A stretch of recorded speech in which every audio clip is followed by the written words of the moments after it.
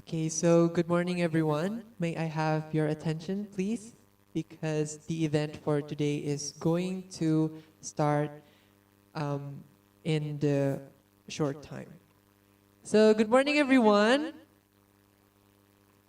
Welcome to the final round of Padjadjaran English Competition 2022. Before we start, I'm going to ask all of you guys, how are we feeling today? Are we feeling nervous? Okay, I hope nervous and happy too, because we already giving an announcement for today's finals, and there's a lot of schools that are able to competing in final round. So congratulations for today and good luck, guys. Exactly, Gaiska. I think everybody is feeling excited about today's final round, as I see everyone's kind of trembling, I guess, because they're nervous. But I think what the most important, as Pari said yesterday, the most important is not about it isn't about the medal or the winner, but it is always how you strive for your best and you show your best performance today. Yeah, give round of applause for everybody.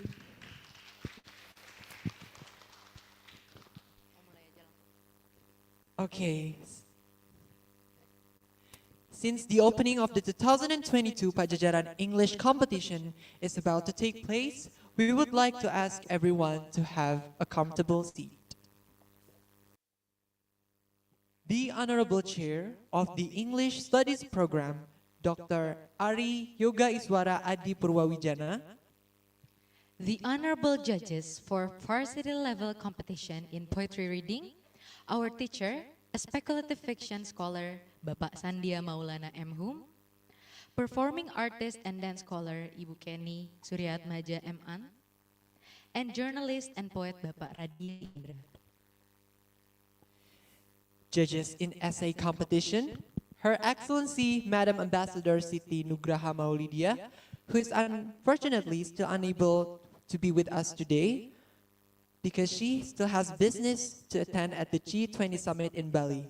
Maybe she will be here with us later today. TV News producer Ibu Kartini Sri Chitra and award-winning novelist Bapak Minanto.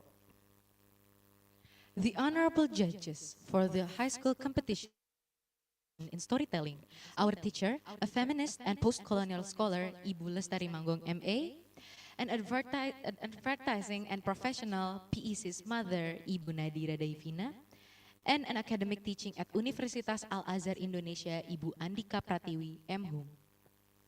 For judges in speech, our teachers, a post-orality scholar, Bapak Randi Ridwansyah M. Hum, Pak Muhammad Nurizal,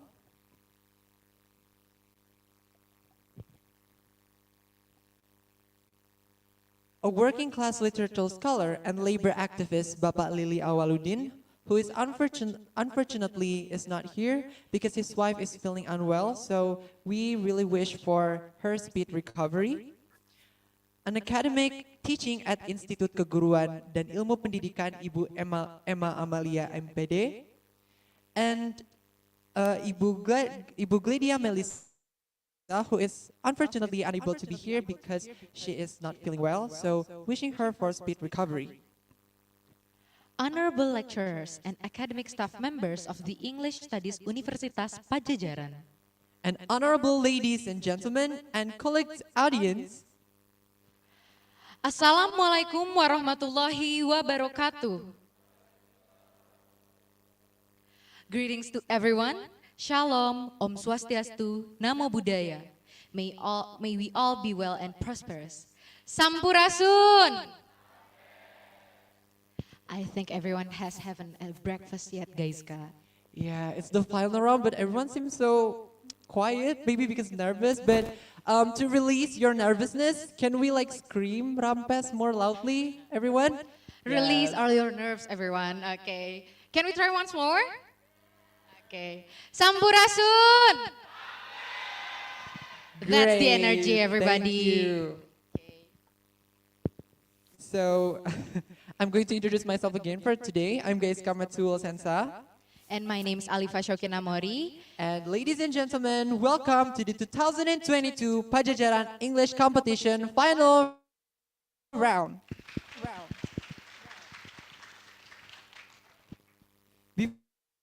Before we start the event, we would like to humbly request everyone to take a moment of silence to wish and pray that these 2 days will be a time in which we have the opportunity and the privilege to appreciate each other and learn the great potentials that we all have within ourselves.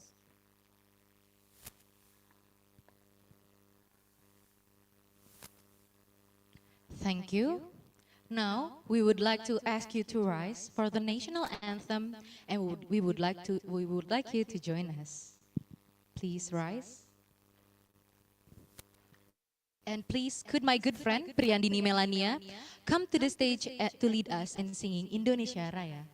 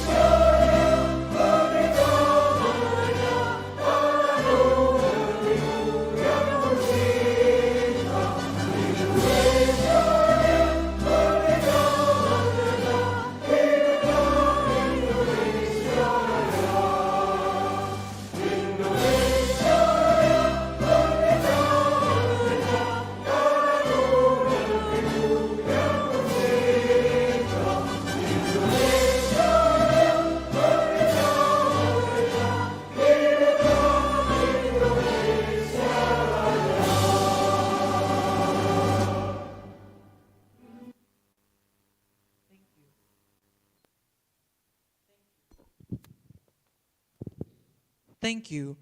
And Lani, if you would be so kind as to grace us with your singing the hymn of Gelanggang Mahasiswa Sastra Inggris Universitas Padjadjaran, the highest star.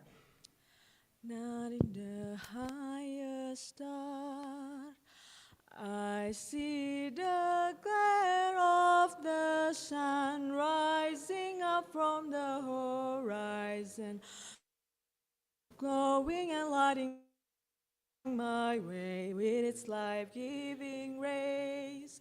I feel the warmth of the light giving me the spirit to fight, and with the shine in my eyes I begin to fly. And the wind blows hard in my face, and the future seems to the haze. So I reach for it with my hand, for I know that I can.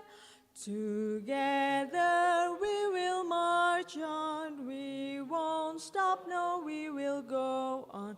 For Gamasi, nothing is too far, not in the highest star. You may all sit.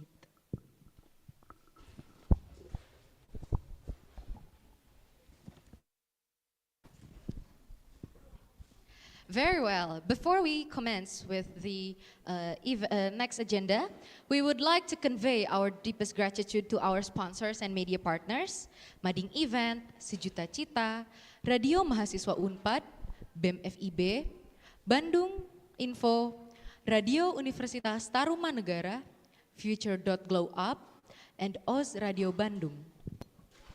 Also, our festivities on these 2 days are also attended by Ayam Bakar Kalio, Tepoci, Tiba Jatinangor, Taman Melati Apartment, and Fruit Sandwich, which will provide us with delicious food and beverages. Just for surprise. Okay, everybody, moving on to the next agenda is the moment that we've been waiting for. What it is, guys ka? Before we start, I just really hope everyone has a good rest yesterday, especially for the participants who have worked hard delivering such a wonderful performance from storytelling, speech, poetry, and also essay competition. Today is a big day for everyone since we'll have the final round for each competitions. So before we start the competition, we will have the announcement for who is the participant who will be competing in the final round.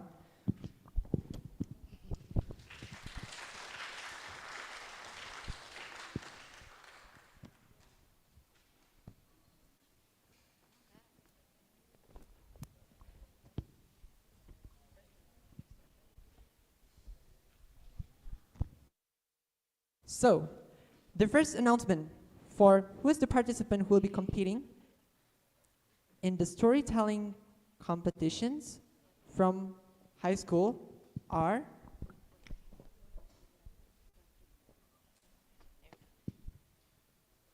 congratulations for Sahril Gunawan from SMK Negeri 1 Cilaku.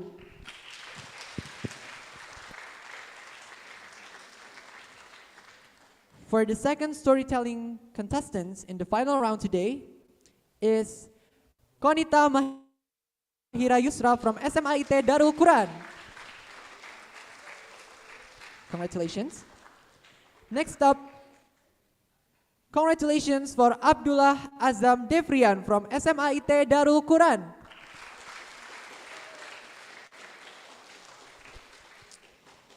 Moving on, for the fourth contestant, congratulations for Adia Kaira Meisha from Mandua Kota Pekanbaru.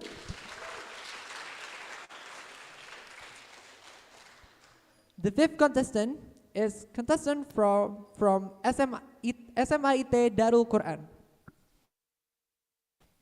The name of the contestant is congratulations for Sofia Muslimah.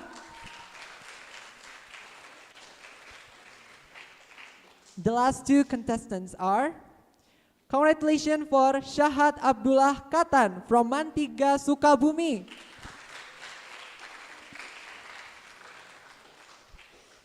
And the contestant who took the last spot for the final round is congratulations for Muhammad Atar Ataur Rahman Akbar from SMIT Darul Quran. Moving on, we will now announce the contestants for poetry reading. Moving on, we will begin with the contestant of poetry reading. First, we have Syafira Hasya Putri Rezkian from Universitas Widya Tama.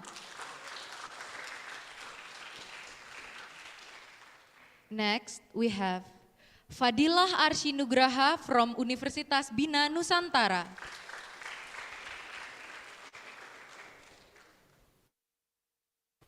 Next, we have Stasia Yovela from Universitas Padjadjaran. Moving on, we have Carlita Carolina from Universitas Widya Tama. Next, we have Hosam Hamzah Saud Juad Al-Said Al-Mashhadi from Universitas Padjadjaran. Moving on, we have Afnizar Muhammad Zwe Iva Akbar Shah from STKIP Pasundan Cimahi.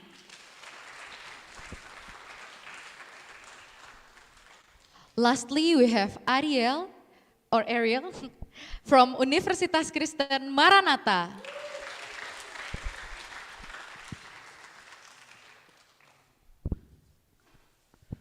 Next, we're moving on to the competition for high school level, which is the speech competition. The first contestant who is able to go to the final round is congratulations for Mutiara Zena Kaila from SMA Bina Muda Cicalengka. Next contestant is, congratulations for Dava Fazil Nugraha from SMK Telkom Bandung.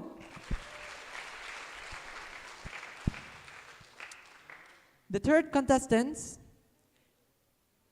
congratulations for Ufaira Raina Rizwin for Al Ma'ruf Jakarta Islamic Senior High School. Next, we also have contestant from SMK Telkom Bandung. Congratulations for Azalea Zahra Alia Latifa.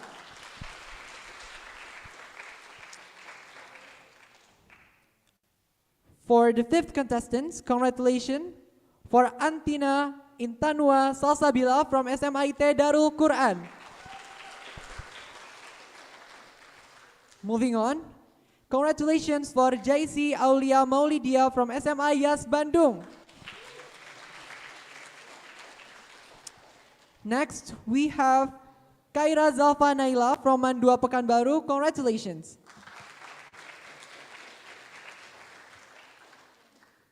Next up is congratulations for Najma Nurfitri Sharifah from SMK Negeri 1 Cilaku. For the last two spots, congratulations for Muhammad Jauharil Mustafa from SMK Plus YSB Suryalaya Tasik. And the last contestant who took the speech in the final round is, congratulations for Nadine Nuriski from Mandua Kota Bogor.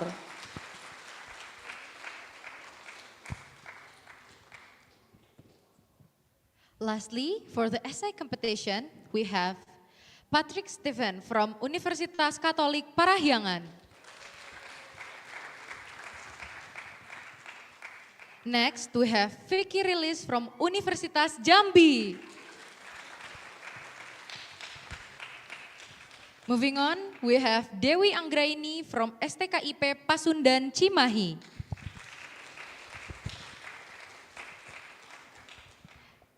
Next, we have Hartati Miradewi from STKIP Pasundan Cimahi.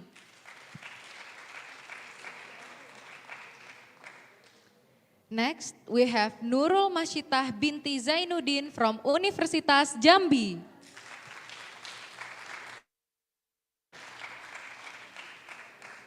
Moving on, we have Fadil Muhammad Rahmanuddin from STKIP Pasundan Cimahi.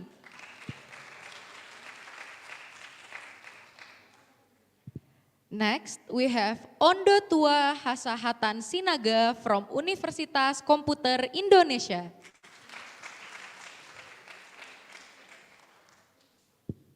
Next, we have Tiara Dwi Aninda from Universitas Jambi.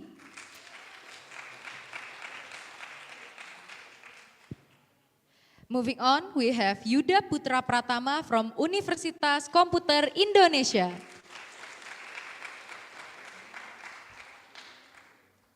Lastly, we have Muhammad Alfian Sofa Khairi from UIN Syarif Hidayatullah, Jakarta.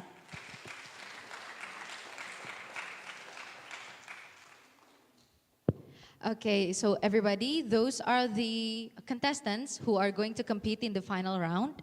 But I think, guys, before we move on to the competition, Yes, Alifa? I think it would be great if we ask a few questions to the judges. To the adjudicators? Yes, to the adjudicators about how, what are the, their expectations for today's Because agenda. I heard from the adjudicators that all of the contestants that competing yesterday are doing a great job and doing a credible performance. So we would like to hear a bit of their expectations for this final round, because it should be more great performance than yesterday, right, Alifa? Exactly, guys.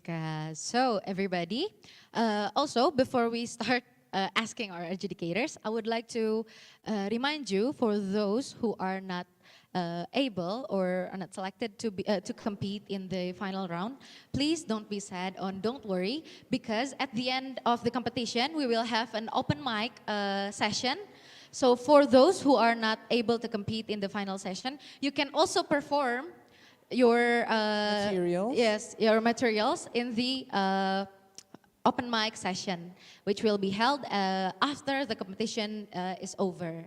So everybody, please Have a good time. have a good time, have a great time, because today we will see the best talents from around Indonesia.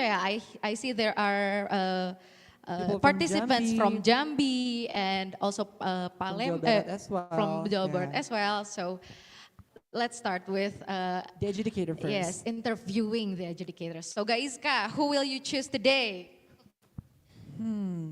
I think I will ask the storytelling educators because yesterday I saw a lot of great performances, and I think the educators want to have high expectations for today as well. So Ooh, thrilling. Okay. I'm going to ask. Okay, so the nerve is now moving from the participants me, to the yeah. adjudicators also, because they are expecting like, what should I say? What should I say? Okay, so have you choose, Gaiska? Okay, I think I already choose. I think I'm going to choose the PEC's founder, or like mothers of PEC, which is Ibu Nadira. Hi, good Halo morning. Ibu Nadira. Is it okay if I ask a little bit of questions for today's final round? Okay, so as I said and Alifa said, today we all have the high expectations for the storytelling competition. So what's your thought and what's your hope for today's final round, Ibu? I think yesterday's performances were beyond our expectations, and I think today's performances would be even more interesting because they have such limited time to explore the concept and the prompt that was given yesterday. So it's a really exciting moment for the three of us, I think. Okay, please Okay, give a round thank you. of Let's applause give a round of for Ibu applause, everybody, Nadira. for Ibu Nadira. Yeah, because today the storytelling competitors have to make a story or like Of course, from the given from prompt, the given yeah? prompt that we gave Yeah. yesterday. So it will be really interesting to see their creativity as well. Yes, because it will show how they are, how their imagination and how they interpret their imagination to their story as well. Yeah, and how they perform it as well. Of course. Okay, so guys, now I am going to ask an adjudicator for speech competition. Okay. Because now we have Bapak Muhammad Nurizal with us. Hi. Hello, Pak Rizal. Hello, How are good you morning, today? Yes. So, Okay, Pak Rizal, as an adjudicator for the speech competition, can you please tell us a little bit or a hint of your thoughts about this competition, and what are the values that you are looking for in in the contestant? okay. From this competition, I hope that we can see a good person who can deliver speech, and then perhaps be who can move people from the speech, and then perhaps at the end, perhaps we can uh, uh, we can get inspiration, like for example, from BTS, who can deliver speech in the UN meetings. So I hope that, yeah, perhaps competition can give to a person like that. Okay. Okay, thank you so much, Pak Rizal, for your time. Let's give a round of applause for Pak Rizal. Okay, so are you done asking the adjudicators? Yes, of Alifa? course, guys. I hope that the answers from the adjudicators will motivate all of you, will motivate each every one of us, because this is not always about the competition, guys. It is always how you Yes. grow from the competition. It's about being resilient and being rageful against the dying of the light, like our theme for today's final round. Exactly, guys. Okay, now we're going to see. Okay, so I think because everybody's kind of waiting, so to loosen our nerves, should we ask now from the participants about how they're feeling today. Okay, so we're going to ask the participant about their preparations for today because it's probably very different from the preliminary Oh yeah, round. exactly. That's very exciting because they only have almost less than 24 hours, right? Less than a day, yeah, for preparing for this final round. So, who's going to Okay. ask? Alifa? Okay, now because you have moved away, so I will take a walk, yeah, Okay, to the thank you, Alifa. participants. Okay, or should I ask if is there anyone who wants to share their their preparation for today's agenda? Anyone? Anyone? Or should I ask a storytelling participant because they have to develop their own imagination from the given prompt, yeah, guys, ka? Yeah, without spoiling their Oh story, yeah, of before course. Yeah. without spoiling your performance later. So, may I ask who are the participants of the storytelling competition? Okay, Di so situ. I see some hands raising from the left side. Okay, so I'm Yes. going to ask. Okay, hello. May I ask you a question? Okay. Okay, hello. What's your name and where are you from? My name is Shahad Khatan and I'm from Mantui High School. Okay, hello Shahad.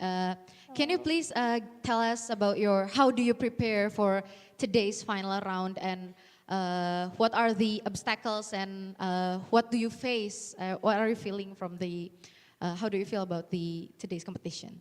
I feel extremely nervous. Okay. Yesterday, after the first competition, we came back and we started writing our story while my teams are all doing their job looking for the properties, even though we don't know the place yet. Yeah, and we prepared the properties overnight. Ooh, that's very interesting. So you look for the properties for even though you still don't know this Jatinangor situation, Yes. right? So you are looking for the properties by your own. Yes. Oh, that's For the very story. interesting. Also the whole story. Okay. So do you have any obstacles or do you find any difficulties in writing the prompt or developing the prompt? Mm, when I understand the prompt, I find it easy to create the story. Yeah. Okay, so you're a pro, right? Because you find And no difficulties to in I developing do the prompt. actually. Oh, you do. Okay. I haven't slept yesterday because I was memorizing the whole script. Oh, so you're working really hard, yeah? Okay, so thank you so much, Shahad, for your time. Please give a round No for problem. Shahad. Wow, Thank you, Alifa. Shahad. I'm even more excited to see all the finalists' performance today by her explanations already. Exactly, guys, because everybody worked so hard for today's competition, yeah? Of course. Even Shahad doesn't sleep. Do you have any sleep last night? I actually have a good beauty sleep. Oh my God. Yesterday, So you're sleeping very well, yeah? Yeah. Although the participants are thriving and having a hard time. The finalist, yeah, Oh, the the finalists who finalist, prepare for okay. today's final round, Alifa. Okay. So I think we have a lot to hear from storytelling already. So can we move on to the next finalist? Of course. It will be very great. I think we haven't heard from the essay finalist yet. Oh, interesting. Yes. So can the finalists from the essay competitions raise their hands so I could know where are you guys? Is there any here? essay participants. Hi. Oh, so there. Oh, I think essay competition is the most interesting because they kind of don't perform their essay because they create their essay and adjudicators ask them some questions about their essay. So I think it would be very interesting to hear a voice from them, isn't it, Geizka? Yes, but how can we hear the voice from them if we cannot even saw them? Is Wait. there any participants from the essay competition? Essay competition. Are you guys here yet? Please don't be shy. We won't bite, Yeah, right? it's just We a don't bite, normal guys. question. It's okay. not anything. Oh, okay. So I think we should just call someone from the list. Wouldn't it be that Oh, exciting? it will be exciting, Alifa. So, who is it? I think I would like to know a word or two from someone who's from Jambi. Oh, I see some faces are looking at each other. So Yeah, so I I think think he's the one. he's the one. He's the one from Jambi. I think he's the one for you. No, I'm joking. Okay, okay. So Vicky Rilis, are you here? Vicky, okay. Hello, Vicky. Can I ask you a question? Okay. Oh, okay. So Acubek will help us ya, so I don't have to go back and forth gitu. Thank you Acubek for Thank sponsoring you. today's event. Oh bercanda ya. We pay for Acubek ya. It's not free ya. Hello Vicky. Hi. Hello. So you're from Universitas Jambi. Am I right? Iya, benar. Okay. Hello Vicky. So can you tell us how do you prepare for today's final round of PEC? So first of all, we have revised our essay, and then we were preparing for a speech, but turns out it will be announced at noon. So still going to prepare our speech. So maybe we can do our best later. Thank you. Okay. Oh. We haven't finished yet, lo. Vicky, do you want stay? Do you want? Do you say still another want more to few say words? another words, or are you done? Oh, okay, she's done. Okay. Okay, thank you, Vicky. Give round of applause, Okay. everybody, for Vicky. Okay. Okay, so that's interesting. Not only they have to revise their essay, but they also have to prepare a speech to explain their Yes, essay of as course. well. Because I think revising an essay is very hard. Because I've got a lot of revisions from Pak Ari from in my previous papers. I Yeah. find it very difficult. And to imagine revising and everything In a day. in just less than a day, even Yeah. guys, it's very wonderful. I think because it is not something that everybody can do. It is just for the winners who can do that. I think Okay, that's interesting. that's very cool. interesting. Okay. So, should we ask another finalist again, or? I think we're. Oh, okay. So we just received an announcement for the speech participants. Oh, okay. Okay, so for the finalists for the speech competition's final round, you guys are request to follow Denisa, Your PIC or your speeches PICs. PIC. Here's Denisa wearing a blue batik. Okay, so yeah, for the speech finalist, you can go to Denisa to start the competitions. Okay. Please rise for the speech participants and follow Denisa to the selected venue.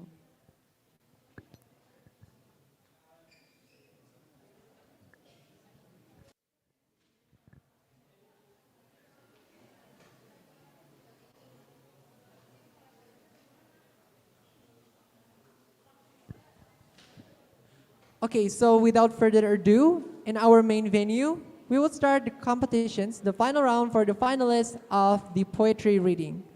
Good luck and have a good time.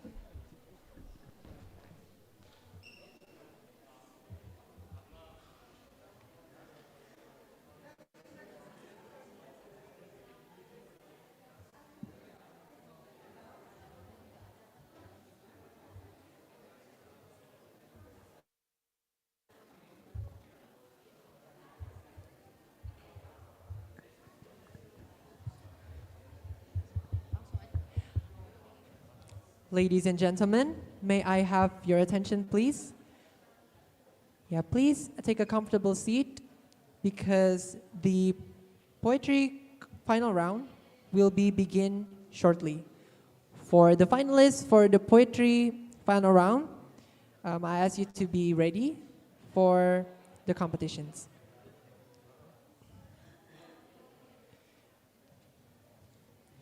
So, the first finalist that will be giving a performance of poetry reading today are, I would welcome to the stage Syafira Hasya Putri Reskian from Universitas Widya Tama.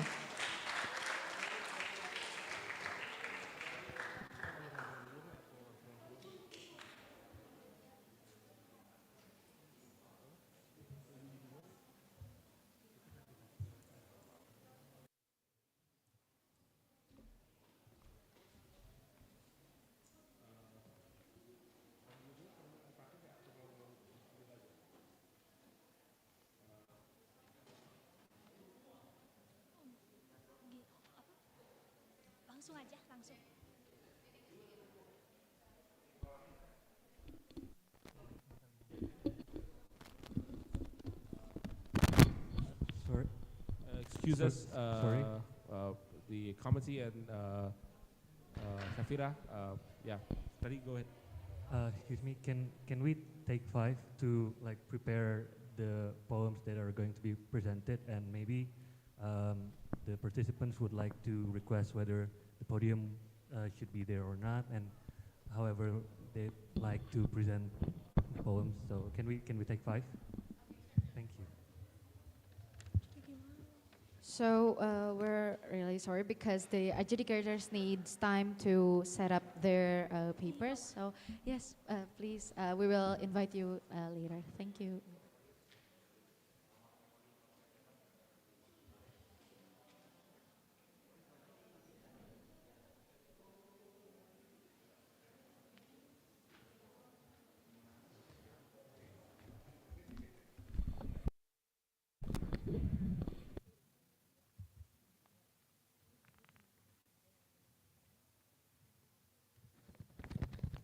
Cek.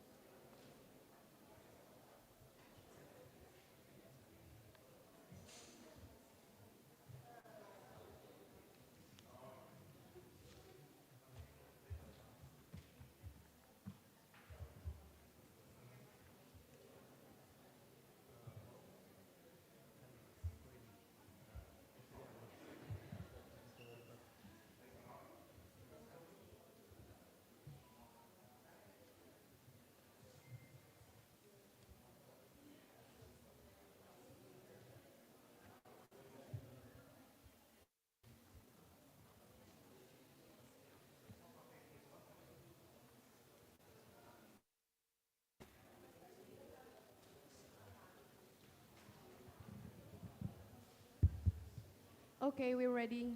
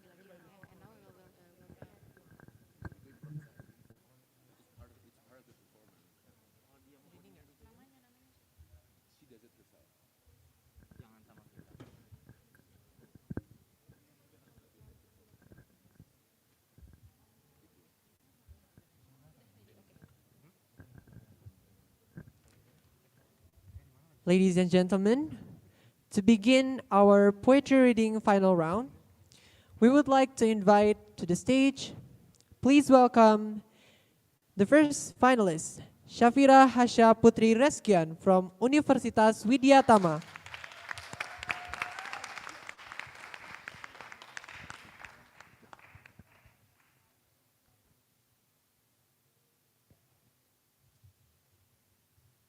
Blame It on Him by Shafira Hashim. He who comes, whose arrival only brings sorrow, he whose life marks death, who puts an arrow into our marrow. Just who do you think you are? Your presence only leaves a painful scar. Never you just leave a lingering blue. Just who do you think you are? Choke us with our tears. Bind us with your fears. When will they come to the rescue? Just who do you think you are? You put us in the bottomless well. Us climbing with no fingernails, just to drop deeper and find the debris of our mistakes.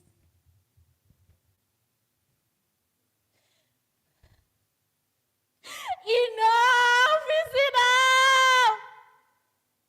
He's too strong to fight alone. He's too cruel to deal with.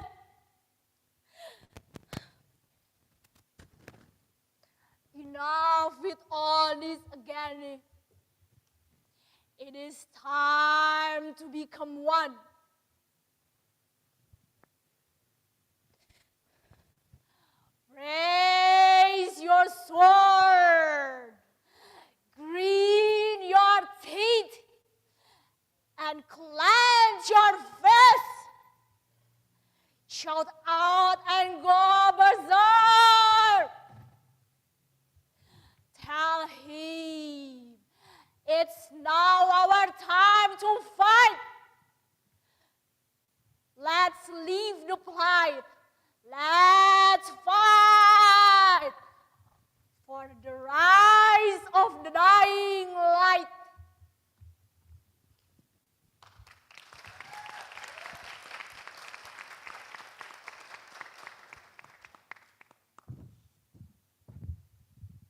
Shafira, good morning.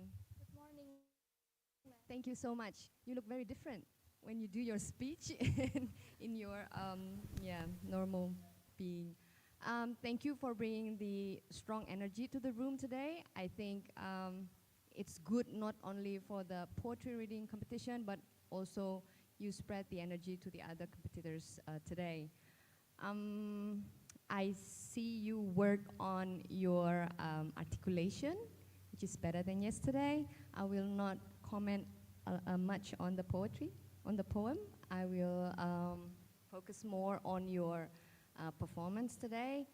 I think you are very suitable to do more theatrical performances, and for a poetry reading, or I think it would be probably best for you to work on your inner self. So you try to, it would be good to internalize the words and really try to, because sometimes the movement can absorb the word. And in poetry, we want to focus on the words. But I appreciate and I really like your bravery on putting yourself and the whole body into your poems. So thank you so much, Safira. Thank you, ma'am.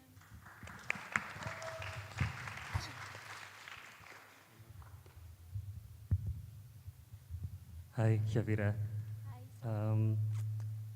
Thank you for that performance. I think we all enjoyed it. And just like yesterday, I've always said that I love your energy, and I agree your articulation has gotten better overnight even. So congrats for that.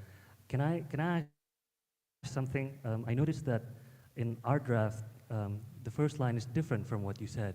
Do you have any reason why? Yes. Actually. I can't hear you, sorry. Yeah. Can you hear me now? Yeah. Oh, yeah. So yes, actually that's the revised one version. Okay. Yeah, and here is the original one, so I mistake. Oh, okay. With it, So can I ask a second question, if that's okay?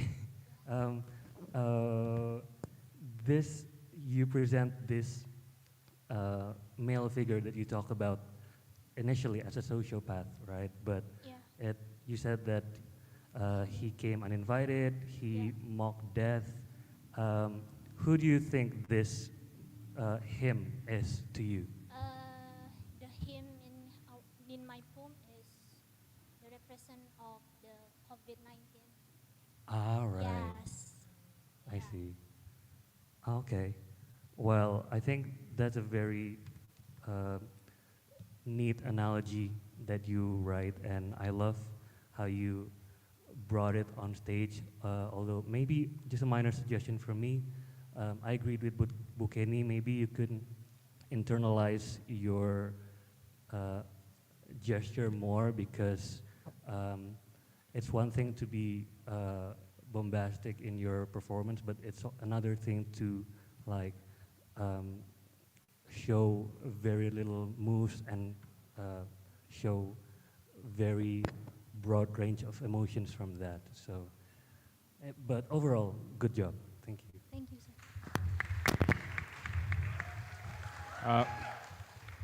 Good morning, Shafira. Morning, How are you doing? I'm fine. Thank you for the performance. It's great that we start with a high energy performance. So I hope this will help energize all the other performers as well. I I would not comment much on the poem, because there's actually a separate award for that.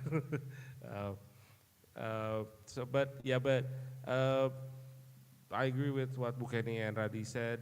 I just want to add a little bit more that because they already talked about your gestures, I want to comment a little bit on your intonation. And I understand there are repetitions in your poem, but also that but it is also, I think it is also important for you to try uh, to try to uh,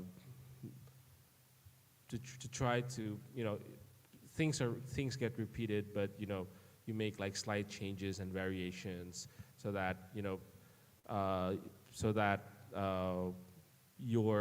so that you can also kind of practice your intonation and your articulation better. But your articulation is already so much better than yesterday, so as we already saw. Thank you so much, Shafira. Okay, thank you for.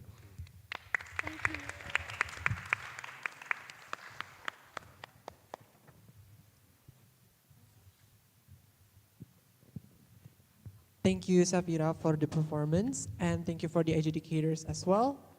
And now we will wait for the second performance to prepare.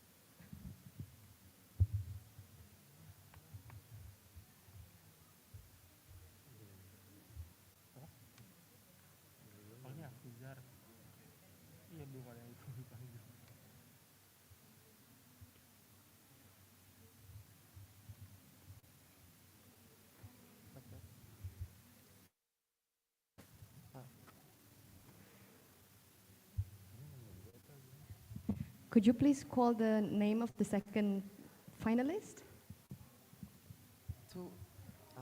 So, for the name of the second finalist will be Afnizar Muhammad Zue Zuifa Akbarsha from STKIP Pasundan Cimahi.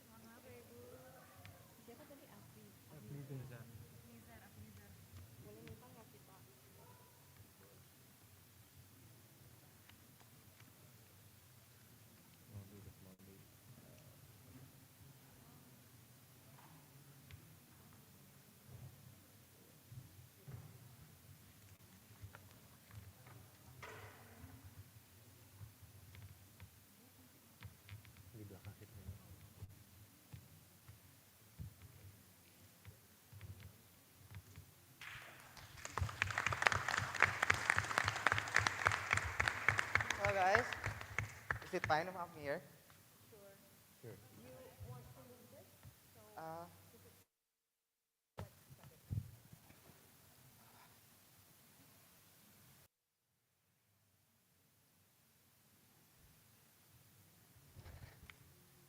Hello, good morning. I am very nervous. So, thank you for having me, the honorable judges and the audience. Today, this morning, I would like to recite my own poem. It's called The Theater of Unending Pain.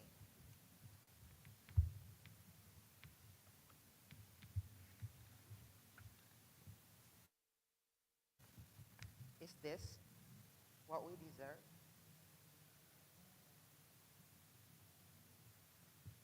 Now we reciprocate in return, retaliating the aid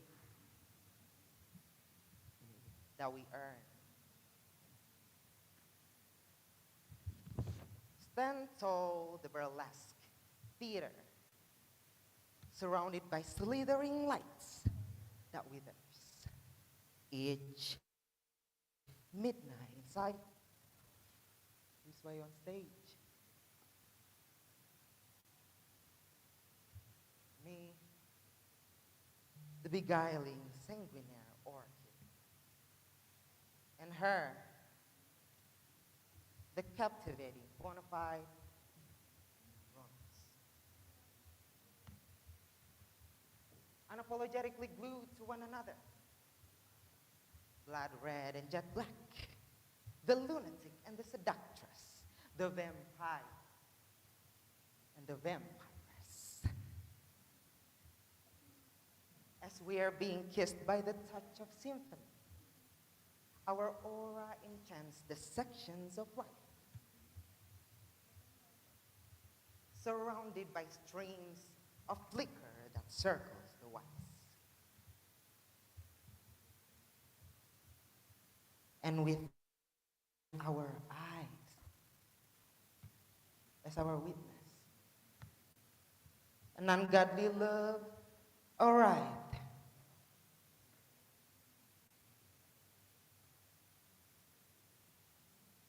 Upon our eyes. Until 1,000,000 stars passed. The theater was found closed. Not even one single star could be seen but ourselves. Yet, we are unable to be seen by one another. The orchid and the rose, this orchid and my rose, are now off stage, swaying alone under the unending blur of an expectancy. One storm stays in shock, crying tears of maggots that disrupt our love. The glitter in the sky was blocked in mock. And the entrance of the theater was barricaded and locked. Jazz and blues are no more in ear. R&B and soul are no more in tears.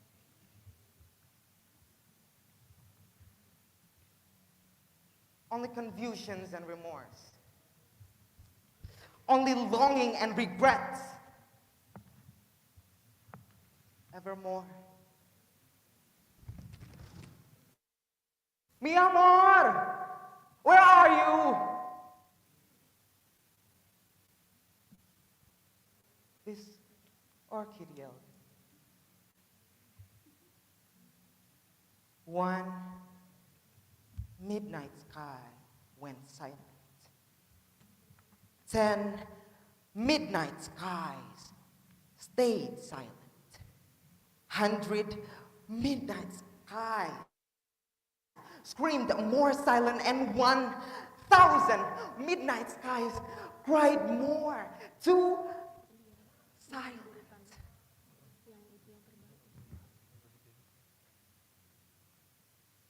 Where are you?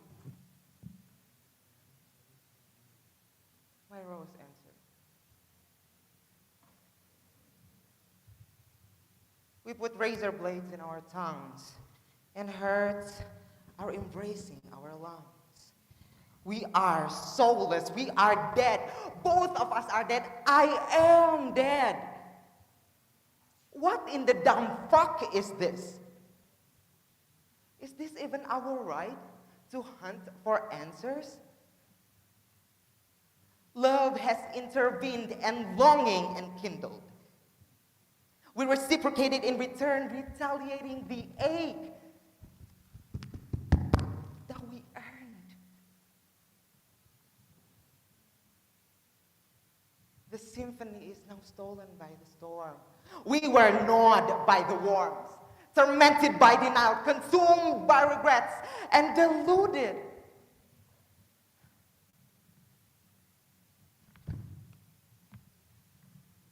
by acceptance.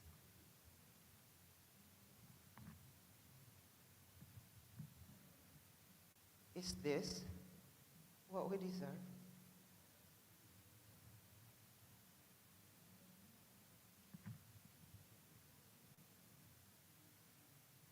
Our burlesque is long gone. And we are far away from each other. This unending pain had left us to shudder.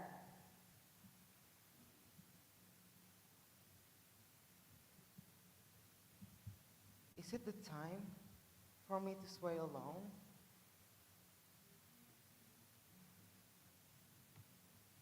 I think it is.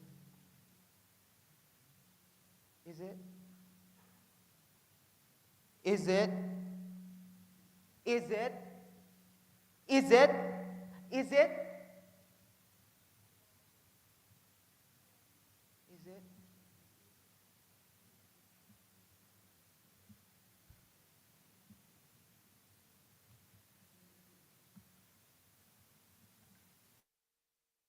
Rose, mi amor.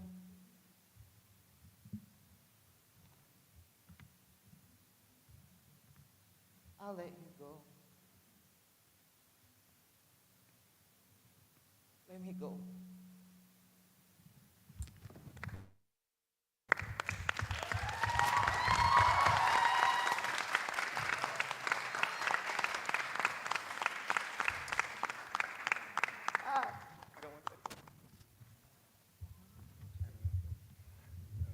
Thank you for the great performance, Afnizar. Your poem is quite long, but you were able to create such an atmosphere so that that kept us glued to your performance. So I think that's great. I think your dramatic movements suit your poem very well. So I guess it was great. Like, and you make good use of the space even better than you did yesterday. I was thinking that perhaps the one thing is missing is like a black metal music in the background or something. Because the poem kind of reads like that. I mean, but don't take that too seriously. I was thinking, but it's great that you memorized most of the poem, so you can move around more freely. And I think it is something that you should do more often, like on other occasions when you have a chance to perform like this. Okay, thank you very much for the great performance. Hi, Avnizar.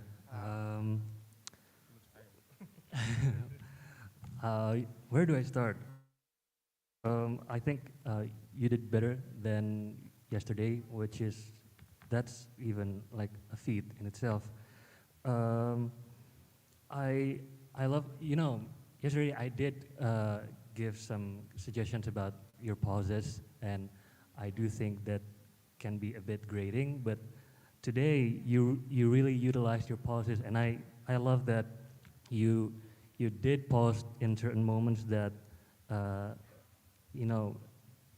force you to be silent, like an ungodly love arrived upon our eyes, like you stuck to that moment, you paused, and you kept eye contact with me, just like what the poem says, and great dramatic movements, again, I agreed.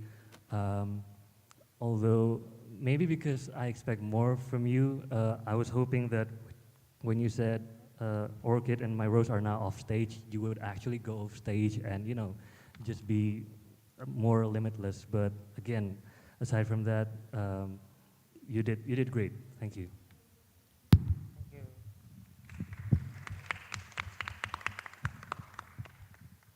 Afnizar, Hello, ma'am. It was astonishing. Thank you. Thank you so much. I see you prepare yourself well. You did a costume, not a costume, but you look Costume, well, yeah. and it's really nice, and I appreciate it. You even do a hand wrap kind of thing. Oh, yeah, my Yeah. harness thing, yeah. I think it shows a lot on how you want to present your poem best to the audience today. I also love the way your pauses and suspense and surprises worked really well. And I loved it when you talk to different layers of the audience and also yourself. We can see when you were speaking to yourself and then us as a second person in a bigger circle. Yeah, the way you make it really personal, but also gave us the room to reflect on your words. So I loved it. Thank you so much for presenting it today for us. Amazing. Guys.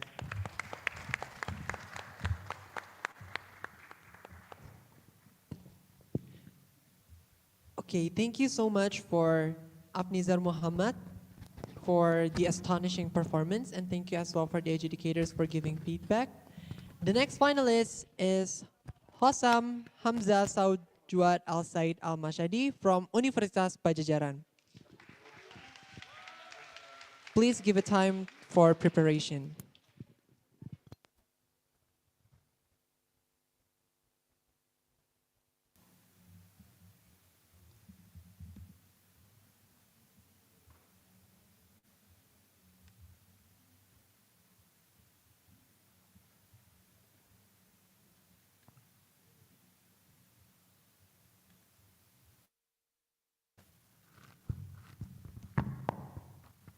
Hello and good morning. My name is Hossam Hamza Saud Juad Al Said Al Mashhadi. I hope you all have a good day today and enjoy the continuous performance that us as participants are giving, granting our best. For my poem, I name a tale of a plague.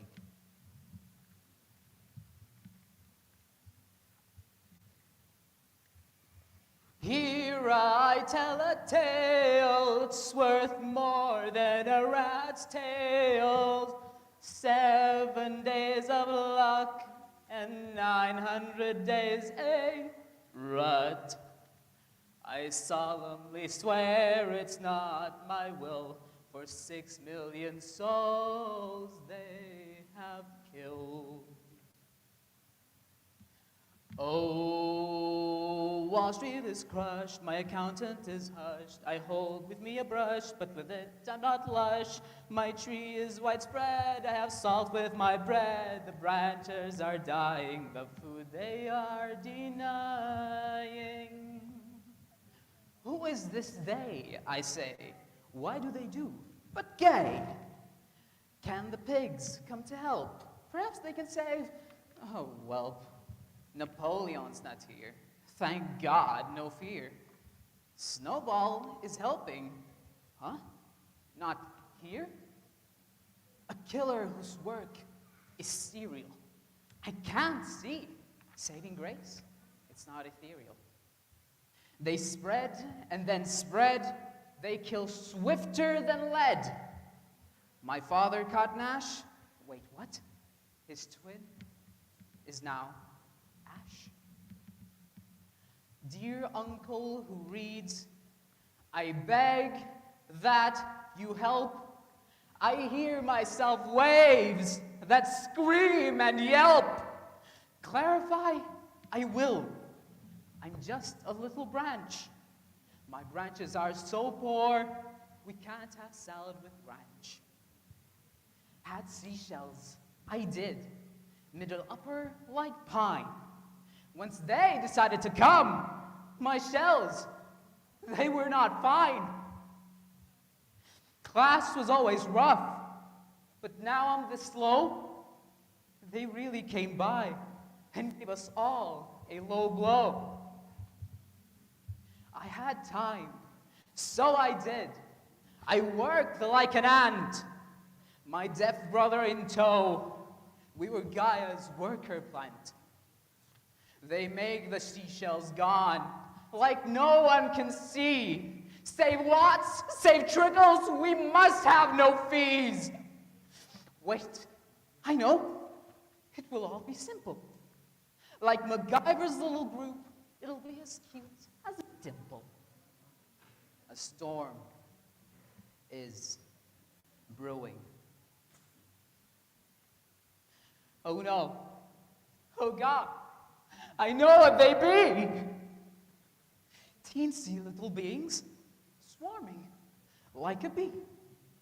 I don't like bees. They sting me a new one. They stung my friend dead.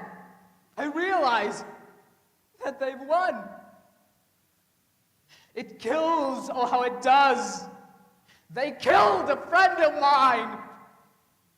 My partner sought flight, but was denied a cue, a line.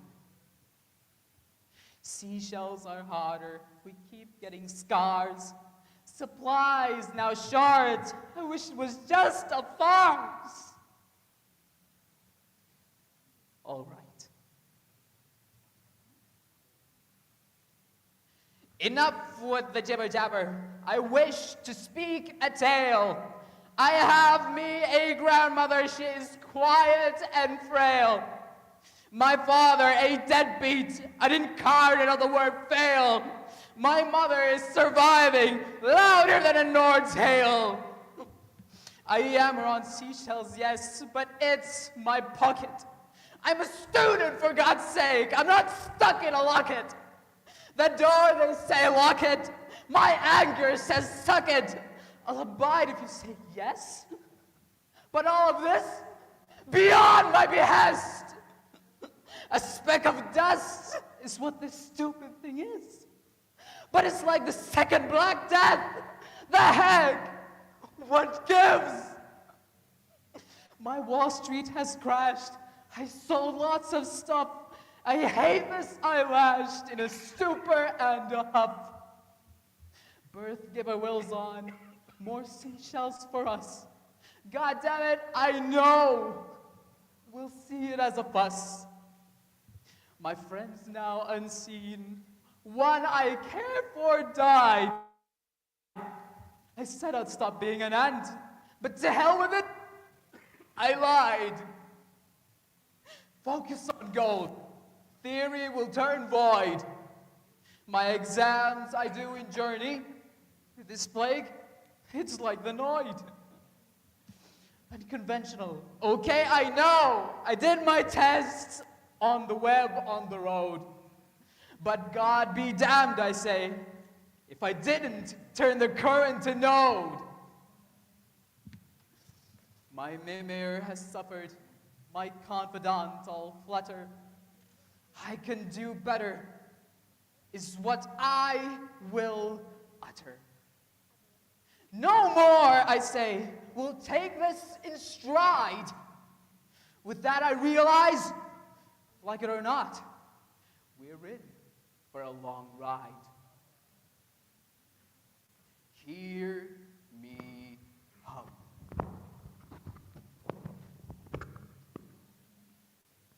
Hear me, O Risen, for I will not stutter. Heracles, bear witness, this be my last supper. Deimos will bother once and no more, whilst ire has healed forever since yore. Memento mori, in the end we will all lie. Memento vivere, thus I cast my last die. Kindle me a smile. This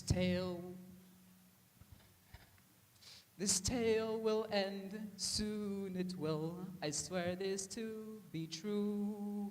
We'll laugh about it on the hill, no fears, afraid, scoff of who? It's all okay. I swear it be so. If we don't die, we get stronger. No? With your shield on your face, a gold pouch in the other, I wish you all best. I vouch it come as fodder. To those who are saved, brothers are who we are. Stay strong, stay hearty, shalom and huzzah. Thank you.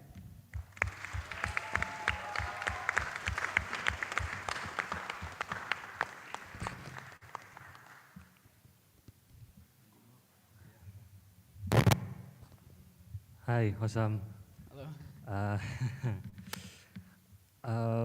I think what I have to say is that you remind me how I love poetry so much, how I love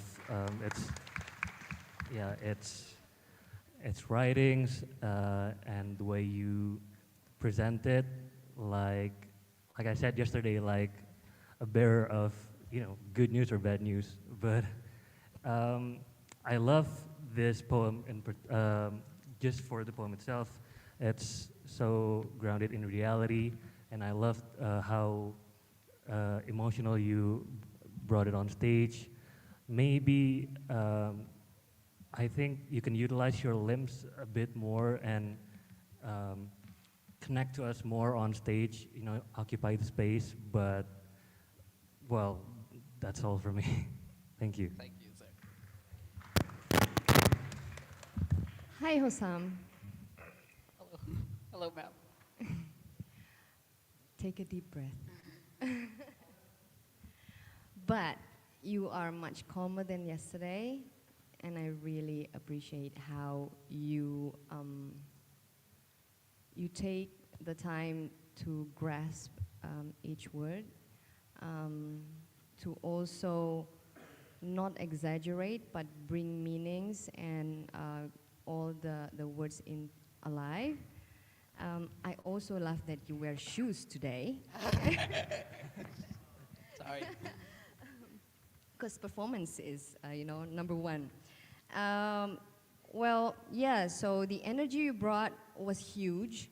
I hoped you could control it a little bit, but I know you tried, because with that thing with the mic shows that you have the control and the consciousness to present your voice in the right volume and to present your emotion with a great dynamic, because it was building up nicely.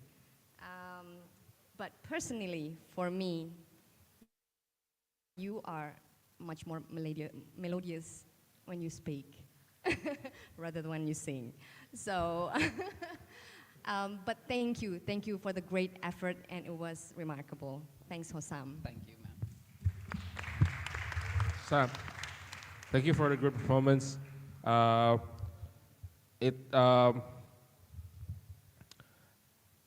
gotta say it did feel like a tale, which was good because that's what I was expecting.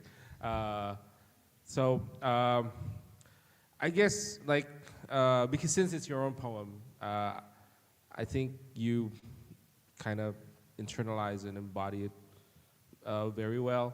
But this, as Bukeni said, I was thinking that perhaps you could, contain your emotion a little bit more. I think there are parts, like if you re-examine your poem after this, I think you can see that there are parts that you could have done differently. Although I wouldn't complain so much about this performance because it's powerful. It was powerful.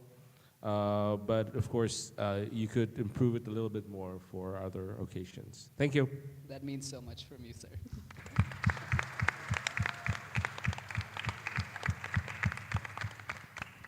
Thank you.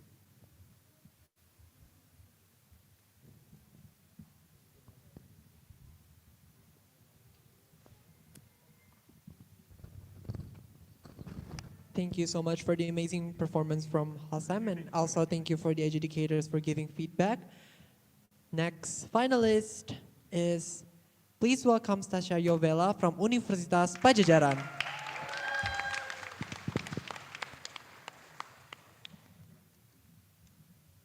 Good morning, everyone. Can you hear me all right? Sorry. Okay. Good afternoon. Good morning. My name is Tasha Yofela from Universitas Padjadjaran. Firstly, I'd like to thank you for the opportunity to be a finalist and also be able to read this poem for everyone. Of a bit of a background, perhaps. I lost my uncle last year due to COVID, and this poem is about my grief and my frustration over that, because my uncle was one of the very few relatives that treated me kindly and with genuine love. And so it was very heartbreaking when he passed. And this is a tribute to him. And also some perhaps cultural reference as well, because I have some cultural things that I talk about here. Firstly, for us Chinese people, for those who don't know, we have this date called Chengbeng. And it is a day where we, perhaps in Indonesian, it's called Ziarah. We go to cemeteries to pray to the dead. But in Chinese, we also burn offerings. These offerings are made of paper, and they represent gold, clothes, shoes, all these everyday things where we give them to the deceased. So in Chinese culture, filial piety is such a huge thing that we also take care and provide for the dead. And sometimes in Chinese culture, and in my family sometimes, we tend to treat the dead with a lot more respect than we do for the ones living. And I think that sucks sometimes, especially with my family, some of them who perhaps are like that. And my uncle passed, which was hard for me. So that's what my poem is. So without further ado, I'll read it. Filial Piety at 4:30 a.m. by Stasha Yofela. 2 years ago, my father and uncle crept into the cemetery at 4:30 a.m. Okay. They woke up the ghosts there with the headlights of their car. They came with 2 boxes of paper offerings and a pocket full of filial piety. They weren't the only ones living, at least. Another Chinese family was also there for Qingming. They came even earlier, so early that the dead weren't even awake yet. They had deeper pockets to store their filial piety, you see. Piety. Piety, piety, pity, those who live below ground. My father and uncle very much could pray and burn the offerings at home where they could have both feet on the ground, but pity those who live below ground, for they would have to travel far. My father and uncle loved their parents so much that they put one foot in the grave and burned paper gold, clothes and shoes for the one below ground, so it'd be them that travel, not the dead. They closed the gate to mother, they explained, to keep the sickness out. Out and away from the dead? Maybe they feared our piety would kill them.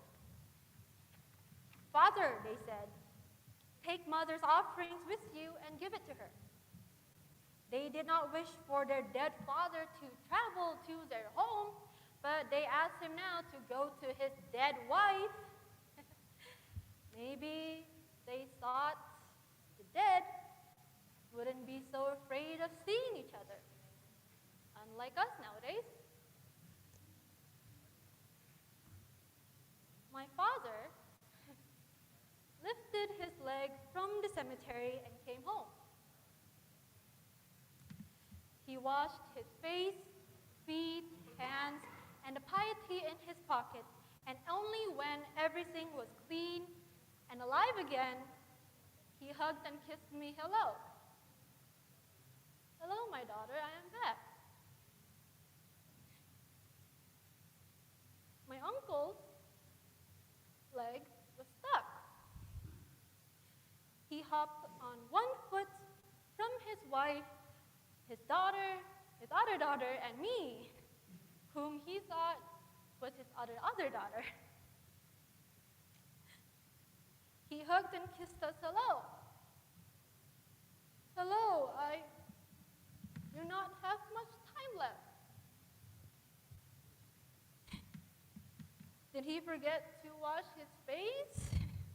Did he forget to wash his feet, his hands? Did he forget to wash the filial piety in his pocket? Or did he have so much more of it that he wished to hug and kiss his parents hello too?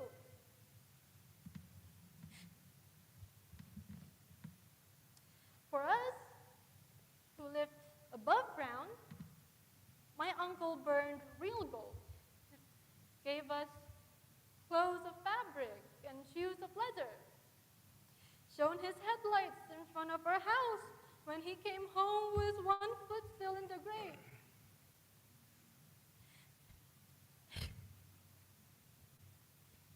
A year ago, my uncle walked from the hospital to the grave all by himself.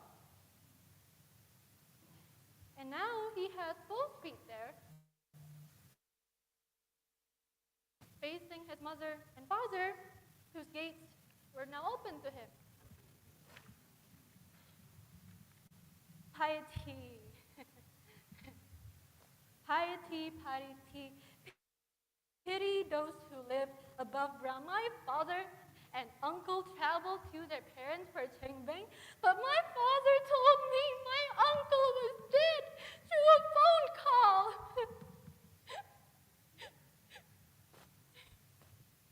Because I lived farther away than my grandparents, you see. No, you see here, you can live above ground together, but be separated by oceans. And it costs us nothing to burn paper and bring it up to heaven. Just imagine.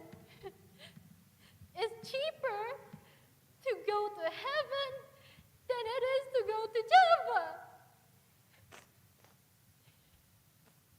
And so my aunt and her daughters burned him. My aunt even reserved a space next to him. See, you're more alive booking a space next to the dead than when you are booking a hotel to see someone alive. Pity, piety, pity, piety. Those who live above ground, have we ever had a sure footing here? Is the filial piety in my and my father's pocket actually pulling us deeper into the ground? I love my uncle and my grandmother and my grandfather. And piety demands me to love the ones before them too. But the thing is, I live with my parents now, and we are above ground. And I want us to stay afloat, even if I have to lessen the load from my pocket. Thank you.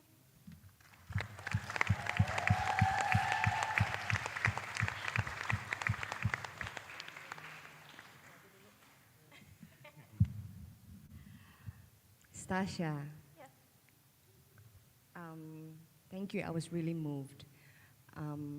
And thank you for bringing a context about the poem that you were about to read. It helped us a lot to understand you more. And do you need some tissue? Perhaps, yeah, I think I would appreciate that. Yeah. Makasih, Bu. But I think what I love the most is the simplicity and the honesty that you brought us to us today. And for a performance, it's really, how do you say, it's not entertaining, but it's just moving and it touched us. And it was able to communicate simply without using too many boasty words of your experience. And I learned a lot from your performance today. Thank you, Stasha. Thank you.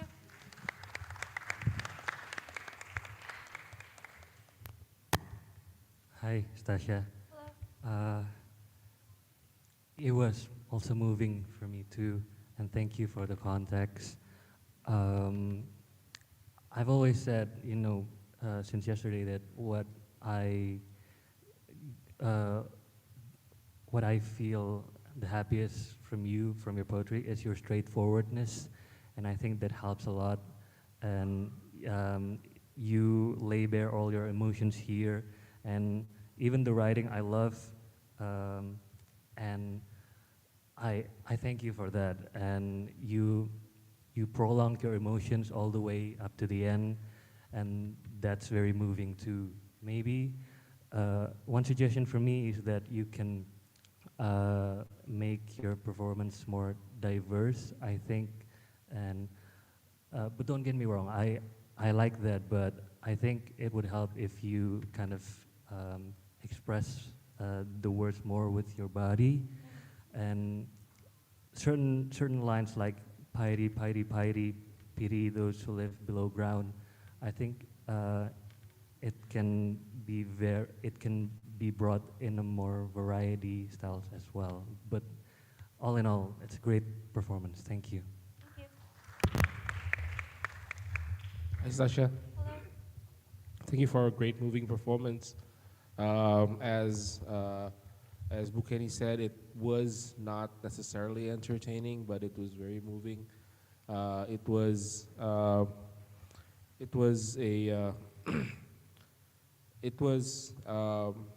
definitely different from what the previous performers had brought to the table. But I really appreciate it because because of course poetry can be about everything and everything else, and I think we need this kind of like somberness, because that's to show how like extended a range poetry can be. But I also agree with Radi that you need to diversify how you perform certain parts of your poem. I have no complaint about your poem. It tells a very good story, and it's a story that even without you providing context, I could really, like, before your performance, when I read it, I could really get into the story very well, and I think also this is like somewhat of a minor suggestion. Also, another suggestion is that I was thinking that perhaps that was a little too much context. I mean, at least for me, and that I wasn't sure if that made you more or less emotional, but by context, sometimes for me as a performer, as a fellow poetry performer, giving too much context for me is always makes me more emotional. When sometimes I need to be emotional, uh, and sometimes giving less could give you more in terms of your performance times. Thank you, Stasha. Thank you so much.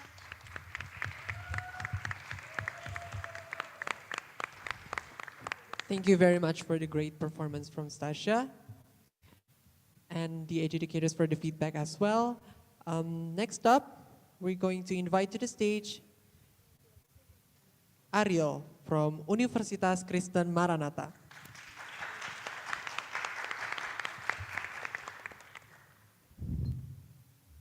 Wow, it's scarier up here. Hi everyone, my name is Ariel. Good morning. So today I would be reciting my own poem, and I would like to give it a little bit of context first. So, as we all know how dire the pandemic is, how the pandemic has been, it has taken a huge toll in our lives, physically, mentally, financially, and basically in every context. And with this poem, I want to go back and travel in time. I want to put myself back in time and reflect on what we've been through, what we've gone through, and especially when my family got COVID and when my mom needed to get hospitalized. And I want to reflect on that, and I want to see what can bring us together, how we can recover stronger together. So the title is Shifting World, Burning Souls by Ariel. I hope you enjoy.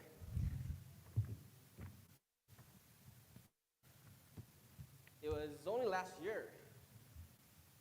See, I was riding through the night. Heaven's tears streamed down my cheeks as I confessed my premature love. I was without regret. It was only last month. As I was scribbling down on a piece of paper, and a friend reminded me of our exams. I was undaunted. I was without fear. It was only last week. See, I was sitting down, feeling humble. I gave my ears for a piece of news, a dire one, the teacher said. I was without angst. See, it was only yesterday I burst out laughing. I nailed to the screen so tempting and watch your feet slowly fades. I was without worry.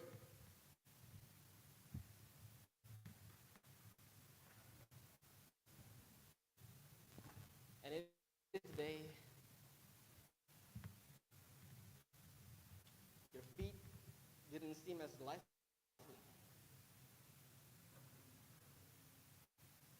The curves on your lips about command. Your breath puffy, loud in my eardrums. Without direct. It is day.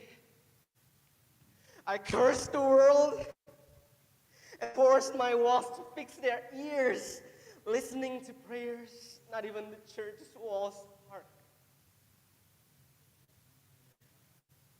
I was without light. I found myself in a pit so dark, and day by day, I felt despair.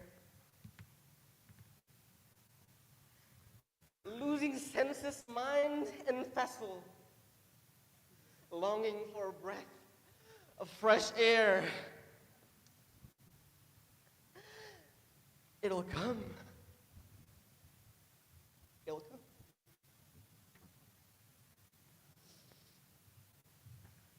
But worry not, he said. For every night must come to an end, and the sun shall rise again. One after another, let's extend a helping hand until our limbs are strong enough for us to stand. So, isn't it time for us to rise? For the light doesn't turn useless when the distance is far too great, nor when it is shrouded by the dark, but it is useless when one forgot to turn it on. So what do we say? If we rage against the hopeless night and free ourselves from the shackles we're in, let us hang on tight, no matter how bleak it has been. So what do we say? If we rage against the fading light and ignite our fire that lies within, for it is our battle to fight, and it will be our war to win.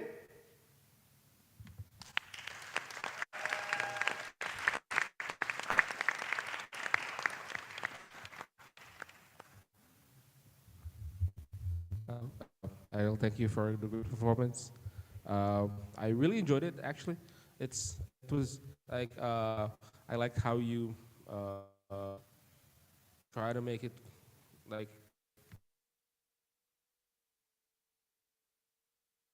I mean you you did it like you're just talking, like you're just talking to someone, and it doesn't feel like reading a poem, which is really good. Read the parts that sound like a poem, and you read the part that sounds like a conversation, which is very good. Uh, and you make good use. I think your poem is also very well written, and the way you deliver these like the techniques that you use in your poem is also very good. I really enjoy like the rhyming scheme and repetitions. Although I was still kind of expecting like towards the end there would be like more repetition, like you would repeat the motives that you used at the beginning of your poem. But yeah, but it's. I mean, I was thinking that you're gonna go back to square one, but then I understand it's the end. It's very good. Thank you so much.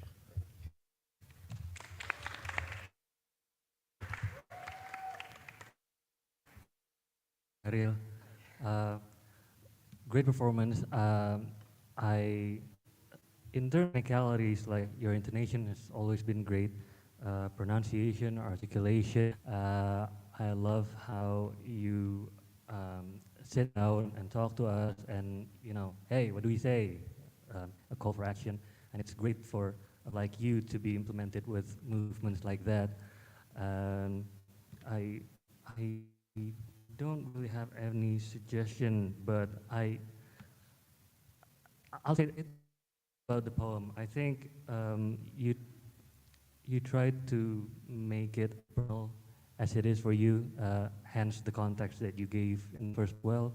But I think toward the end, uh, it went a bit general, I think, and I get why, because maybe you want to help us relate with your problems. But I think that's why it kind of went stagnant for a bit toward the end, emotional-wise. But still, you managed to deliver it well in your performance, so thank you for that.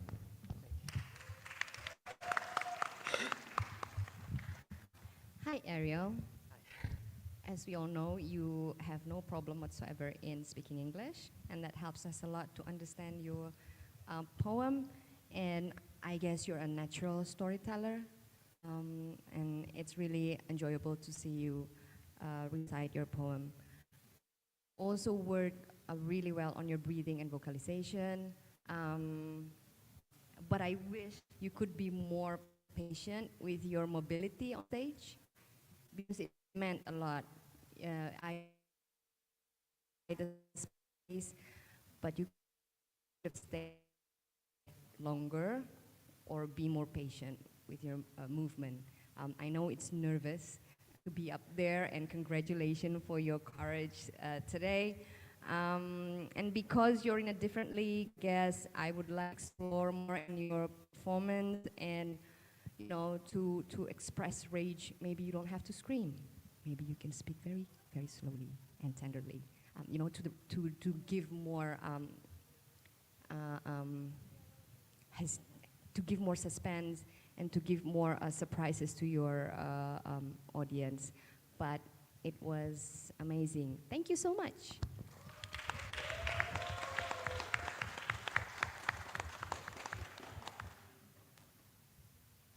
Thank you very much for the amazing performance. Next up, I would like to invite to the stage. Please welcome Carlita Carolina from Universitas Widya Tama.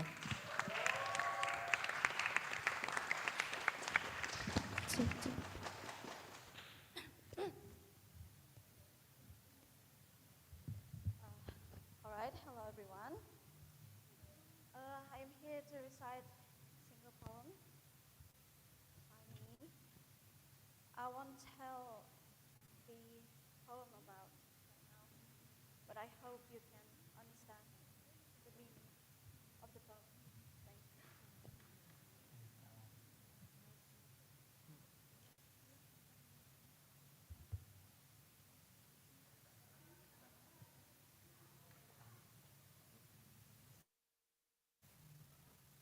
Soaked in syrup, silent, could never reach the line.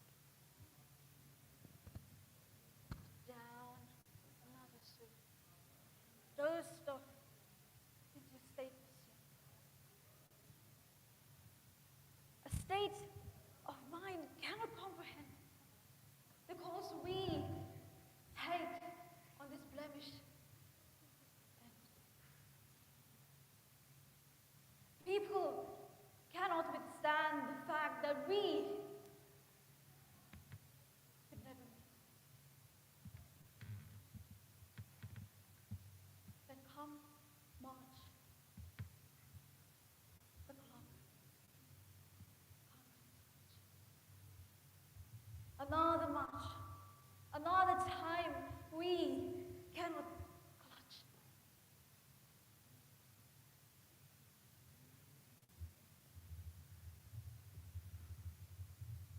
Sirens crawling under this chest. The eyes meet the rising of death. The screen unveils the mask of those who came to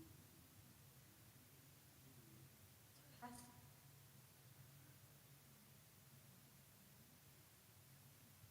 I whisper at the right ear. Tears slightly bite my sight. The blinding light entrenches the fight. Hoping just to see a daylight.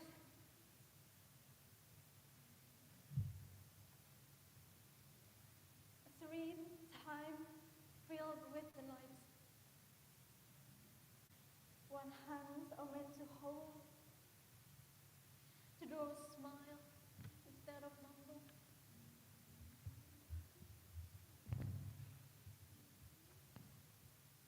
To be near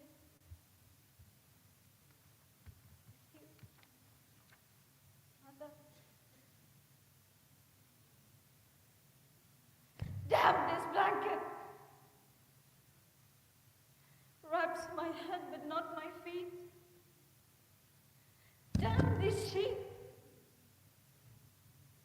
Brought me the scent of your sleep. I found you. Oh, then cold.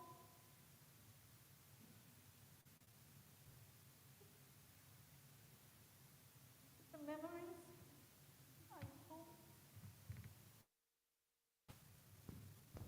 make me bold. Before the dying ember, I remember you always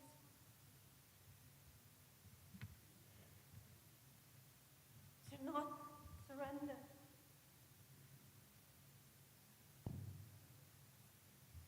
Dear Mother,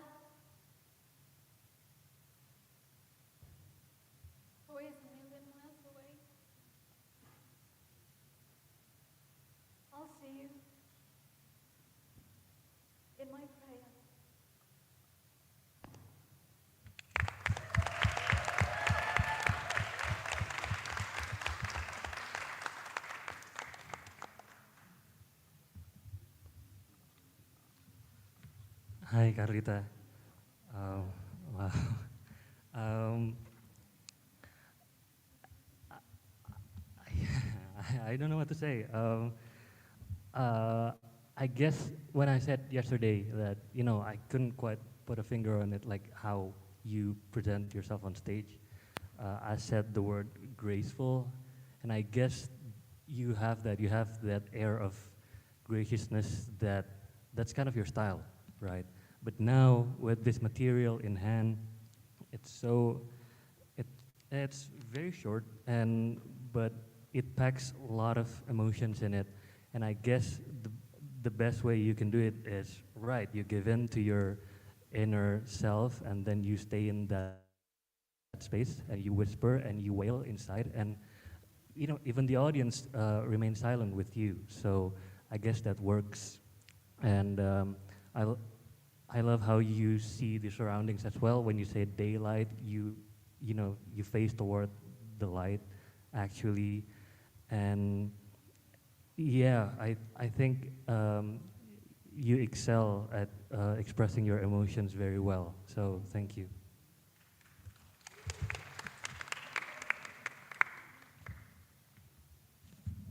Hi, Carlita. Hello. You look beautiful today. Thank you so much. I loved your look today, and it shows your preparation to work on this final day. And resonating from Radi, I think your simple words were put down very solemnly and gracefully. And having read the words you've put into your poems, it's really amazing how you can control your emotion, because it was really deep and yeah, it was really personal. I agree also how you captivated us with your energy. You gave a different ambiance to the room today, and you just proved what I just said, that to show strength, you don't have to really shout and scream, but it's really the power that you gave into the words that works best. Thank you for proving that to us today. Thank you very much, Carlita, for giving us a very powerful yet moving performance. And I really appreciate that you didn't try to break to us early what you are going to perform, and I think that also makes some kind of a difference in how we we just followed you along through the journey, and I think and that was really worth the trip. Thank you so much. Thank you.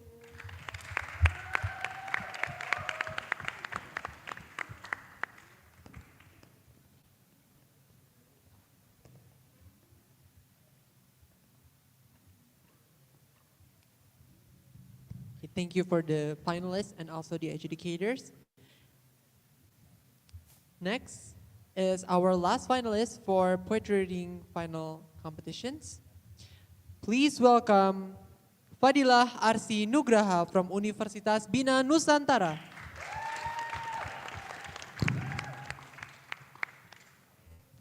Greetings, ladies, gentlemen, everyone. Today, I don't know if I'm going to perform. I'm not here to win. I am here simply to exist before all of you and before myself, through the poem and my reading of it.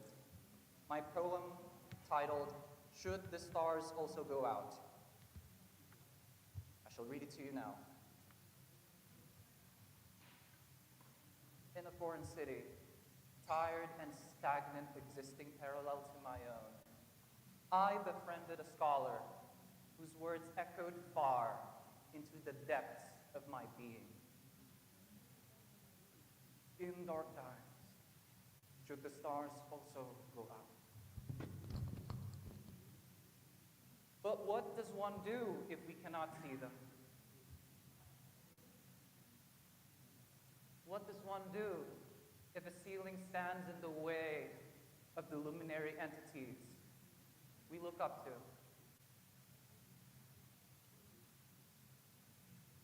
In times where I couldn't, the mattress where I lay felt so inviting, tender and accommodating as depressions on its surface sink and sink and sink. Deeper into a cavity now molded to fit my shape, rendering me immobile, deaf, and alone.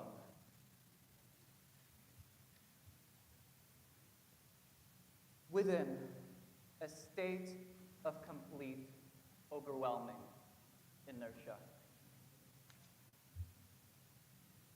It would not be so if those who matter did not feel so far away, if the wind did not feel so far away, unable to reach the hairs on my neck, unable to speak to me the kind of tales I once heard through each imperfect breeze when I walked on the streets of the city I called home.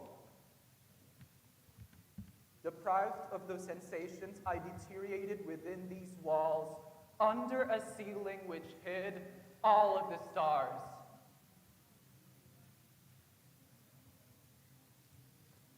In isolation, no choice but to look inwards, so I did.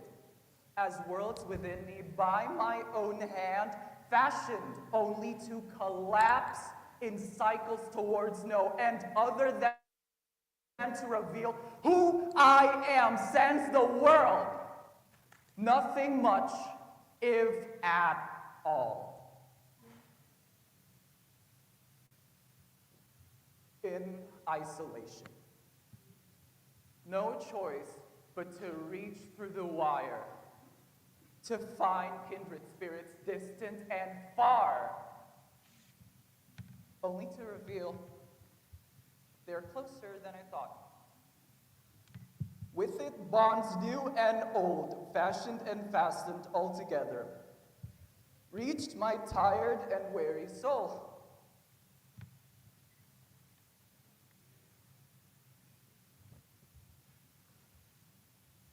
Time passes as always.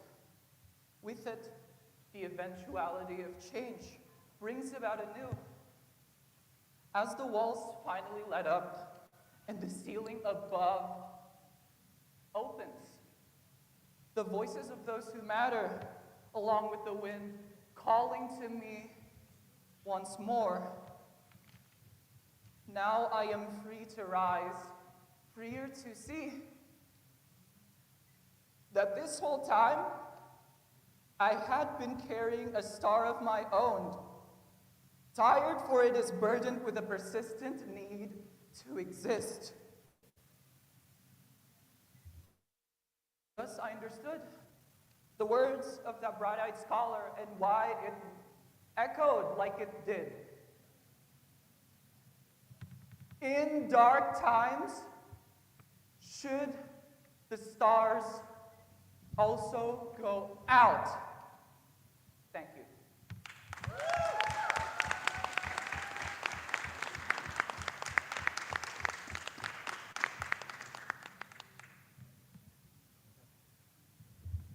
Thank you so much for the great performance, Fadila.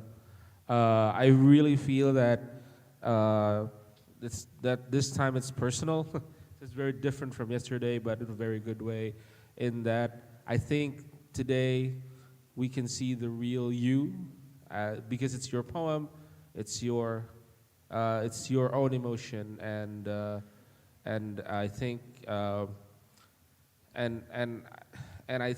think your poem serves as a good emotional control for your own emotion, if that makes sense, because in the end, it ends with that question again, and I think that's a good way for the poem to end, so that it also follows the arc of your emotion.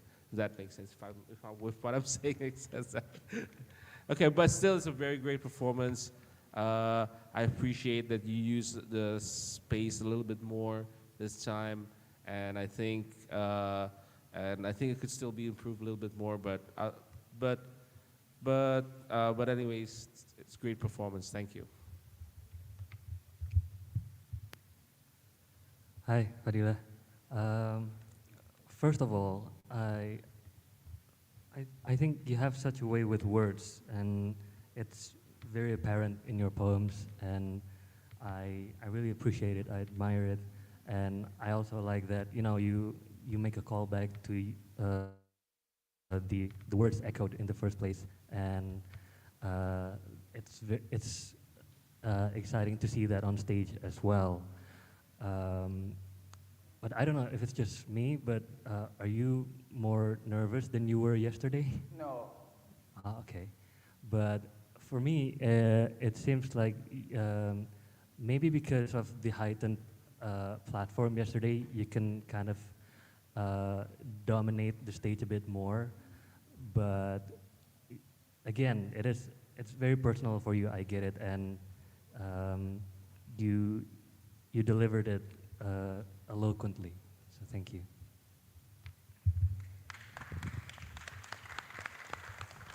Fadila, well, as for your performance, I think thank you for delivering it naturally, non-artificially moving on the stage. I will make it really simple. You are confident, complicated, and cocky, but I like you. Cocky? Yes. But I like it. Thank you.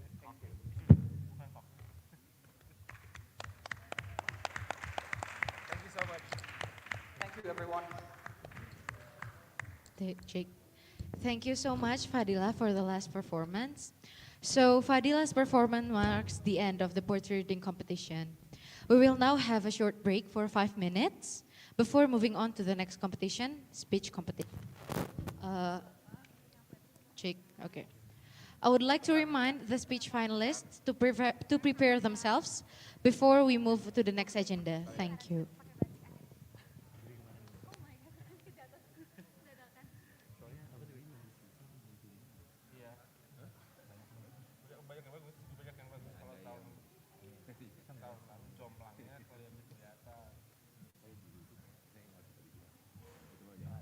Also, ladies and gentlemen, I would like to remind you that we have a baso tahu booth outside, and also other snacks, and you can get the baso tahu for free.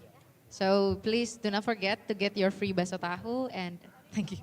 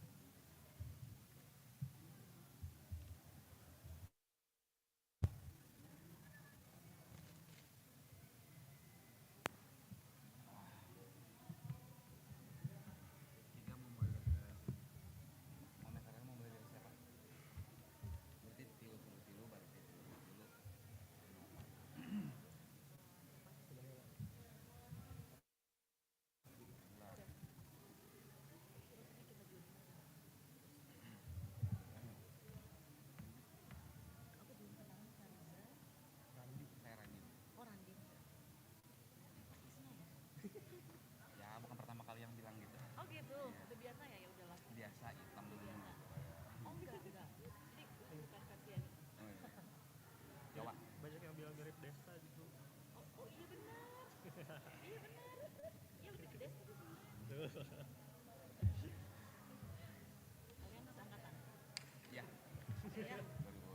Hah? Oh enggak, berarti enggak nih. Enggak, tapi Bapak 2009. 2004. Bapak angkatan sama siapa? Oh, Kang Bima. Tadi tuh yang performer, ibu yang ngelatih ya? Aku cuma kemarin guide ini aja, di writingnya aja. Enggak sampai pas ke coaching, ke coaching. Tapi Bu, nanti kan pesertanya akan sampai kurang maksimal 6 menit. Jadi waktu komentarnya ada 4 menit. Itu boleh mau tiga-tiganya komentar boleh, mau 2 dari 3 boleh. Ini aja. Jadi kita udah ngobrol, Ya. giliran. Giliran satu peserta satu gitu. Iya. Jadi kita udah ngobrol, Bapak masih komentar. Iya. Jadi cuman itu aja. Jadi kalau gini bagus banget, kalau gini bagus, kalau gini biasa aja gitu. Kalau gini udah baik. Itu 10 berarti. Internetnya aman Ibu? Bu Emma mau dari siapa dulu? Pertama. Diri apa dong? 23, balik lagi ke saya. Ini kalau kita mulai sekarang apa? Atau Marisa belum mau dibuka dulu kan? Kalau gimana? Saya masukin dulu ya. Udah sih, udah 5 di situ. Oh, ampun ya Kak. Baik. Mbak. Kalau speech komentarnya gimana sih kemarin? Bu Emma? Kemarin kalau yang di ruangan itu kan kemarin 2 ruangan, ada Pak Eko sama ada Pak Awang.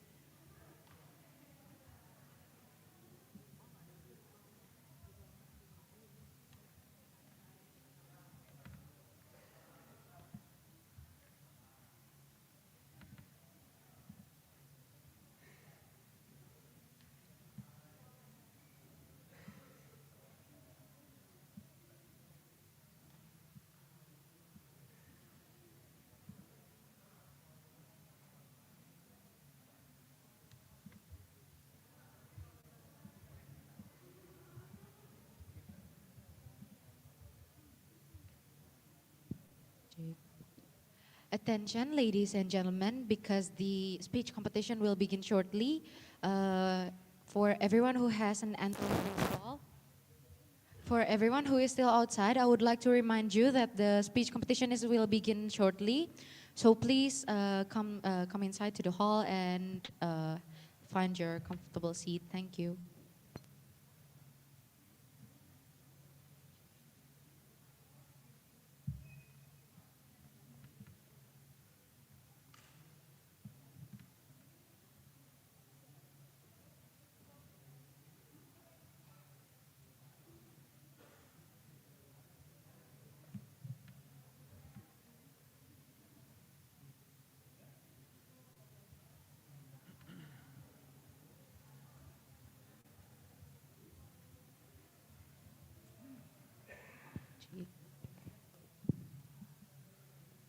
May I have your attention, please, ladies and gentlemen? So the speech competition is going to start, but before we move on to the competition, I would like to welcome Her Excellency Madam Ambassador Ibu Siti Nugraha Maulidia, who have just returned from the G20 summit from Bali. Good, welcome Ibu Nini. Thank you so much, Your Excellency, for your time. And probably because we have a very special guest today here. Before we start the speech competition, I would like to ask Her Excellency Madam Ambassador Ibu Siti Nugraha Maulidia to say, but before I say, Ibu, can I call you Ibu Nining? Okay, thank you so much, Ibu Nining, because it is very long, yeah.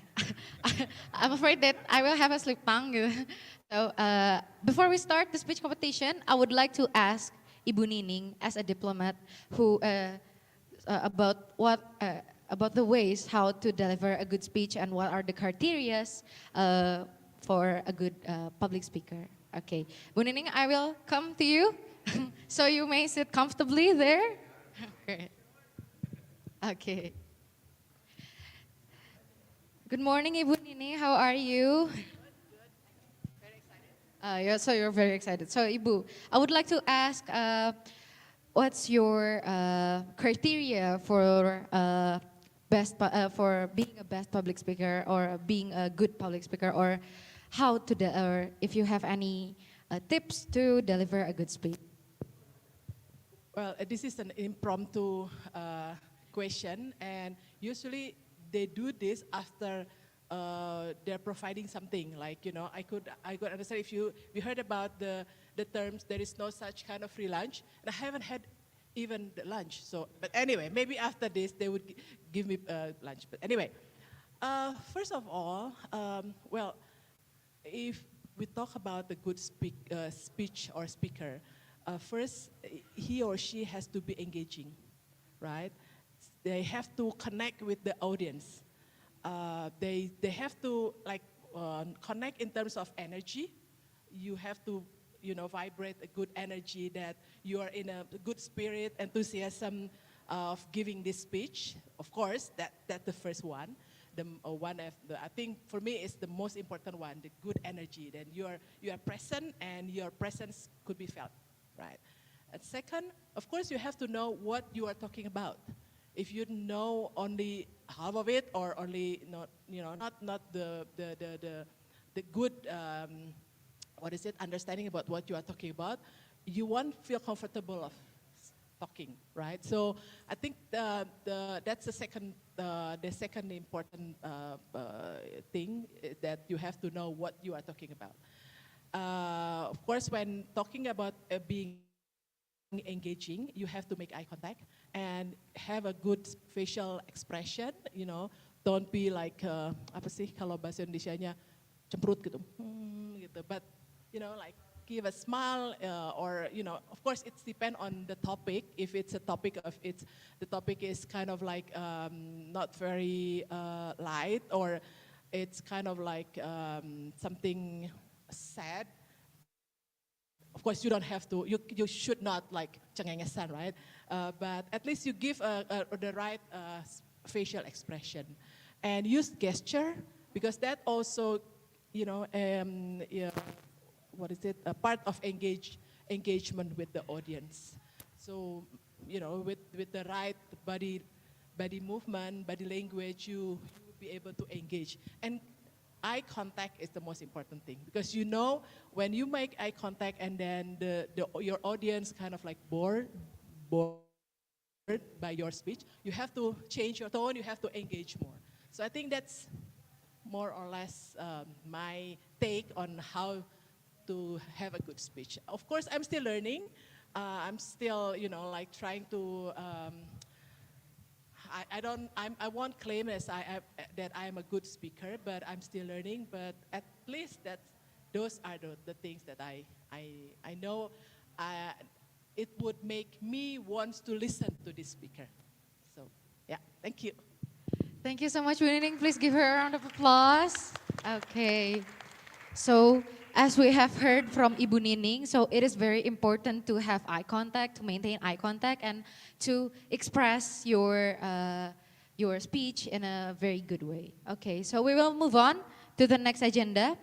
We will now start the speech competition, and I would like to invite the first finalist, Mutiara Zena Kaila from SMA Bina Muda Cicalengka.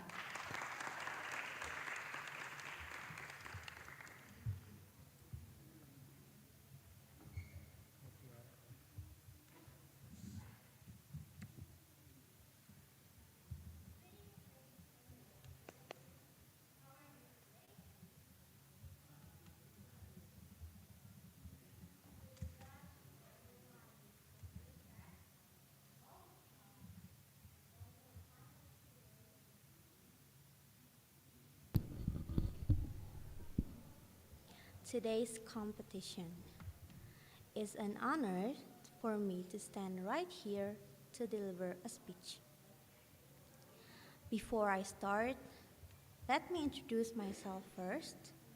My name is Mutiara Zena Kaila from Bina Muda Senior High School.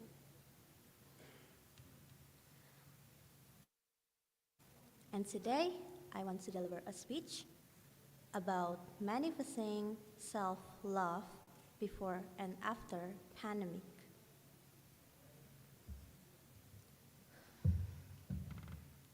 The COVID-19 pandemic situation made everyone feel worried. And I'm sure that you guys was feel it too, right? This makes people finally focuses on self-safety and how to survive in the midst of a pandemic. But as a social beings, we cannot live without other people. Therefore, during a pandemic, we must work hand in hand to help provide support to one another,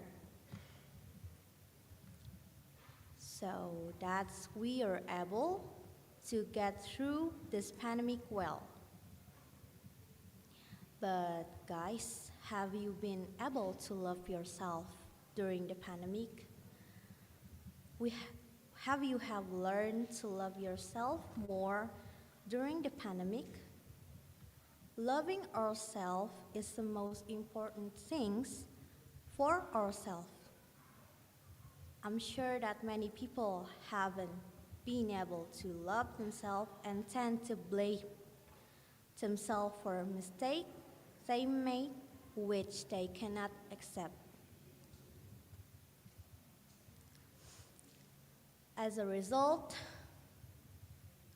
many of people dare to hurt themselves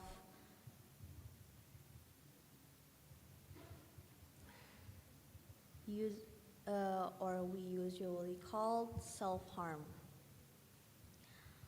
Like during the pandemic, many people feel depressed and stressed.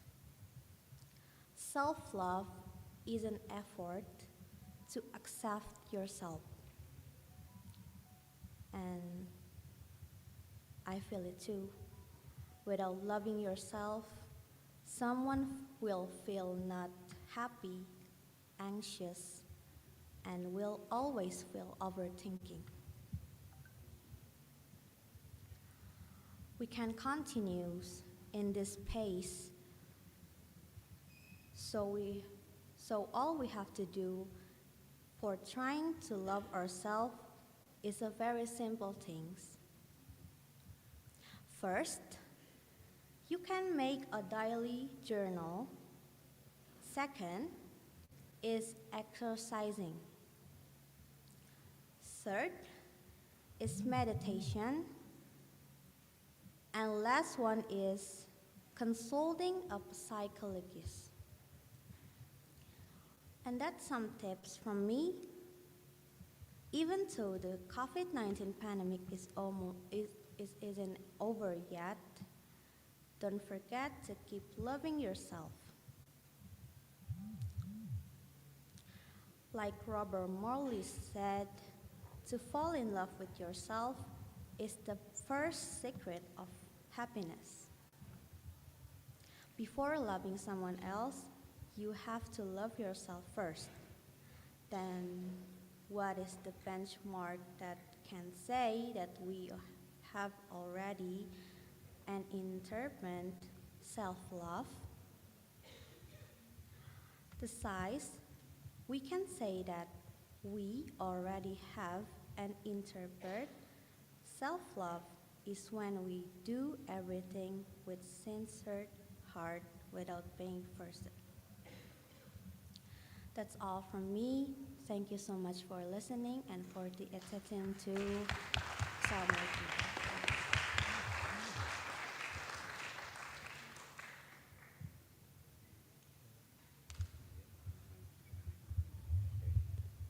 Okay, so Mutiara, that was a great speech, and I think I would represent the other judges to give some comments about your performance. So the first thing is that you might want to maintain your you might want to maintain eye contact with the audience. I mean, during your speech, and it would be a great thing. But you did greet the audience, and you asked the audience whether they agree or not about your opinion, and you might want to glance at your script every now and then, but then I would recommend that, but make sure that it does not break the pace of your speech, and you really have to sound more convincing. I mean, to be able to convince the audience, and you yourself have to be, you have to believe in what you're saying, and I think that would be a good point. And about your script, I think your script, instead of reading the whole thing, your script would function more as an aid to help you remember and to help you organize your ideas. So so your speech would sound more spontaneous, so it would sound more convincing. But overall, I think that was a great performance. So yeah, thank you, and I wish you good luck. Thank you.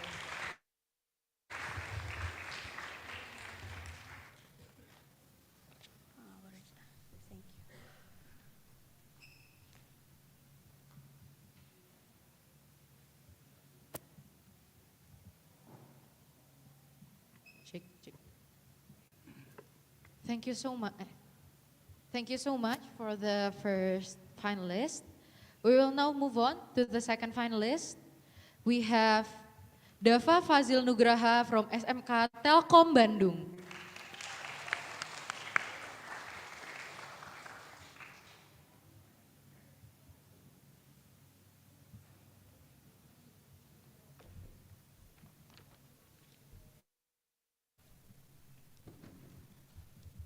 To the honorable judges and the audience. Technology is a grace and a miracle for the human civilization. For years, we used technology to help us gradually step to the future. Technologies did the impossible, helping paralyzed people walk and help humanity run to the darkness of stupidity.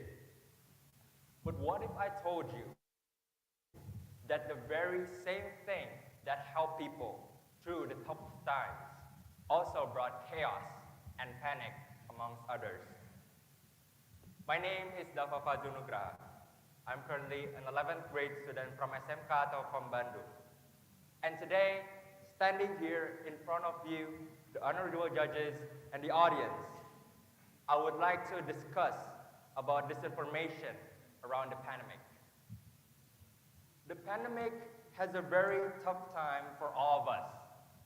There's no war, but humans battled on the front line medically and socially, banding together to face one common enemy, a threat so small but infected and killed millions worldwide, the coronavirus.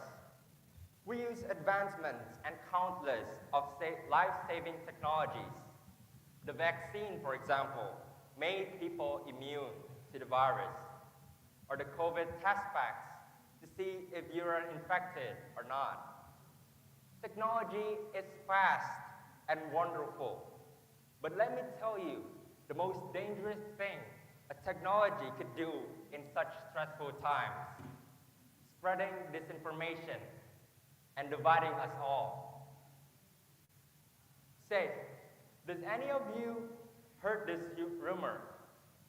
Bill Gates plans to put microchips on Pfizer vaccines to track your location and your data.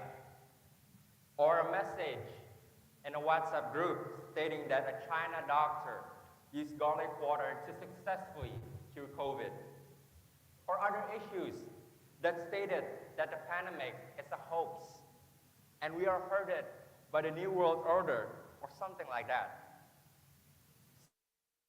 Since the beginning of the COVID-19 pandemic, an infodemic of false and misleading information has spread like a wildfire. And Indonesia is one of the worst affected countries in Asia. A nationwide survey conducted in 2020 by the Ministry of Information and Communication and Kata Data Insight Center found that 64 and 79% of responders could not recognize misinformation online. An article by UNICEF written by Jenny Ray Lavello stated that some individuals, for an instance, refused to get vaccines because their friends said that they'll die in 3 years after getting the vaccine. And it did, took a toll on someone's life. Helmi Indra, in his Twitter thread, said that hoax killed his father after Indra's dad refused to get vaccinated. Could you imagine someone so despicable, so disgusting, a heartless man took someone's life in the search of a false truth that they spread online? Could you imagine how devastated a child would be to find out that their dad died because he believed a hoax he read online? And this is only talking for a person. Another article made by the World Health Organization stated that 6,000 people around the world are affected and hospitalized because of COVID-19 misinformation.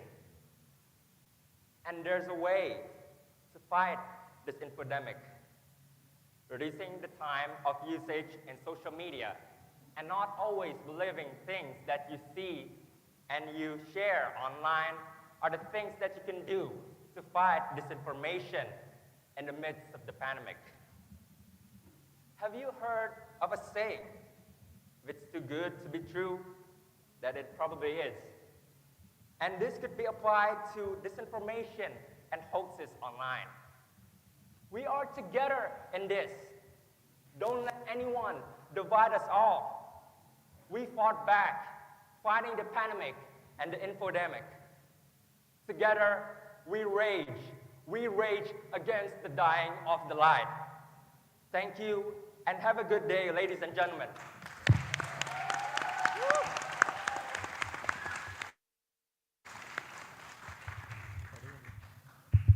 Okay, thank you so much, Dafa. Okay, Dafa, what a performance. So I believe that you can get the audience attention from your gesture, from your intonation, and from your the way you deliver your speech. And then, yeah, I think the thing that needs to be highlighted is your gesture and your voice, the clarity of your pronunciation. So there's no problem with your pronunciation, and then the pace when you deliver your speech, and then you also include pauses to retain the attention of the audience. And clearly, you feel very passionate in delivering the content of your speech. And then the good thing is that you also deliver facts and numbers that also can attract the attention of the audience. And perhaps there's a diction that perhaps you need to choose more wisely in your speech. And I think from me, that's all. Yeah. Thank you very much.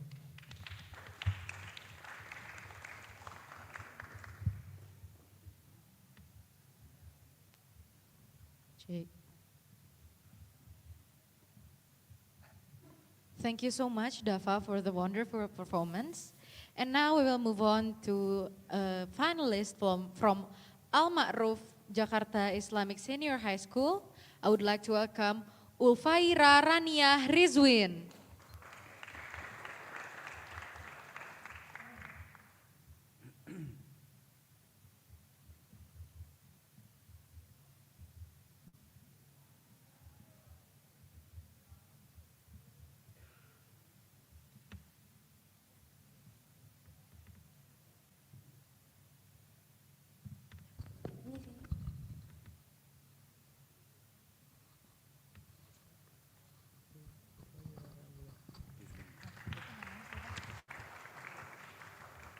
Hello, everyone. Good. Before I start, I want all of you that is here now in this room, I want all of you to clap your hand 3 times. Can you do that with me? Yeah. Okay, let's start. 1, 2, 3, louder. Thank you. And then I want you to raise your right hand and put it to your chest. Can you do that too? Okay. And say, I love me. Louder. I love me. Louder. I love me. Thank you, everyone. Self-love. What do you think self-love is? What comes to your mind when I say self-love? What is the first word you think about when you heard it? For me, I think about accepting. Because in my opinion, self-love is a simple feeling of knowing yourself really well and accepting of who you really are.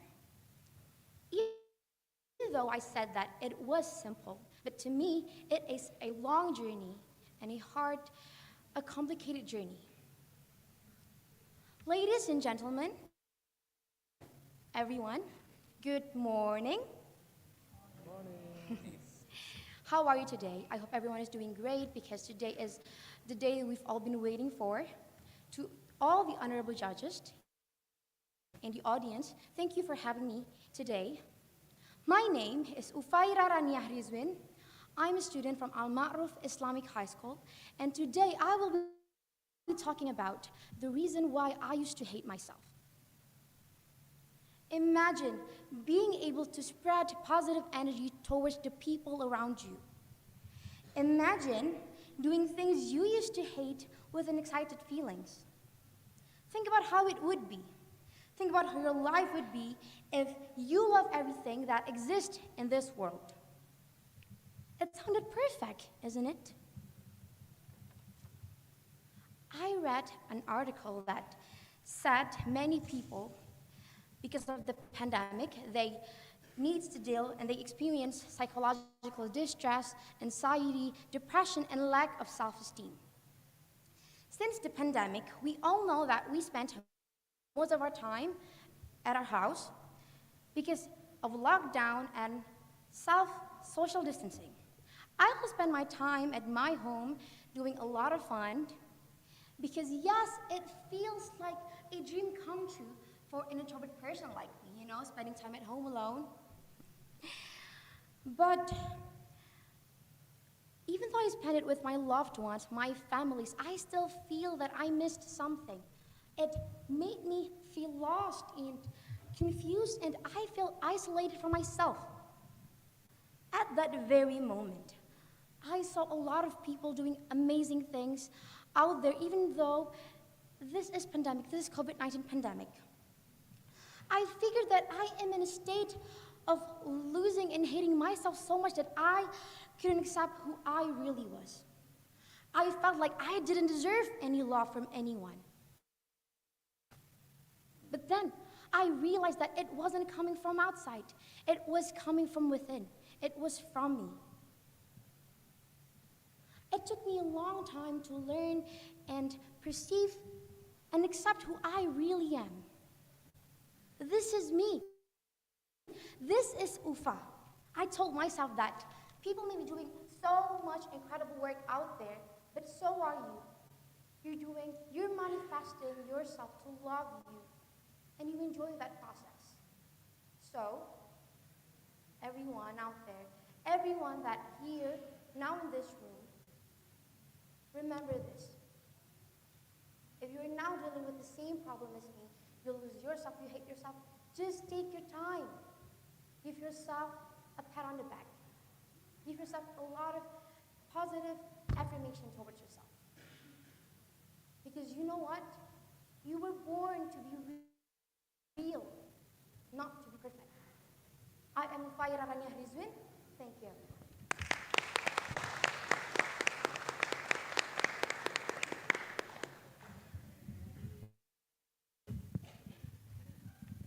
Okay. Uvaira, so thank you for giving us such kind of that awareness that stop thinking about to be perfect, just accept who you are. And then if you right now feeling that you don't really love yourself, just fake it until you make it and you know that you can love yourself. Yeah. Okay. Right. So I think the audience will be agree with me that you are really trying to convince us how to love ourselves better after and before the pandemic session that we had. And that kind of speech is really awakening us. I like the way you are personalize what you have experienced into the speech, and then you go to the public, right, what you are doing or just did. So I hope that that spirit will be more, not only this session in this room, but also you can also spread it more and more. So good luck. Love yourself. And if I may add something, Pak Randi would like to add more. So if I may add something, yeah, I would second that. I would agree with Bu Emma that you almost made me believe that I could actually love myself, which I find really hard sometimes because but I can feel the energy. I mean, I can feel that you and you use your own experience. I mean, like you're so comfortable in your own skin, speaking, trying to convince people that it's okay to be not okay, to be not perfect, and well, you almost had me, well. But yeah, but that was a really great speech. Thank you very much.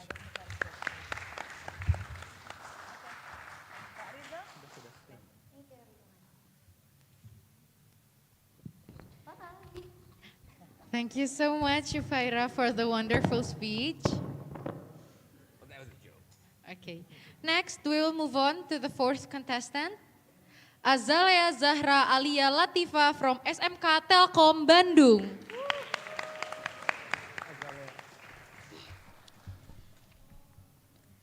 To begin, I just want to admit something.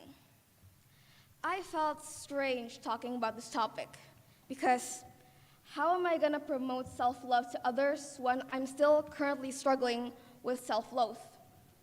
You see, during the pandemic, my mental health is in a very, very bad state, and sometimes damaging. Of course, everybody can relate to this. And even to this day, I still struggle with my own anxiety, and I feel like nothing has changed since the pandemic. But let me say this, I was wrong.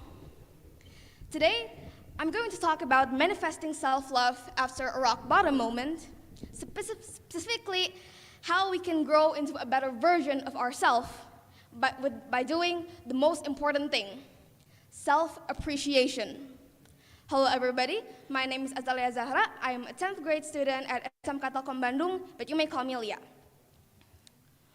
When I knew we were going to have a global pandemic, I prepared myself for the worst. But when I actually went through it, somehow I wasn't ready. You see, one thing you need to know about me is because I am so scared of rock bottom moments. It's what I avoid most in life. Because at those times, I was in a really dark place. My brain became scattered. I experienced panic attacks more often than I used to. I became so anxious. I am so hopeless and worthless and so lonely. And sometimes it even leads me to harming myself and experiencing suicidal thoughts. As you can see, I couldn't handle going through it ever again because it was the worst times of my life. And obviously, I know that challenges like that is necessary in life, and that made me so scared that even if I don't want to, I'm going to have to go through it all over again, all throughout my life. But that doesn't mean I didn't learn something from it. Learning from other people, my friends, self-help posts, I learned to change my perspective and rephrase those things I'm scared of, and I'm going to teach you how to do it right now. It's very simple.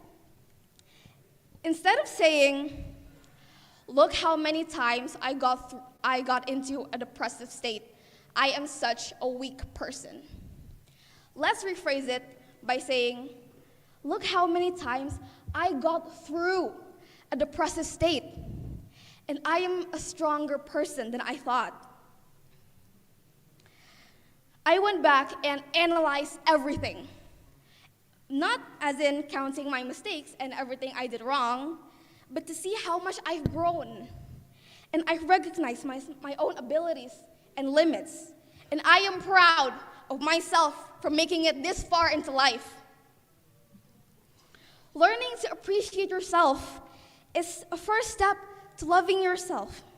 That at the end of the day, we are all still humans. And remember this, it is not selfish to love yourself. Let's think about it again. I got through all my depressive episodes. I got through my panic attacks. We survived through a global pandemic. It's incredible, and we should be proud of ourselves for it. Just like this competition scenario, even if I didn't make it, if I didn't win it, I still made it to the finals. And to all of you, even if you didn't get what you wanted, you still earned experience. And we became immune to the things that feared us. You didn't get nothing at the end of the day. We are all winners because we gave our very best and we are able to love ourselves and be kind to ourselves. You know what? I'm going to ask you a little favor. Close your eyes for a second. Everybody close your eyes. And I want you to repeat what I'm going to say next, okay? Is that clear? I am proud of myself because I got through yesterday I appreciate myself for doing my best today. And whatever life is going to give me next, I will get through it. And I will be kind to myself because I deserve love and happiness. And I will love myself no matter what. Open your eyes and give all of us a warm applause. To the contestant, the committees, everybody, the judges, thank you for making it this far into life. Thank you for surviving. That's all from me. My name is Leah. Thank you and good day.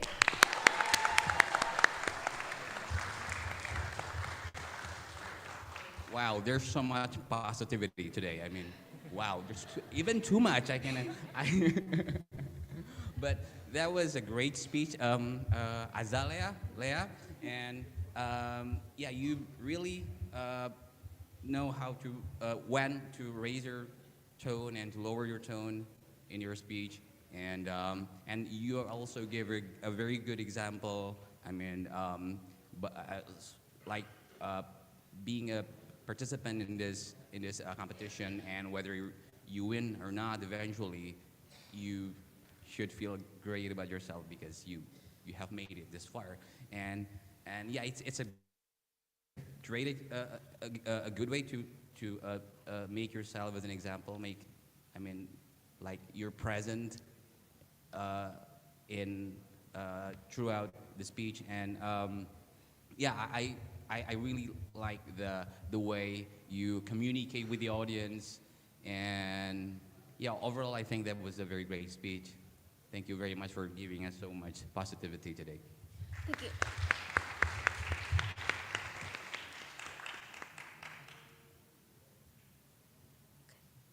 Is that all? Thank you. Okay.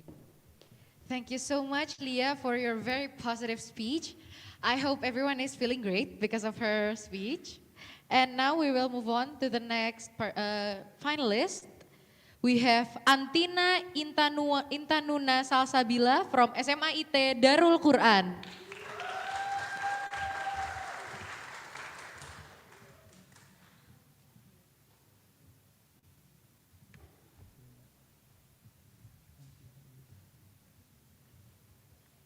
Assalamualaikum warahmatullahi wabarakatuh.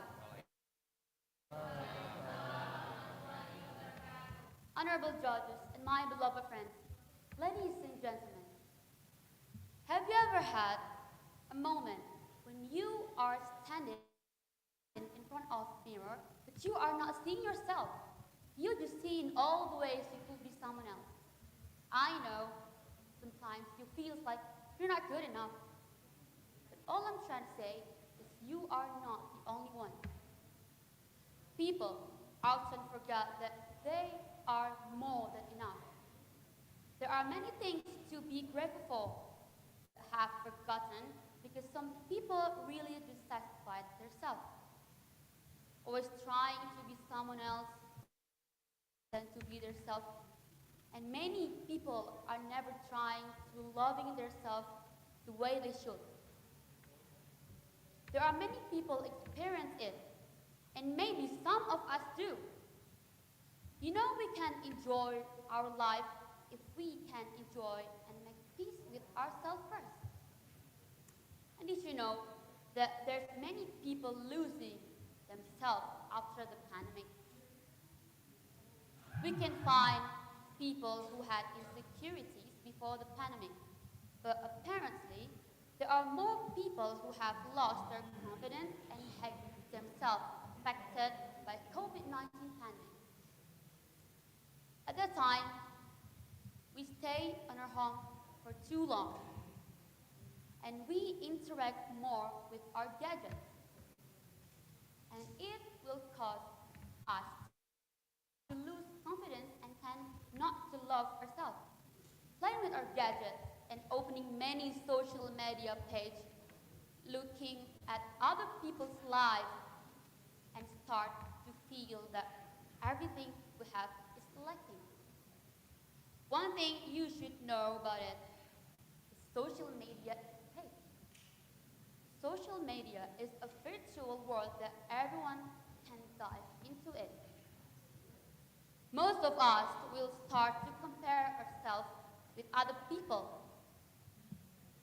And the example first. Oh my God, Travis Scott just literally bought a new car. And how expensive they are. Or maybe, wow, how beautiful Addison Rae and her friends are. And how lucky they are to have such a life. See, that's our example of comparing yourself with others.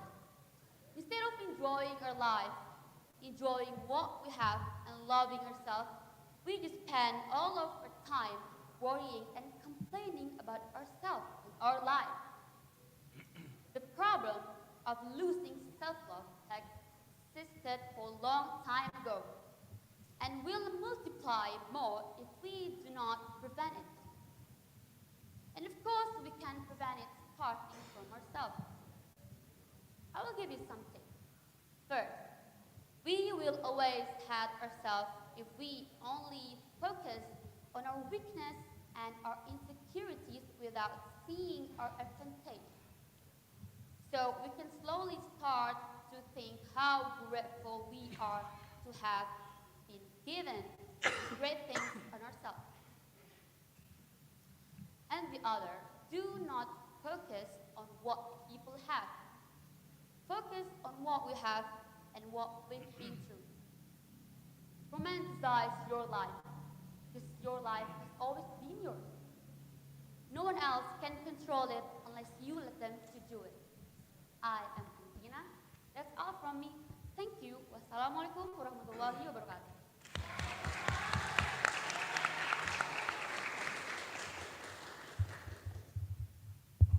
Okay, Antina, it's a very good speech, and I want to highlight your facial expression, and then because we know that although it is a serious topic about your mental health and something, you bring it with not in a serious tone, but in a fun tone. And also the topic you choose is very relates to the audience, because you also give an example of the use of social media, and then of course we use social media and perhaps we compare ourselves to others, and then you highlight that topic. And also you're not trying to exaggerate the speech and the gesture, but you focus on the delivering your message to the audience. And then I think we don't have to, sometimes we don't have to exaggerate, like, the tone. You don't have to use a high tone to attract attention, but you bring your speech like, storytelling. And then I think that's enough to deliver your message. Yeah, that's all for me. Thank you. That's very good.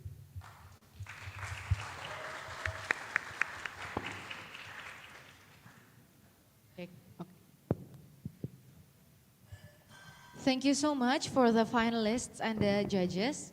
We will now have a break for an hour for prayers and lunch. So please come back to the venue at 12:30, because the competition will start at 12:30. Thank you so much and have a great lunch.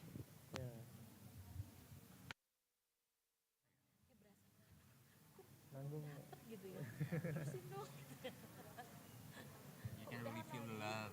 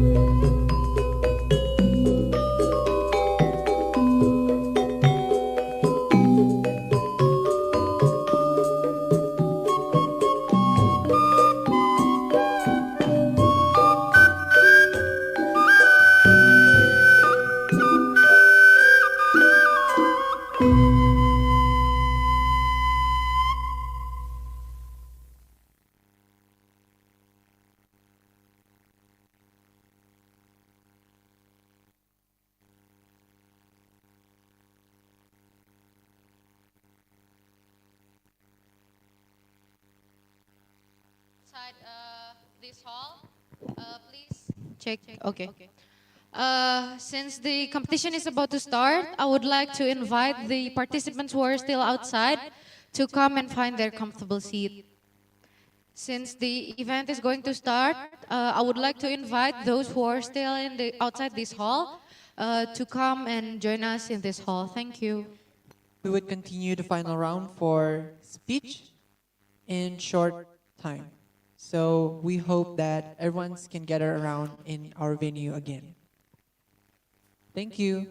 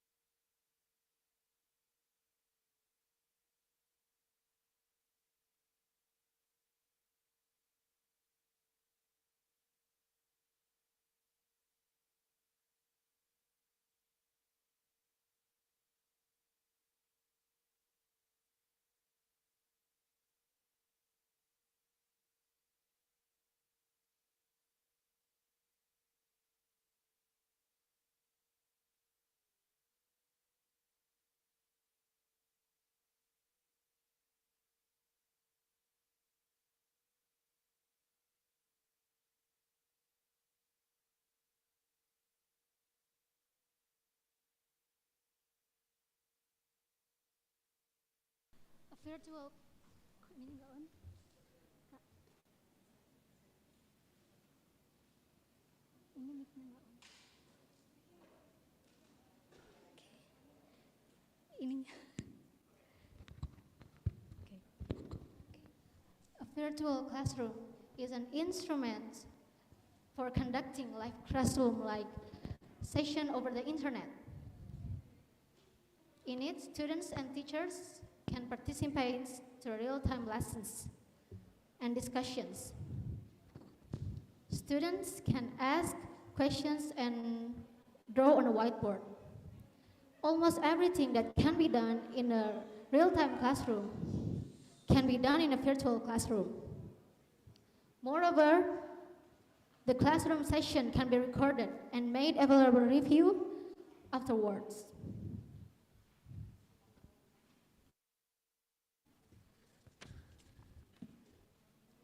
The number of the website today in a worldwide,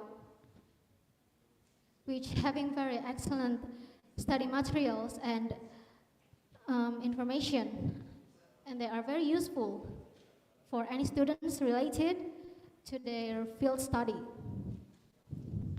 Now I have a question which is very confusing, is that in selecting colleges, then what will I do? I will go to other website and get information. In that time, subscription doesn't work. The type of problem is due to lack of interactive responses and face-to-face communication. But, ladies and gentlemen, do you ever realize the sad truth behind the virtual learning? Problem arise for the students who less fortunate, for those who don't have an internet or who don't have any device that they need for professional online class. This leaves many students in the bad spot where they are unable to receive an education.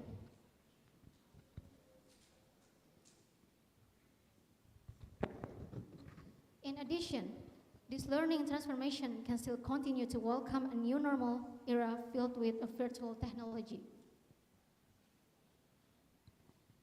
Blended learning and distance learning will be necessity to meet the future of education.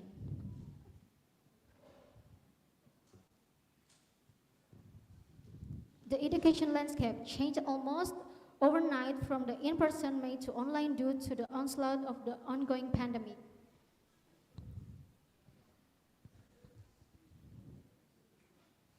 Okay, before I enter out my speech, I would like to ask you to act together to take strongest possible action in response to behavior that will bring us to at risk, but bring us to safe and brighter future. So that's all for my speech. Thank you.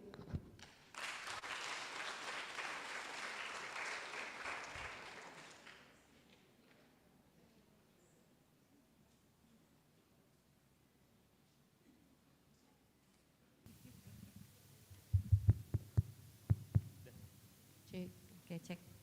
Yeah, thank you. Hello, Jessie. Jessie, yeah. Okay. So, first of all, I'd like to congratulate on your second speech because you have made this far, and I think that spirit also can give you.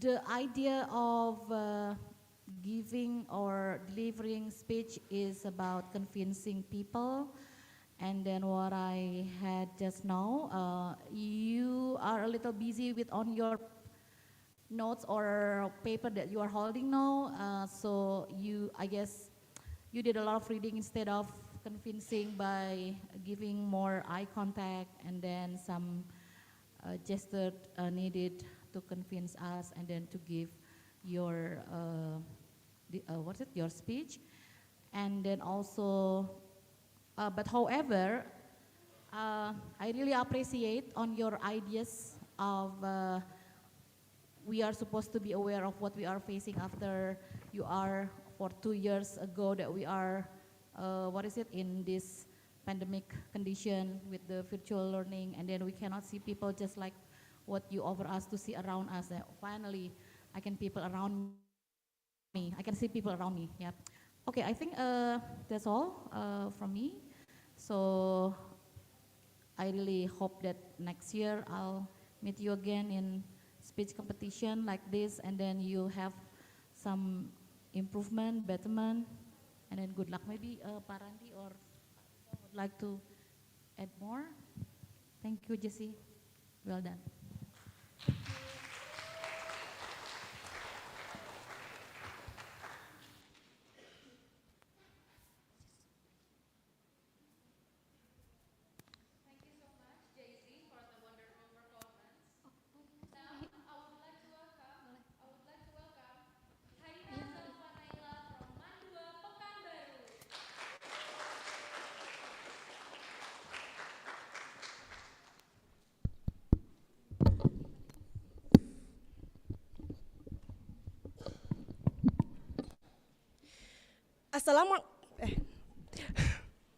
Assalamualaikum warahmatullahi wabarakatuh. I'd firstly like to thank all the judges for giving me this opportunity to perform in front of all of you today. I would also like to congratulate all of the finalists who have made it this far. It is truly an honor to be able to compete with all of you incredible people. And finally, I would like to thank and give a huge thank you to the committee for working so hard to make this event possible. Without you, we wouldn't be able to make such a memorable experience here in Padjadjaran English competition. Now, to begin my speech, I would like to start with a little confession. 2020 was the worst year of my entire life. It gave me a lot of insecurities. I constantly felt anxious, and I was just at a very low point in my life. As you can see, my body is bigger than the average beauty standards that society has set up for us. And this has been an insecurity for me ever since I was a little girl. I've always noticed how different I was from everybody just because of my body. And I hated living in my own skin. But it wasn't until 2020 when I finally decided to make a change. But not in the way that you'd think. I became obsessed with dieting. It all started with just simple meal planning, then counting calories, but then it all ended extreme. I decided to starve myself. And as you can tell, it was a very hard experience, and I felt really low, and my self-esteem was really low, and it really drained me. But now I'm doing a lot better. I'm standing in front of all of you here today with a better condition. How did I do this? How was I able to finally leave that ongoing cycle of hatred and love myself? Well, hello everyone. My name is Kaira Zalfanaila, a senior high school student from Mantu, Pekanbaru, and today I will be giving you all a speech about self-love. I'm sure you all know what self-love is. This term has been tossed around all over the place, especially with mental health booming online. Self-love is essentially accepting yourself. It's being okay with who you are. It's being okay in your own skin and completely treating yourself the way you deserve to be treated, which is with love and care. It's when you don't care about other people's opinions about you. It's not letting other people's opinions bring you down. But it's a big struggle that a lot of people face. The world is struggling with this, and turns out 1 million people die by suicide each year. Why is that? Because they don't have that self-love. Because they didn't treat themselves the way they should be treated. And here today, I'm guessing a lot of you feel this way too. A lot of you maybe not hate yourself, but don't feel like you completely love yourself. And that is why, here today, I will be giving you some tips or showing you how you can love yourself. The first thing and the most important thing is accepting yourself. It's accepting yourself and not letting past experiences truly put you down. I'm sure, okay, let me ask you all a question. How many of you have had past experiences which was really embarrassing and you would often go back to that moment and just feel cringy about it? I'm sure plenty of you felt that way, right? Past us have done many embarrassing things that I bet we can laugh at but feel like cringy about it. And the thing is, these experiences shaped you to be the person you are now. You shouldn't be ashamed for some random thing you did back in elementary school. Instead, you should learn and reflect on these times and simply laugh it off. After all, the past you and this past embarrassing moment that you did is not who you are today. It's what made you who you are today. The next thing you should do is letting yourself have self-care days and having days where you can just do whatever you want. Maybe take a walk, eat good food, allowing yourself to really take care of yourself. And that is how you can truly love yourself. And finally, you have to give yourself time to love yourself. Self-love is a journey. It's not something that can just happen overnight. For me, at least, it was a whole journey. It took a lot of time and effort, and even now, I am still in that, I'm not in that cycle, but I still feel it at times. It still comes back. It is hard to get to that perfect self-love. And of course, you will have moments where things will be hard and days will be hard, but it all just comes to accepting yourself. And I think that is truly what self-love is about, just accepting you for who you are.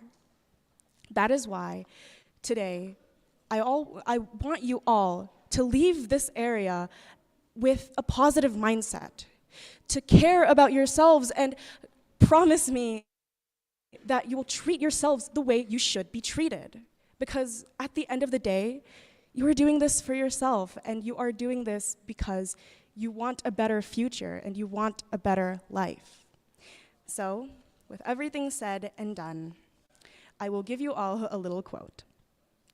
If you are able to look yourself in the mirror every day with the decisions that you make, that's where the power starts. A quote by Selena Gomez. All right, that is all for me. Thank you so much for your attention. This is Kyra signing out.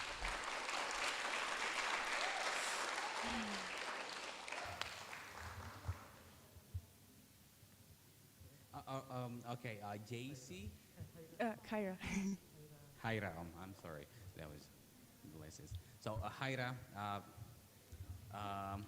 first of all, I would like to congratulate you for making this far in the competition, and I love your performance. When you talk about a very personal topic like love, or more specifically, self-love, well, it's always a good idea to start off with your own personal experience, what you did, and it was such a good introduction.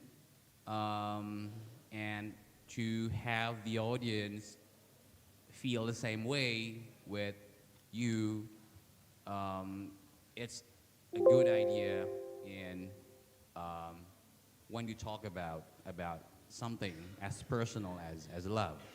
And but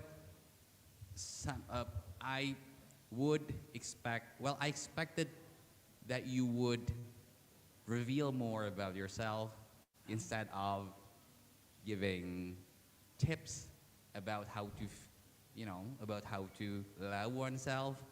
I would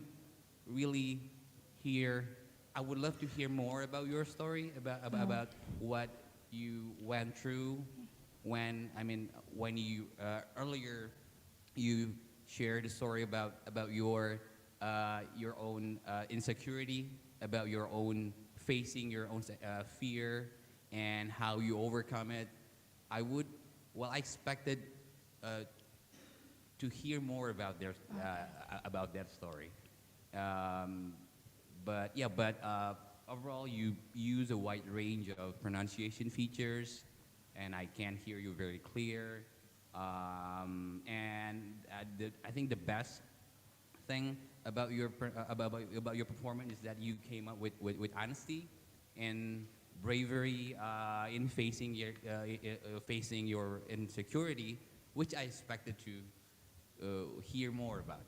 And you use a wide vocabulary and flexibility to convey your thoughts and feelings. And I would love to hear more about your own story. I think, yeah. So yeah, I think overall it was a great performance, and I wish you good luck. All right, Thank thank you. Very you. much. That will be all for me.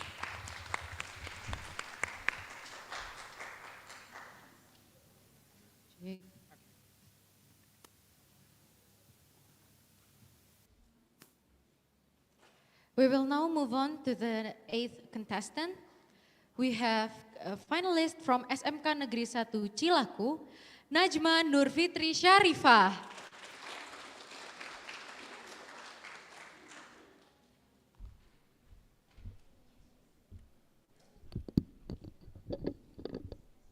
Cek.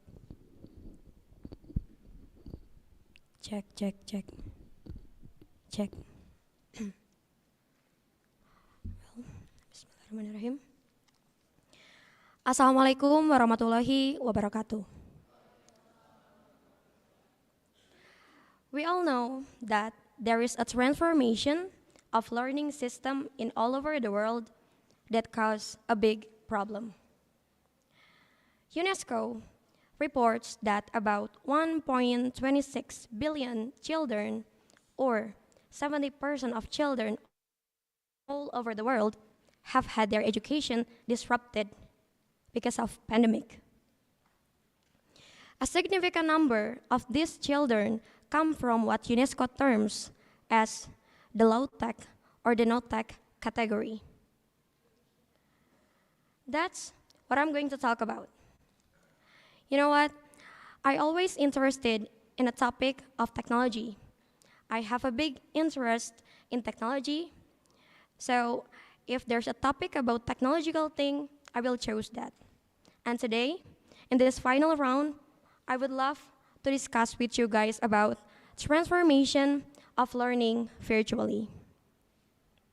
But before we go further, my name is Najma.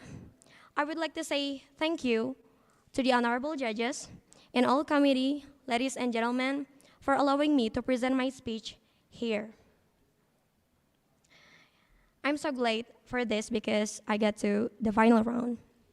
So, transformation of learning virtually. It has negative and positive impact on us. I will explain about the negative impact first because I think if I explain about the positive side, in the end, you will be more focused on the positive side of the transformation of learning virtually. So there are some negative impact of the transformation of learning virtually. The first is we became lazy. Now I want to ask you a question.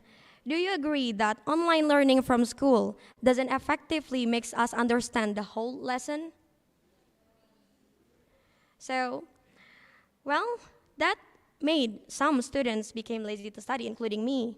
So many students doesn't understand the lesson. That's another problem of transformation of learning virtually. The second is we became less productive. Before COVID-19 came, every time we went to school, we had to get up early, get a shower, have a breakfast, get ready and go, right? After there was COVID, online learning appeared, which made us lazy to do all of those things. This is my personal experience. Many of my friends immediately change their clothes to join online class right after they wake up before showering and have a breakfast. Well, it shows us that productivity decreases during the pandemic, during the online learning. Now, the third negative impact of transformation learning virtually is we became anti-social because of the lack socialization with other people. So it threatened us to become an anti-social people. Now, let's see the positive impact of the transformation of learning virtually. So it has a big, huge impact of this transformation learning virtually because this transformation make the acceleration of digital transformation that is encouraging people to become Society 5.0. We all know that Society 5.0 is the newest version of society in this era. This society can maximize all the function of technology. So if we become Society 5.0, it is a great thing, right? That's another positive impact of the transformation of learning virtually. We became Society 5.0 because we can manage all the problems and we can maximize the function of technology. Because we literate of technology, we will not technology illiterate lead us to the bad impact. Now the positive impact, the second positive impact is we can study whenever and wherever we are, right? Well, it means it facilitates us to transfer knowledge wherever, anytime, anywhere, and it is a great thing. So ladies and gentlemen, for the conclusion, I think transformation of learning virtually has a good impact on us. It is a great step for all of us because UNESCO actually has promoting this distance or online learning system since the 19th century. So I think this COVID-19 succeeded to make it come true, right? I think that's all from me. Thank you guys for your attention. See you next time. Wassalamualaikum warahmatullahi wabarakatuh.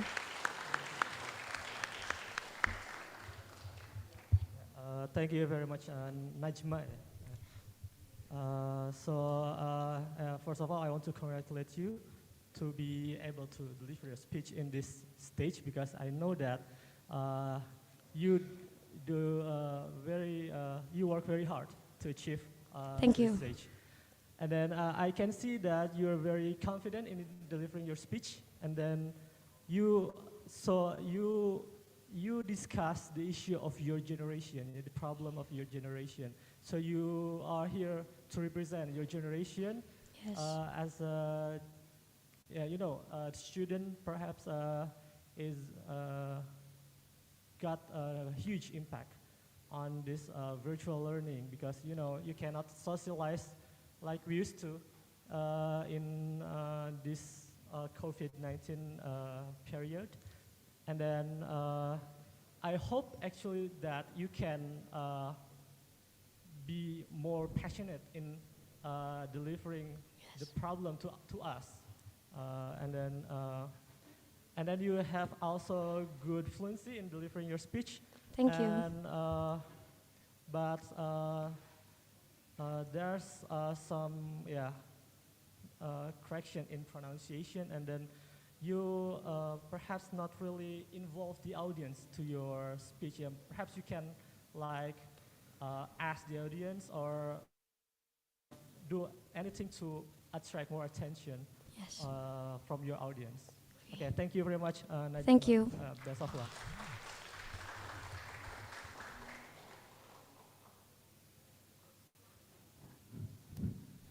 Thank you so much, Najma, for the wonderful speech. Now we will move on to the next contestant, to the next finalist. We have Muhammad Jauharil Mustafa from SMK Plus YSB Surlialaya Tasik.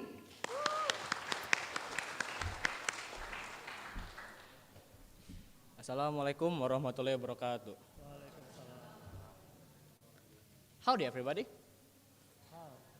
Do you guys feel good today?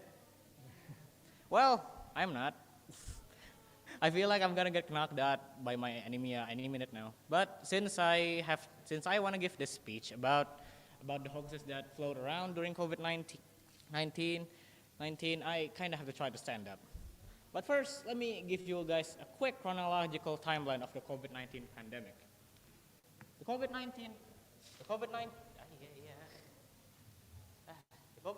pandemic was started in Wuhan, China, with case 0 being reported in Wuhan, China.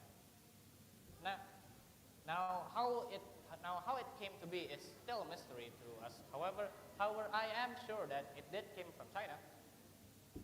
In March 11,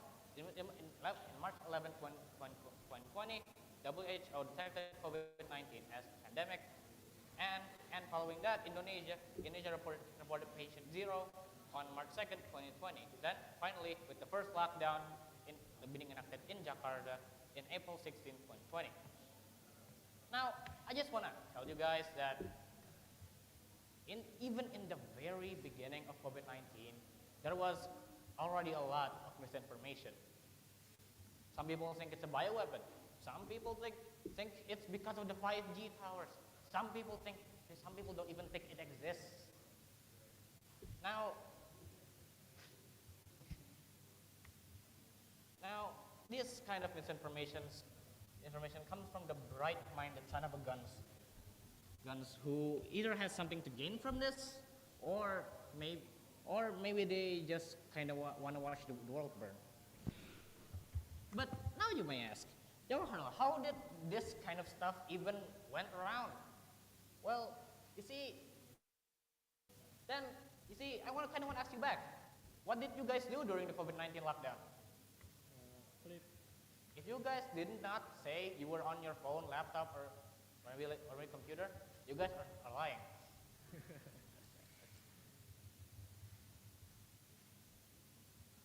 See, since everyone was on social media, this also includes people who are old and not very familiar with the technology.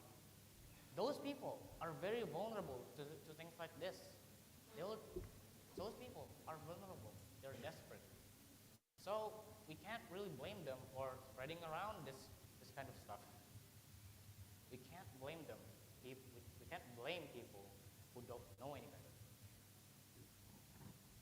But then again, you may ask, if that's so, why would people create this kind of misinformation in the first place? But the answer itself, there is none. There is no one answer.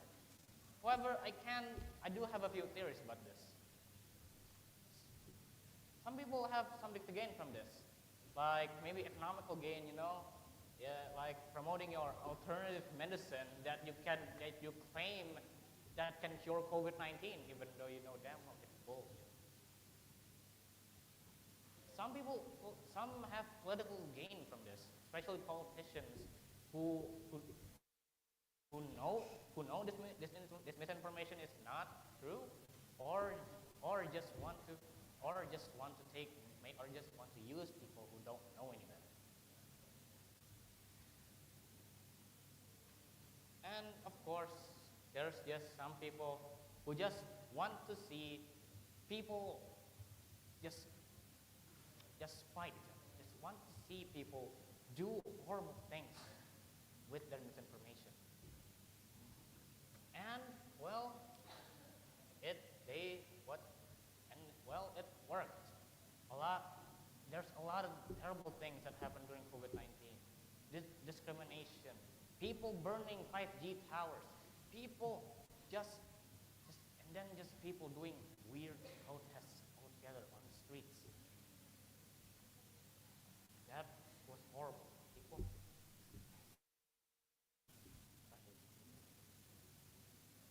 Now, that was all horrible. I am at least relieved to say that that stuff is not here anymore. That those times have officially passed. People don't. The time has officially passed. We can now sit. We can now rest calmly and not worry about any of that. Now, the takeaway is, please, if you receive any kind of information, research it first. If at the very least, just Google it, please. Just do not spread stuff that looks sketchy or stuff. Now, that's all from me. I hope you guys enjoyed my speech. Sorry if I sound kind of rude. Making a speech in 60 minutes is kind of hard. Now, I hope you all enjoyed my speech. Assalamualaikum warahmatullahi wabarakatuh. Okay. Muhammad. Jauharil Mustafa. What should I call you? Jauhari ya? Yes, Jauharil. Okay, so you are from Tasik. Yeah. Well, I'm originally from Batam. Wide. Okay, right. So, Jauharil, actually, I really enjoy your speech, and well, I cannot stop laughing since what you have here shared with us is very entertaining. And I believe that you are trying to give the speech on topic about disinformation. That's the topic number 1, right? Okay. You also enjoy yourself standing there and then completing your ideas, trying to convince us with what you have composed in your, what is it, that paper that you are having right now with you? Okay, I really hope that next year this competition, Padjadjaran English competition, will provide stand-up comedy. And I think that you would be the one who will enjoy it most. And because so far I haven't known any English competition with the one of the what do you call it, mata lomba stand-up comedy. So I guess we can start committee and then Gemesian with that new mata lomba stand-up comedy for senior high school. It will be very fun, I guess. So good luck for your own new career in your stand-up comedy later on. I'm really looking forward to having you in that competition. Thank you, Jauharil. Thank you. you. Well done.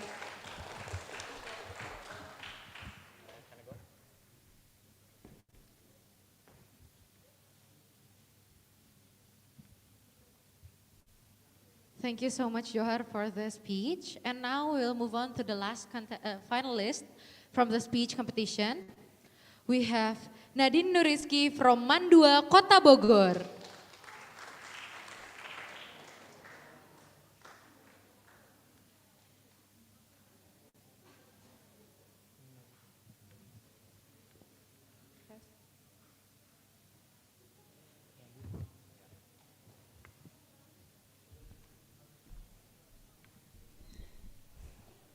Assalamualaikum warahmatullahi wabarakatuh.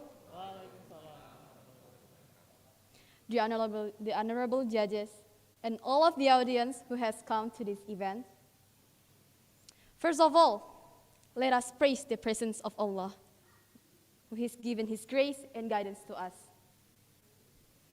Standing in front of you, I would like to deliver my speech under the title, Manifesting Self-Love in Pandemic. Ladies and gentlemen, before I start, I would like to introduce myself. My name is Nadine Nuriski. I am student of Mandua, Kota Bogor. As I'm here today, I would like to invite you to discuss how did we feel before and after the pandemic? Do we still feel afraid? Do we still feel discomfort of surroundings?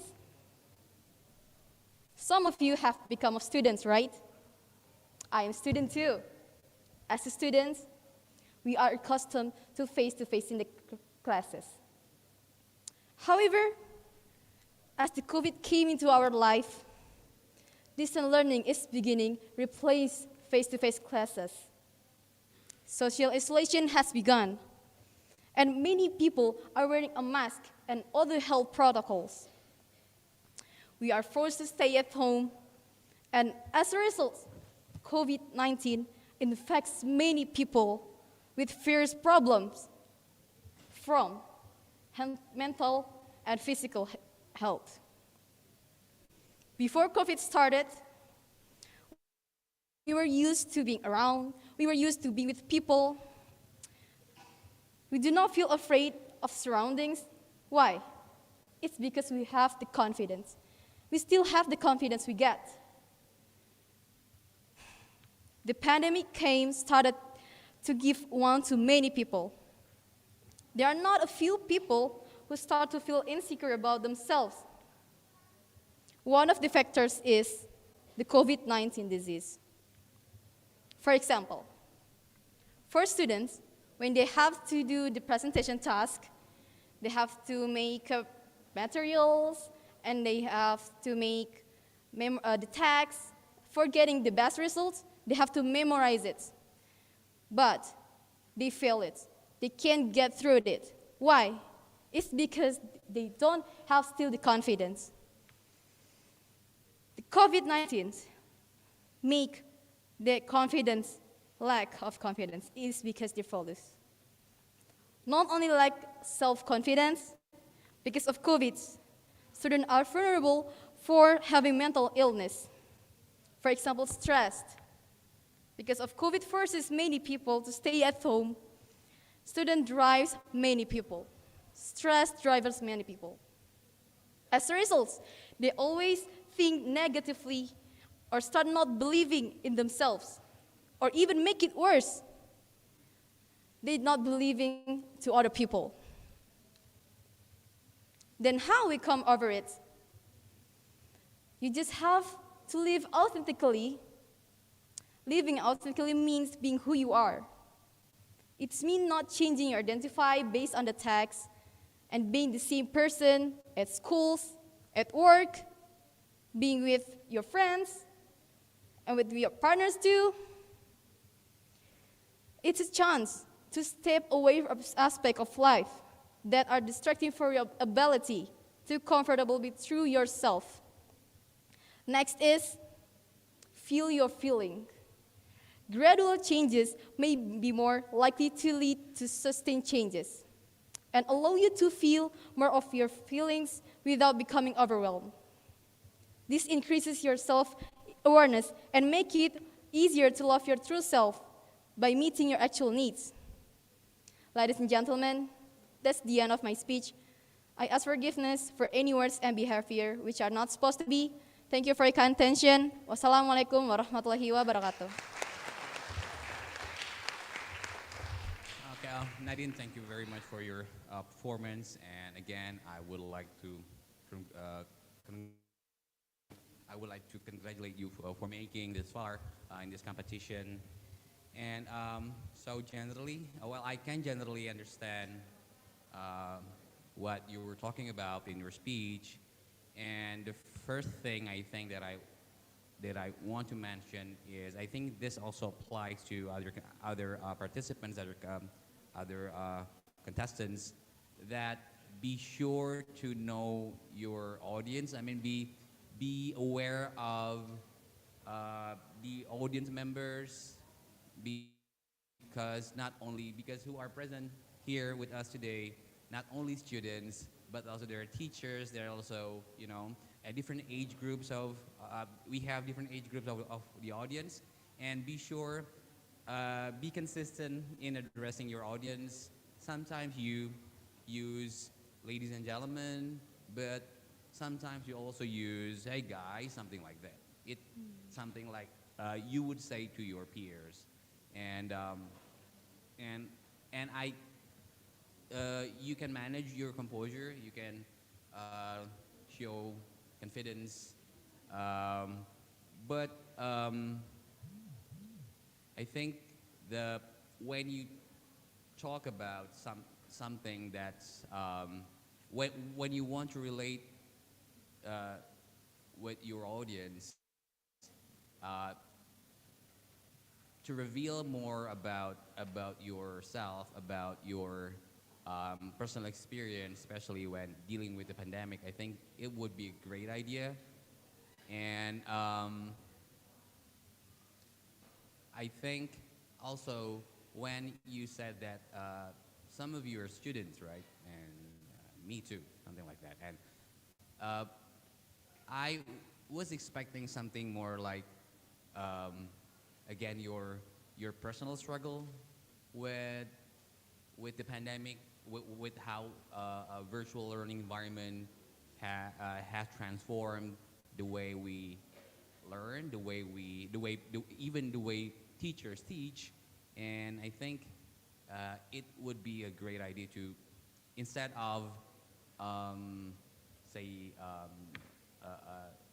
teaching or lecturing what should be done, or what I think it would be a great idea, a better idea to um, to draw your audience attention, by that we are in this together, that you are also part of that we are on the same ship. That would be, I think. But overall, I think your user pronunciation. I think you have a wide range of vocabulary, and I can hear your pronunciation very clear. So I think that would be all for me. Thank you very much, and I wish you good luck. Thank you.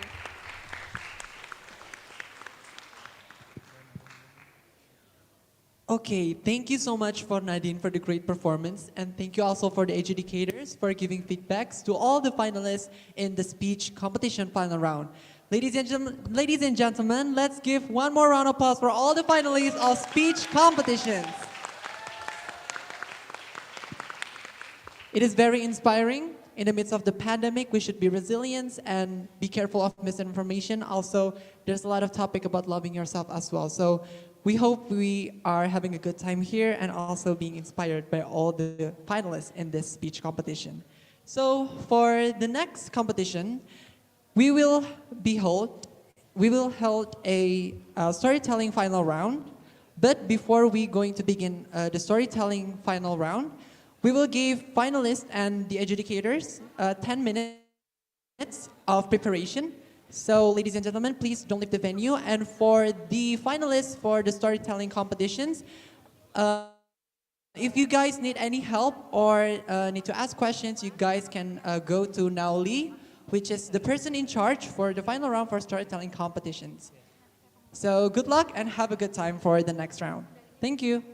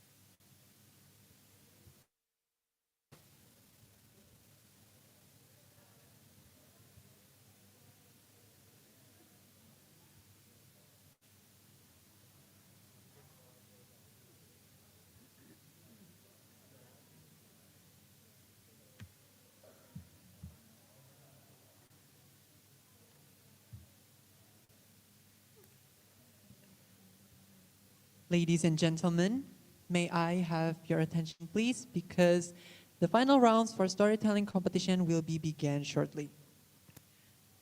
Good afternoon, everyone. We hope we all have a good time here, and we will continue to the next final round in high school level in storytelling category. Without further ado, please welcome to the stage the first finalist, Sahrul Gunawan from SMK Negeri 1 Cilaku.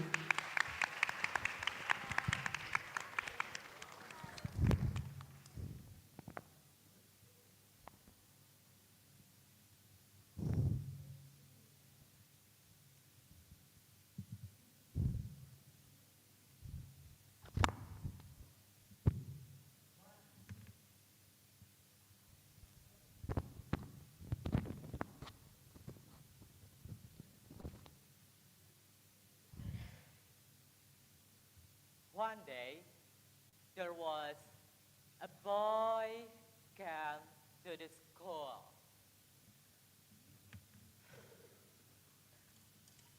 I don't like my life.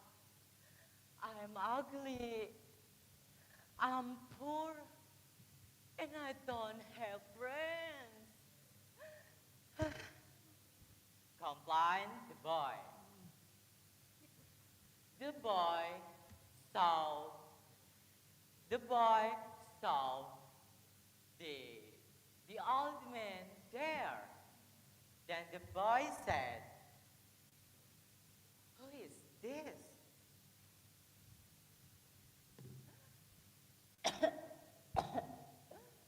Uh, the boy came to greet the old man. "Are you okay, the old man? What? What are you doing here, the old man?"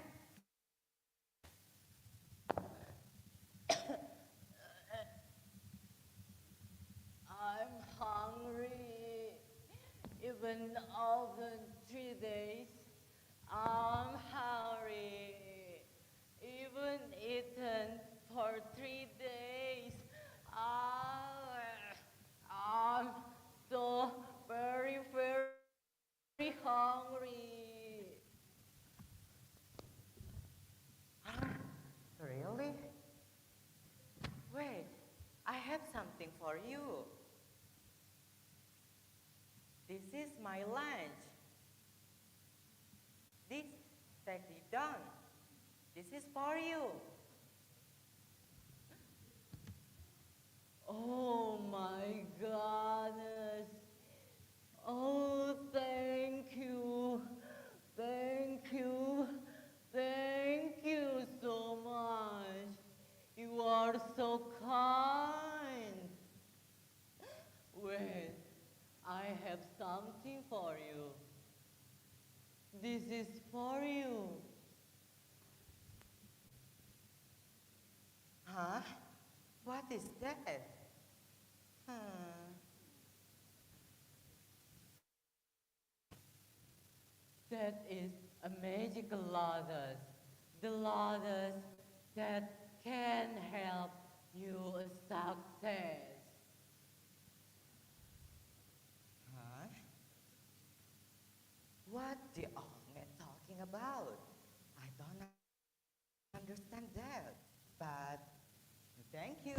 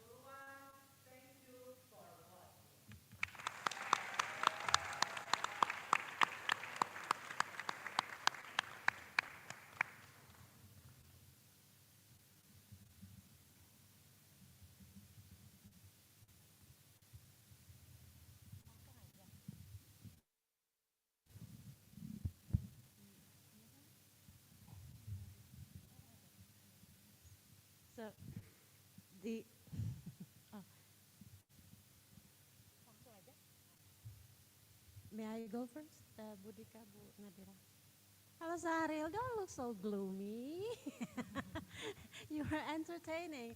And I reckon it's going to be a tough crowd because it's already past 1 p.m. And it's nap time, and everybody here is, I think most of us here are already sleepy, but you lit up the room when you enter the stage.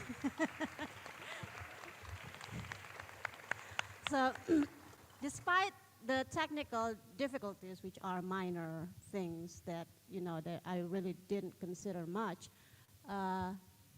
just like yesterday's performance, you also gave this really happy, cheerful atmosphere to the room, which is something that I really love. And you also managed to grab the audience's attention as usual, because you have that really friendly personality when you tell the story, and you did mean to tell the story, not wanting to tell something really formal and important, but it's just telling a story that you can learn something from. So overall, I really enjoyed your performance. So congratulations. Thank you.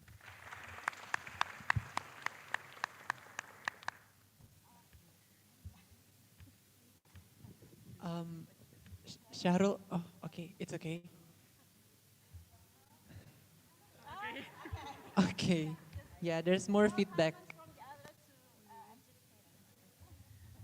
Hi, Sahril. That was a very strong start to the final stage. I love how you differentiate between the characters and how you use not just your body and your voice, but you also use your expression. I also love how I like how you take the prompt and make something else out of it, without it losing any meaning. And even with what Buari have said, even with wardrobe malfunctions and things like that, you continue to tell the story wholeheartedly. I applaud you for that. So thank you for the performance.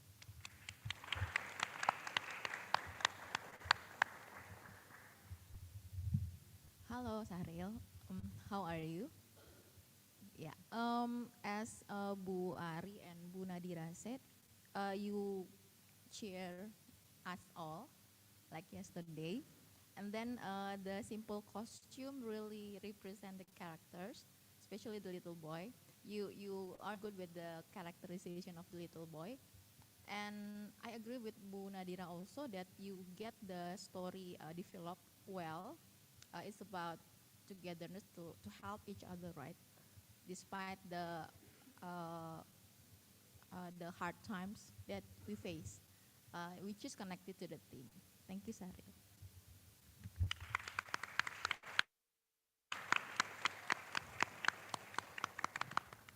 Thank you for Sahrul Gunawan, who is giving us a cheerful and performance that made all of us happy. So for the next finalist, we're going to invite to the stage a finalist from SMA IT Darul Quran. Please welcome Konita Mahira Yusra.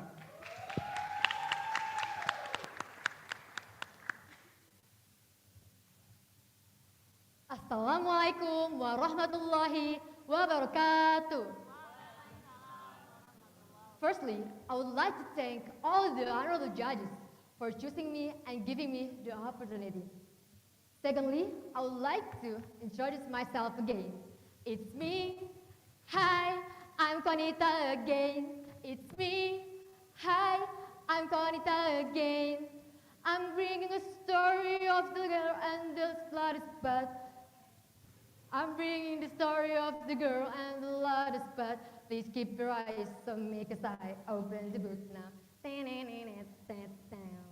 Since a year ago, in the village, rain was nowhere to be found. Days kept getting hotter and hotter. until the food crisis came. That made nearly half of the villagers go to the head of the village. Headman, all the rice mills are dry. We don't have work anymore. How are we supposed to feed our family? And we are so hungry and thirsty. Please give us food, or we're gonna set this village on fire, said them. However, the headman didn't have anything to give, so did they burn the village from corners to corners. This fire then spread to houses. In one house in the village, honey, take this ladwa and go, said a man to his daughter. To where, Papa? And why don't you go alone? Asked the girl. No, I can't, honey. This hometown of mine is in danger, and I should stay here, even with all the fire around. And I'm sorry, honey, but I know you can do this. Keep this magical flower safe and go into the forest until you find a lake big enough that you can see the flower bloom on it. Go as quickly as you can. Okay, Papa. Then the girl brought the necessary she needed and ran into the forest, ignoring all the myths about the forest. I can do it, I can do it, I can do it, I can do it. There's no such thing as ghost guardians of the forest. I can do it, I'll be fine, I'll be fine. No, you are wrong, little girl, said a voice all of a sudden. Ghost guardian, I'm sorry, I didn't mean to be rude. I just, oh, what a polite girl you are. Okay, I permit you. Now go before you meet my friends. With that, the girl continued the expedition. She cut some branches and big leaves that were on her way, and deciding which path she should take, and also avoiding dangerous animals and poisonous plants, and kept redoing them. Several hours later, the girl took a rest. She ate an apple she brought from home, but when she ate it, she heard voices and movements from the trees, and suddenly fell one before her. A monkey! And when she looked upwards, a lot of monkeys were there looking at her.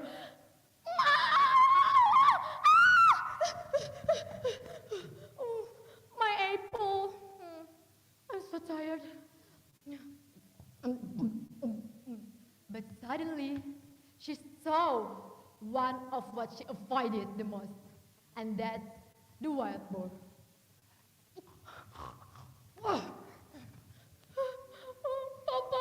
what should I do? I just survived the monkeys. I don't know whether I will survive this time.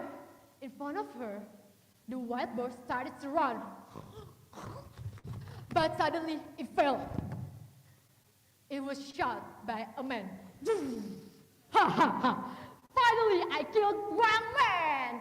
But are you okay, young girl? Why are you here alone? It's not safe here, says a huntsman. I'm fine, huntsman. Thank you so much. But I know it's not safe here, but I should find a lake. This is so important. A lake, huh? Nobody sees it after so long, but I can accompany you as I hunt, offered the huntsman. So this time, the girl continued the expedition with the huntsman. In the middle of the way, suddenly there came a bee toward the lattice bar. Go! It's time! Run! So they went faster and faster until it seemed to be safe. And since it's already dark, the huntsman made a safe spot for them to sleep. On the next day, they continued the expedition again. Keep walking. keep walking, keep walking, keep. While the path is so muddy, Huntsman asked the girl. No, it's just a usual one, replied the huntsman. No, I can't move, it's so hard. My lotus almost fell. I'm sorry. Okay, take a deep breath. It's not dangerous. The dangerous one, Lapindo, is right there at the west. We just need to keep going. It wouldn't take too long, said the huntsman. And he was right. Not long after that, they're out of the muddy way. And after walking again for about 30 minutes, suddenly the girl cried happily. Oh my God! This is the lake! Alhamdulillah, ya Allah! Finally, we found the lake, Huntsman! Finally! Thank you so much, Huntsman! You are such a kind-hearted and helpful man. I don't know what would have happened to me without you. Thank you so much too, little girl. You have shown me how important resilience is, said the huntsman. After that, the girl planted the lotus in the mud of the lake. And as soon as it's rooted in the ground, the flower bloomed. It's so beautiful. It's so beautiful. And the lake that had actually lost the energy to evaporate suddenly got the energy back from the lotus. A much bigger energy. And soon enough, the rain everybody hopes for finally came, bringing back prosperity to the villagers. And now they all live their lives happily again. The end.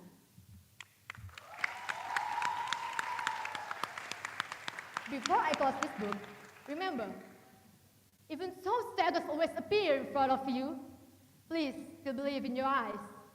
Please still believe in yourself and the others, because humans are social creatures and we need each other in our life. That's all for me. Thank you for your attention. Wassalamualaikum warahmatullahi wabarakatuh.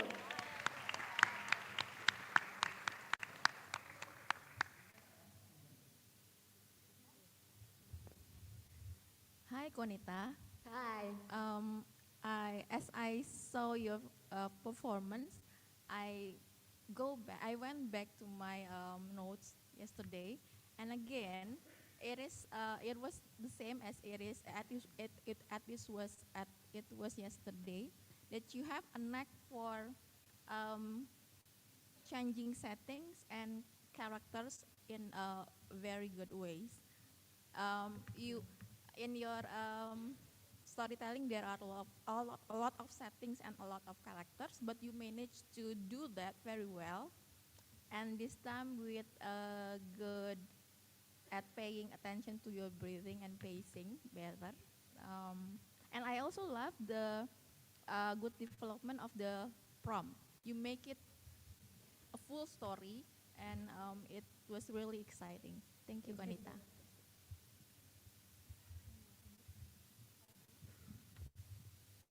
Hello, Konita. Hi. Excuse me. Okay. Again, I really enjoyed your performance, your storytelling, just like I did yesterday. I also enjoyed your performance yesterday, and I like the part when you make the story relevant with the Lapindo catastrophe, the Lapindo, and then the mud from the lake, and I can see that you perform a full action story. You jumped around, and then you let your body fall, and then the sound effect that you made, all of those gave help us to visualize the setting and the surrounding of the characters, where the characters are, and also the characterizations are on point, in my opinion. And again, like yesterday, very energetic and full of energy. So that's also what I love about you. So yeah, well done. Thank you.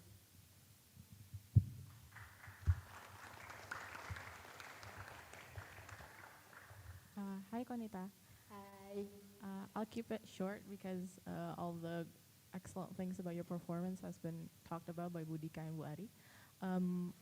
I would only want to add that you have a really good and a really strong opening, and I wish that for future references, I think it's something that you should maintain in the future. Thank you.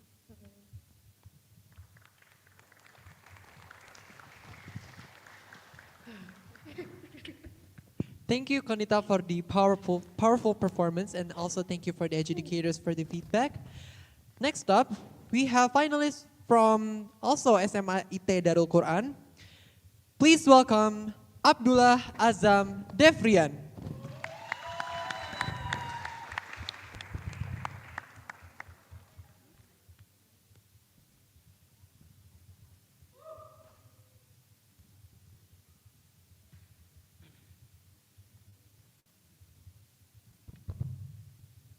Long, long time ago, there was a lake in the deep, deep of valley. There is a lotus flower, magical lotus flower that can cure all of sickness and give strength. Many try to get it, but many of them fail and die. One day, two brothers, Virgil and Nero, were on their way to get that magical flower.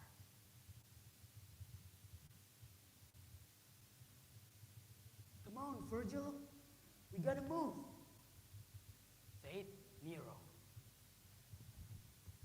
Yeah, come on, reply from Virgil. We must get that flower for saving Mama and cure Mama's sickness, said Virgil.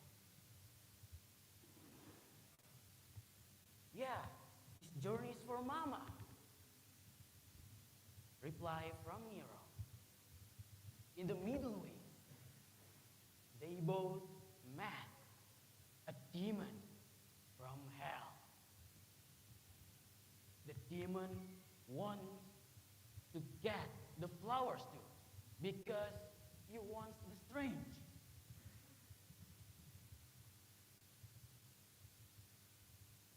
Nero, watch out, said Virgil while pulling Nero. And the demon come to them. Whoa, look who's comes. A little pussycat?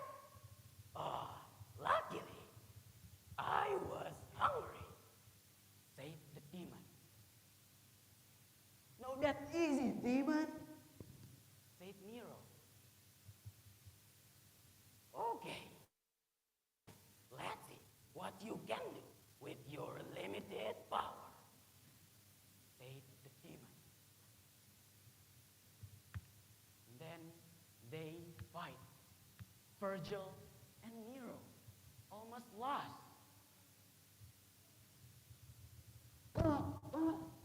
Virgil, help me, said Nero while he choked by the demon. Okay, I think I must use this. You will regret, demon, if I use the sword of Sparta.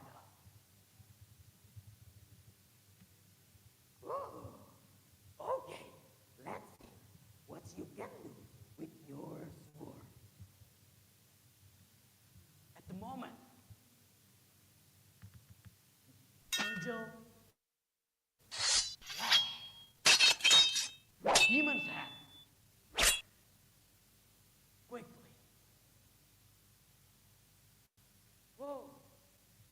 So cool, Virgil.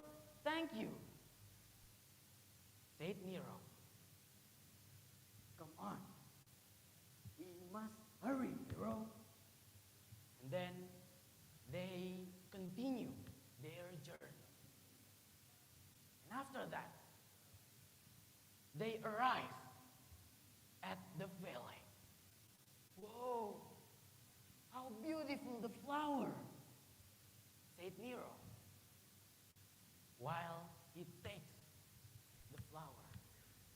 But a very, very big snake devour Virgil from the lake.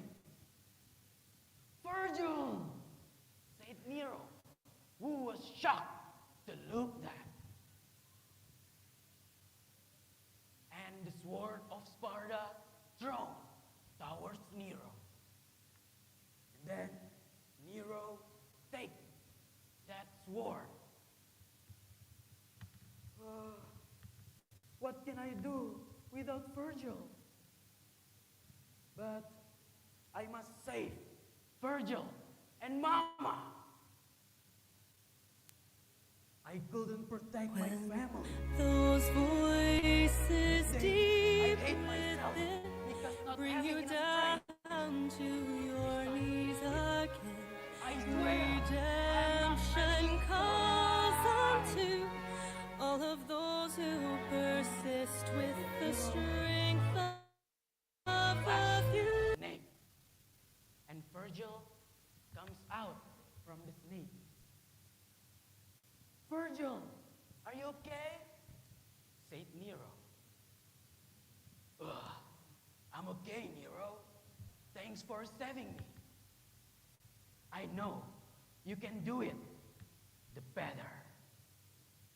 Reply from Virgil. And after that, they both remove and pulling the flower. Ugh, ugh, ugh. We made it. Virgil, we made it. Said Nero. Yeah, Nero, we made it. Come on, we must bring this flower to Mama and cure the sickness of Mama. And then they both back to the home and cure their mama's sickness. Thank you.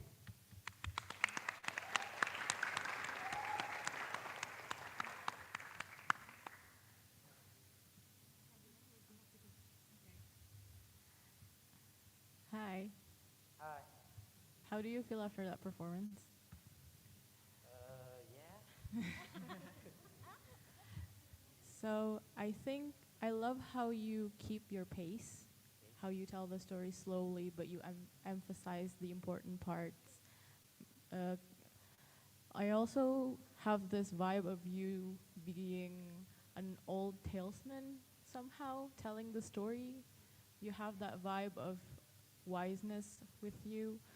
It makes you telling the story more compelling to me, and I love how you differentiate between the characters as well. Thank you for that.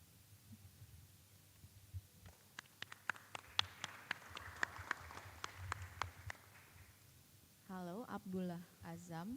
How are you? Yeah, little bit nervous. No, but it doesn't show. Relax. Yeah, I like your narrator's point of view. As Ibu Nadira said, that you tell the story as if it is a story from long time ago, and you tell that to your maybe your children or your little brothers. And it's also interesting that you have names for the characters. They are brothers. Maybe it symbolizes brotherhood, togetherness toward the hard times. Teamwork. Okay, yes. And I also like in your voice as yesterday.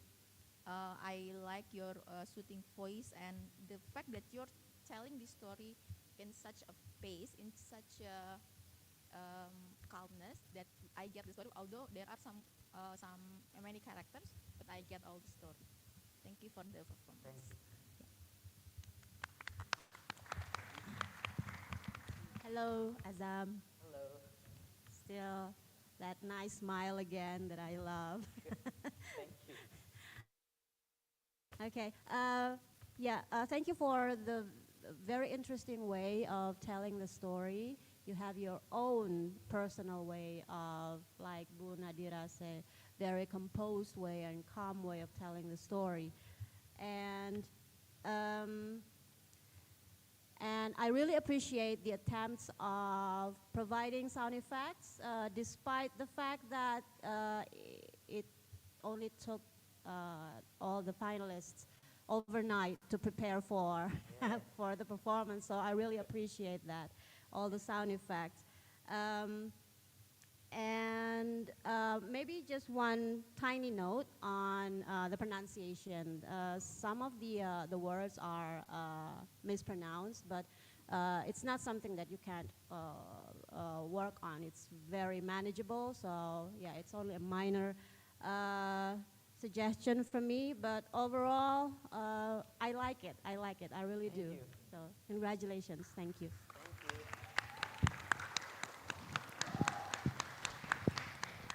Thank you very much for delivering a great performance.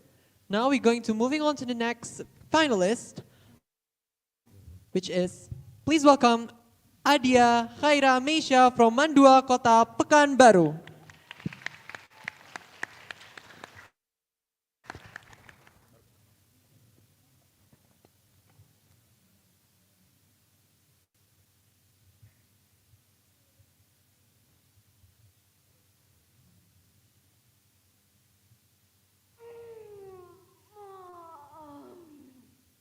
Ooh, what nice dream. Oh, you know what? I dream about having a fancy car.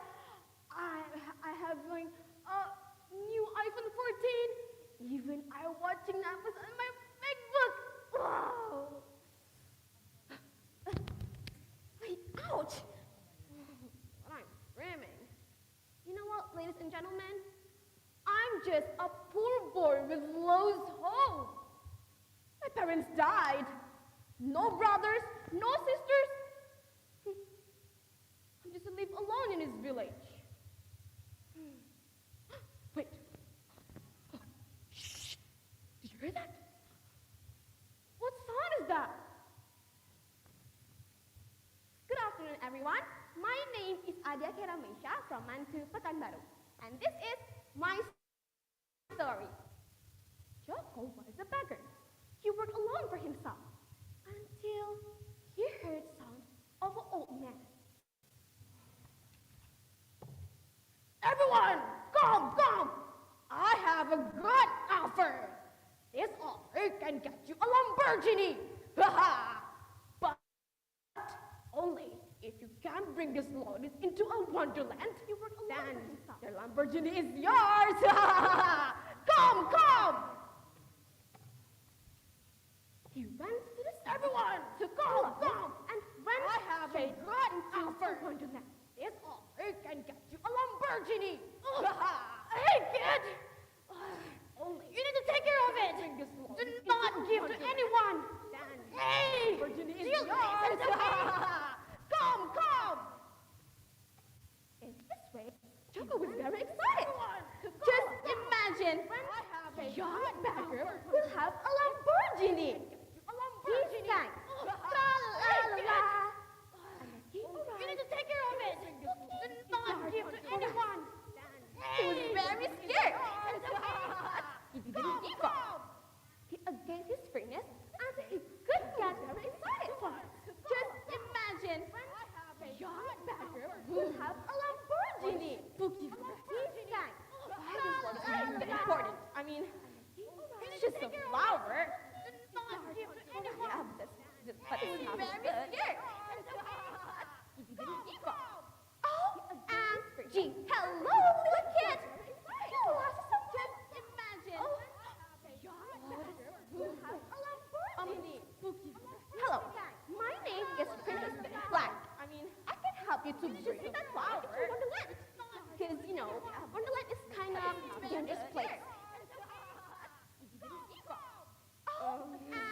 but take care of it. Joko just passed his first challenge. I guess. Hello. My name is Princess Black. After an ugly black princess, there were more challenges. In this place there, he met with weird things. Sorry, but with a giant cat. Meow, meow, meow. Where are you going, little boy? Ugly black princess.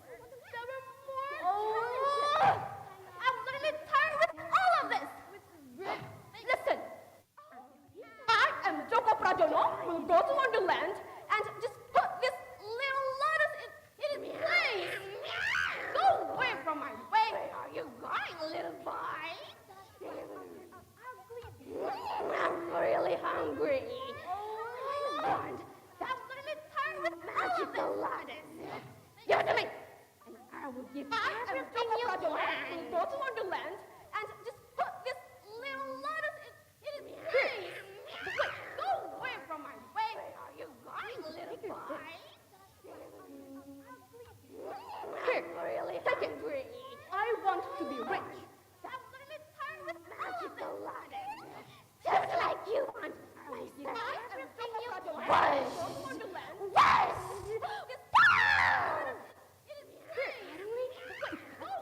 Magic. Robert! Do you know what song is that? Here, take it. Joko turns into a frog! Nobody help me!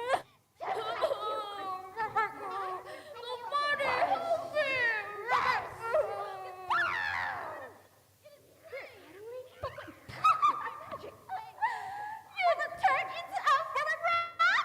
Do you know what happened to you? Joko turned into a frog!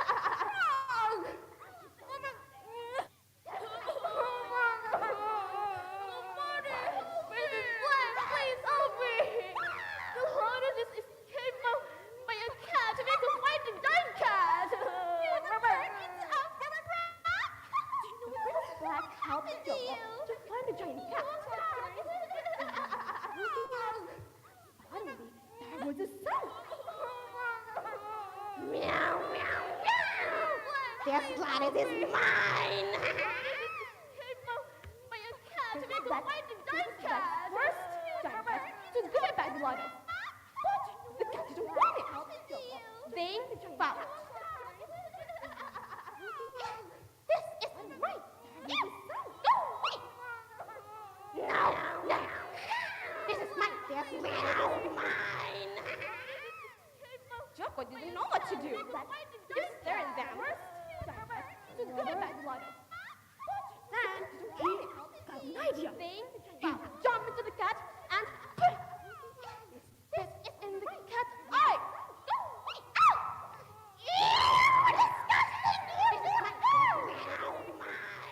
Joko quickly took the lotus and jumped again. But guess what? Now he jumped into the cat and come in. It's in the cat's eye. Are you sure? Will not turn me into a donkey, right? Quickly took the lotus and I will not. Come in. Joko, jump.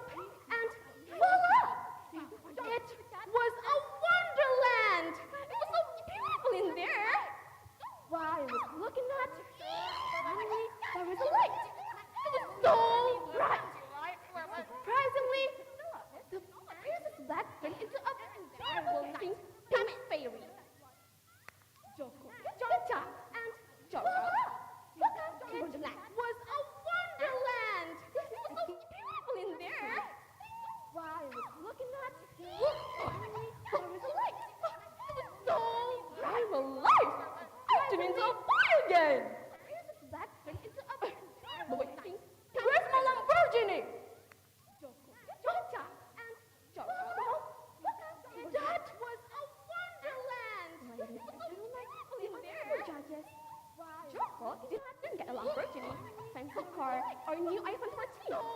I will lie to get afternoons of fire game. Everything he wants. Here's the way parents. Where's my Lamborghini? The end. Thank you.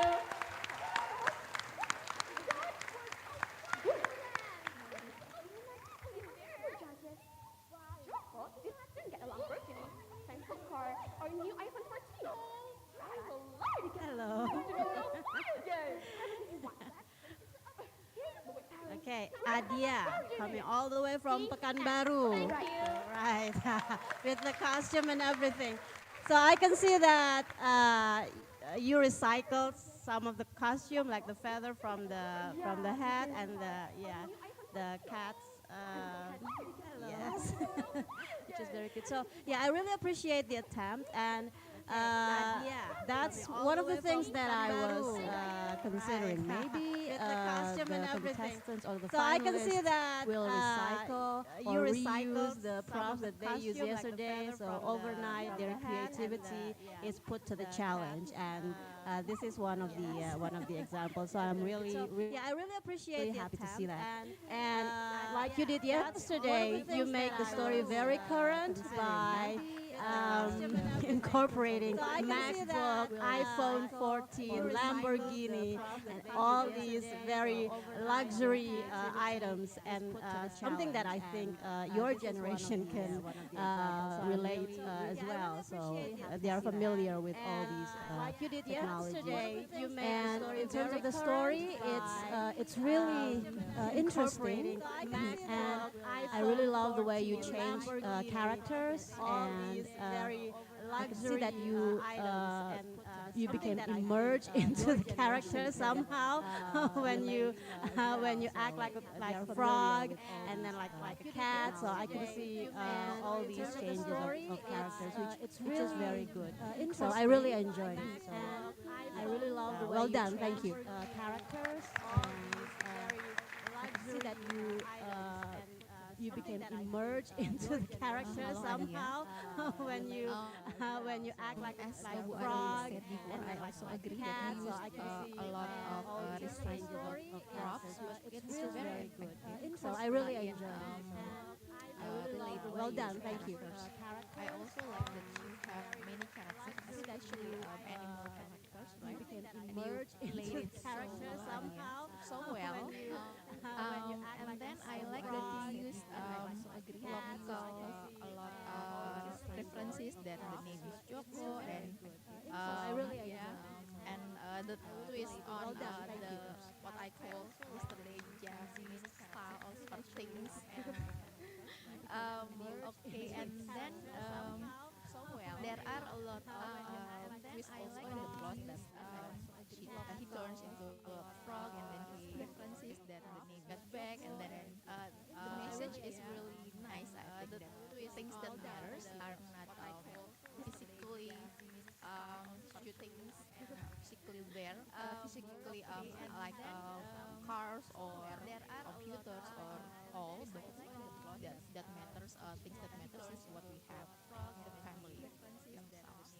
Thank you. The message is really nice. Things that matters are not physically. Adia, I'll keep my comment short.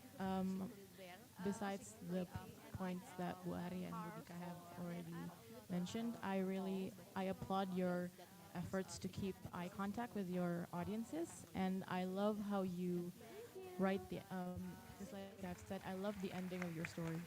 It's very heartwarming. Thank you. Adia, I'll keep my comment short. Besides the Thank you very much for the educators for the feedback, and also thank you for the wonderful performance. Next up, we have the fifth finalist for this final round. I will invite to the stage. Please welcome Sofia Muslimah from SMIT Darul Quran.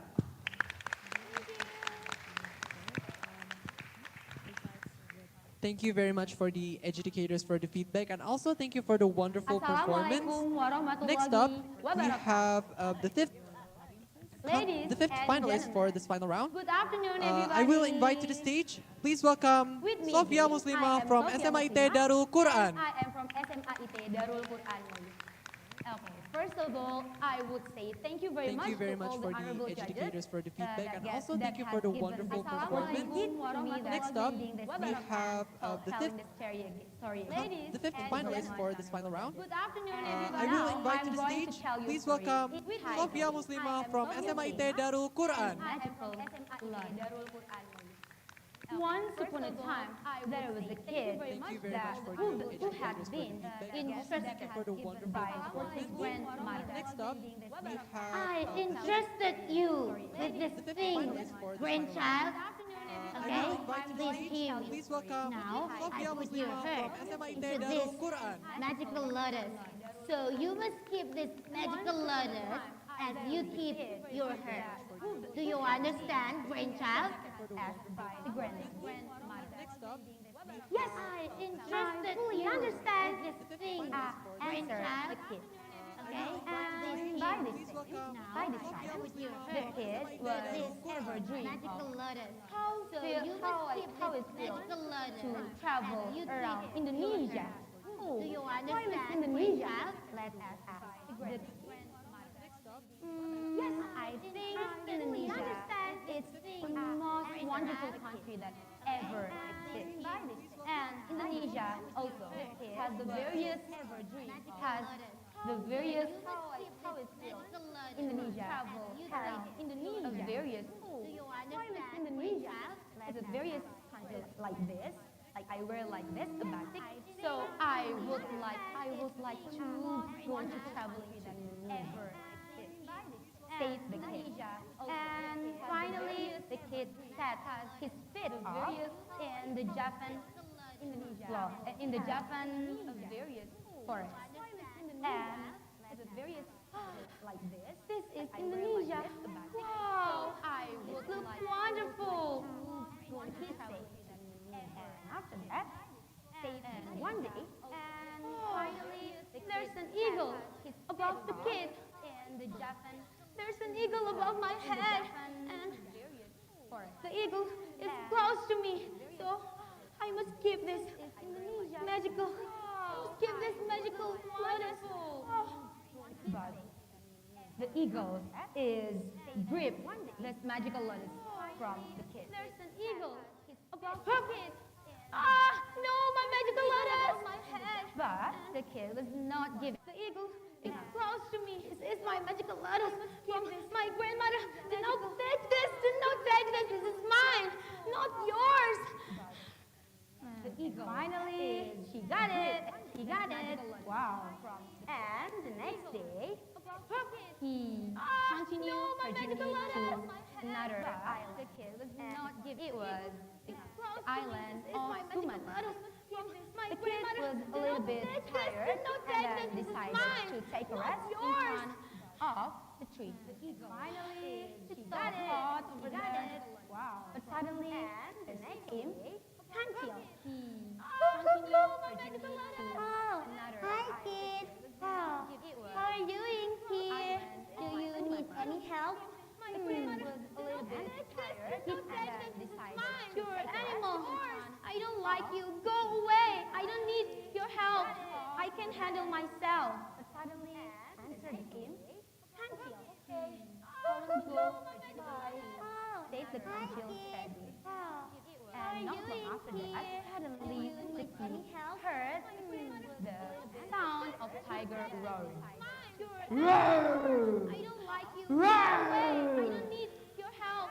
I can handle myself. There was tiger roaring. I'm so afraid. Please. And when the kid was about to turn around, suddenly there appeared a tiger. There's a tiger. This is very my lucky day to meet you. Oh, I want to eat you. Oh, even that is magical lotus. Oh, I will eat it too. About turn around. Please, do not eat me. This is for my grandma. Do not. Please, somebody help me. There's a tiger. There's no somebody in this forest, honey. But suddenly, the Kanchil to come back. Oh, I want to eat you. Wow, Mr. Tiger, you are indeed. You are indeed incredible. But my king once said, if you want to eat these people, you have to take his Somebody in permission. this forest. Huh? What about now? The tiger said, Wow, Mr. Tiger. so you have another king besides me, Kanchil? Yes, of course I have. His name is Kanchil's King. If you want to eat these people, you have I want to meet him. What about now? Oh, you want to meet him? Okay, then let's go to the wall and I will help you. So you have another king besides me, Kanchil? Go to the well. Of course I have. His name is And Kanchil's suddenly, King. the Kanchil is pushing him. I want to beat him. The tiger inside the well. Let's go to the Kanchil! And after that, the Kanchil and the kid was running over the tiger. Thank you very much for helping me, Kanchil. And thank you very much for helping this little Lotus, the tiger inside the well. because we are friends, right? And the next day, Kanchil! the kid and the Kanchil, And after that, her journey, their journey to another island. And it was the island of Thank you Kalimantan. very much for helping me, Kanchil. But many people say in this island there lived a big giant that are so strong and there was no one can defeat it. But the Kanchil was never afraid. And the kid and the Kanchil was set feet on this island Kalimantan. In this island, there lived on the state of the Kalimantan big giant. And then after that, they immediately with the foot stomped it. Never afraid. What is that, Kanchil? I'm afraid. Do not afraid. It's just a big giant. The giant is so stupid. Okay, I will remember that. The giant is stupid. The giant is stupid. I'm not afraid. And unlucky, the giant suddenly appeared in front the kid and the Kanchil, What is that, Kanchil? blocking their way. Hey, what about now, Kanchil? The giant is in front of us. The giant is so stupid. Just let them stay. Oh. This is my lucky day because I have met you two. I will eat you and the lotus too. Oh, this is very my lucky day, said the big giant. And with the all power that he had, the kid said this to the giant. This is my lucky day because I'm not I have afraid. met you I'm not two. afraid with you. I will You eat are you. not a and big the lotus giant, too. but you are stupid. Oh, this is very I'm not my afraid lucky day, anymore. says the big giant. But if you want to eat us with the all power Honestly, that he has, our meat is not so nice. So, maybe you will like this. This is tahu sumedang. This is original from Sumedang. Please take this. You will like it. Not afraid anymore. Please do not eat us. and you want to eat the giant answered, Tahu? Tahu sumedang? What's that? I've never heard about that before. Oh, so you must try this at least once. This is this for free, just for you, just for you. And after that, the big giant ate this tahu sumedang. Yum yum yum yum yum. The giant, it's so delicious. Tahu sumedang. What's that? And the giant eat and again until the giant forgot about the kid and the Kanchil. And after that, the kid and the Kanchil was running over the big giant. Let's run, Kanchil. Yum, yum, yum, yum. Finally, we get over the big giant. So delicious. Thank you very much, ya, Kancil, for your it and again until the time story. At first, I was refusing your hit and the Kancil. It was running over. We are friends, right? I think I will miss you too. Finally, we will miss you too, Kancil. So much, ya. And they hugging together. And at the end, the kid come back to his place and bird with the Kancil. And at the end, the kid is lived happily ever after with magical love.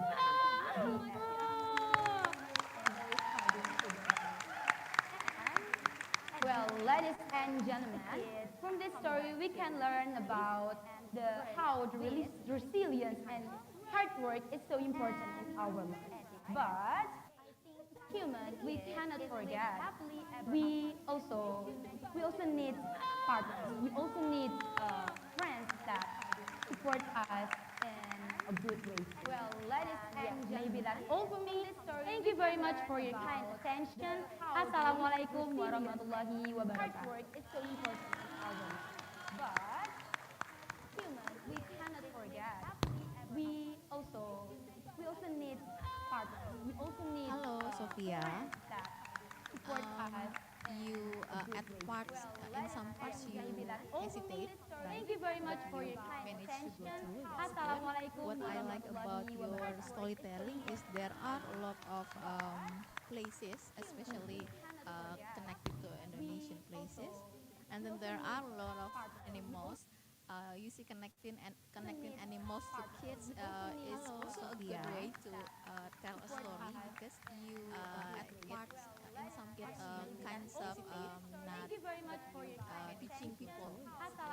What I like people about stories and storytelling is there are a lot of and then I like the part when you when Kancil or dear character said you must eat with permission. That's very funny, I think. And then about the stupid giant and the tahu sumedang things is your yesterday thing, and that maybe all of us like. Thank you, Sophia.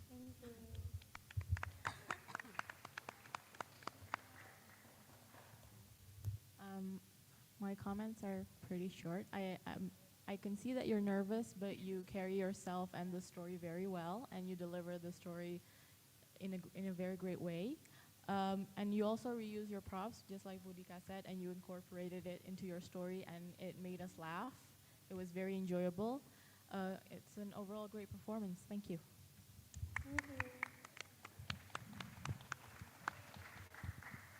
Sophia, thank you for the wonderful performance. I really enjoyed it, to be honest.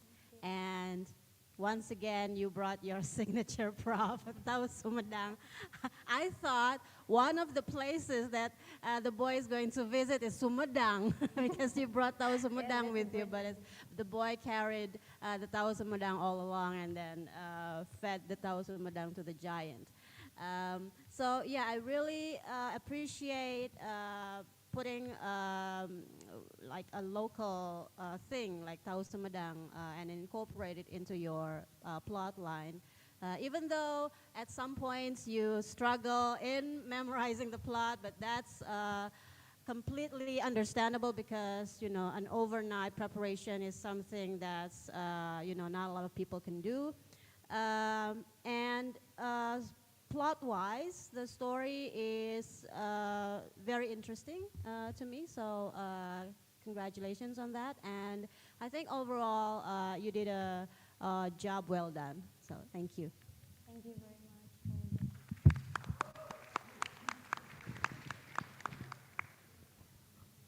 Thank you very much for the adjudicator's feedback, and also thank you for the great performance. We're going to continue for the last two finalists in storytelling competition. I will welcome to the stage the sixth finalist, Syahad Abdul Katan from Mantiga, Sukabumi.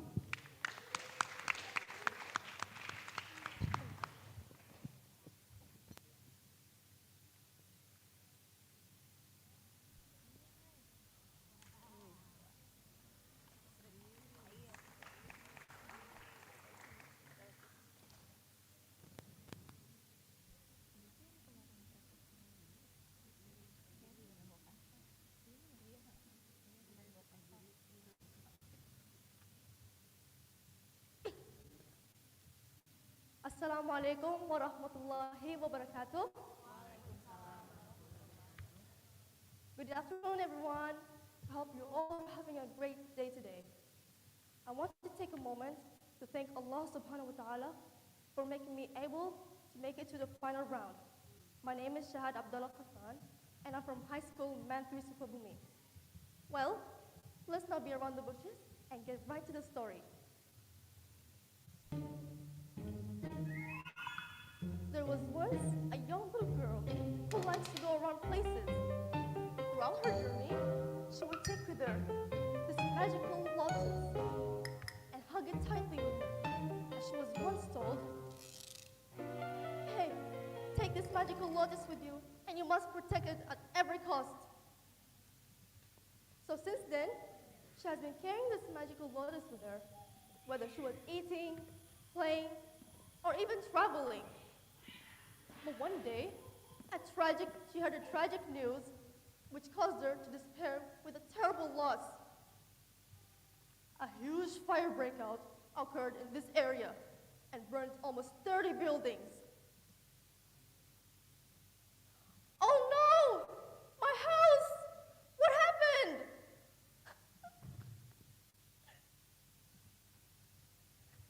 After she got home, she was greeted by a smell of burnt ashes, a gray wall, which was yellow, and a burnt furniture. She knew at this moment that it was time for her to leave. So she began packing her clothes that were not burnt.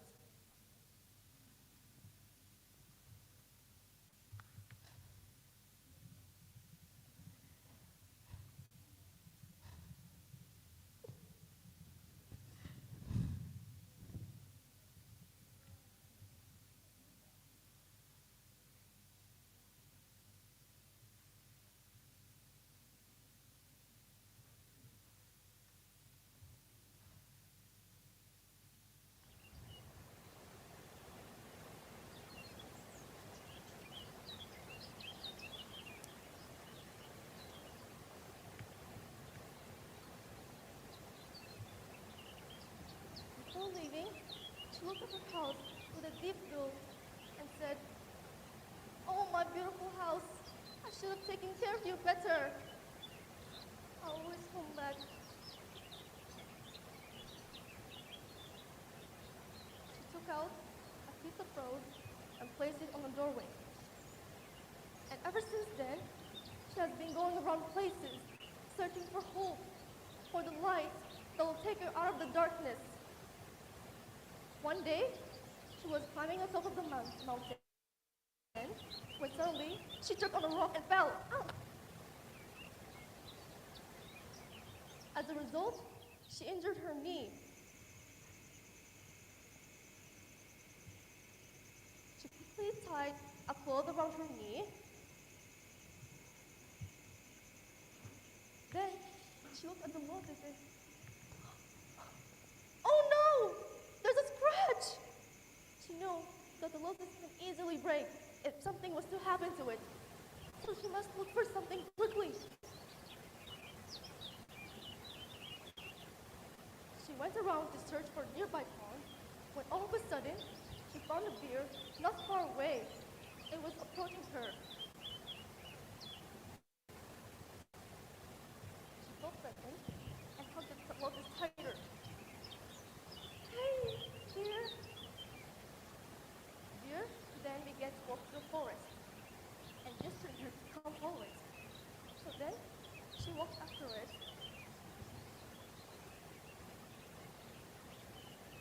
And she realized that the deer just took her to the pond. "Oh, thank God there's a pond. Now I must water my lotus, otherwise it will rot."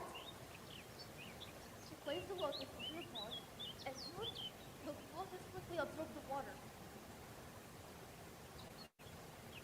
Then, meanwhile, the deer was just innocently wagging its tail as if it was waiting for her to praise it. Perhaps the deer wanted to look for love as well. So the little girl knelt down and petted its head. "What a lovely deer. must find shelters. So the deer seems like it understood her. So it quickly went inside the forest again, which made the girl follow it.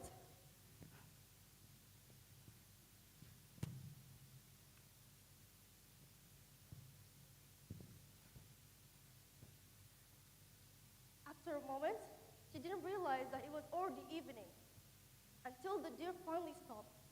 And she was so shocked with what she saw.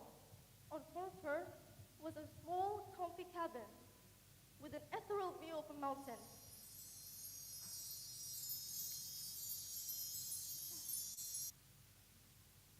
At this moment, she felt something that she hasn't felt before.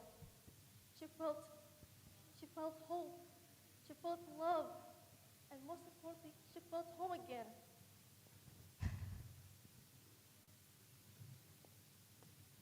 When the night came, the deer was laying on the girl's side, while the girl was counting the stars in the sky. Soon after, she fell asleep. All of a sudden, it was morning again, and she woke up to a coldness. But this wasn't what caught her attention. It was a lotus that has already bloomed like magic. It was very unique, as the pink petals were embracing the yellow pistils. Now that the lotus has finally bloomed, now I have nothing else to worry about. I can finally live the life that I want, and I'm feeling very happy right now.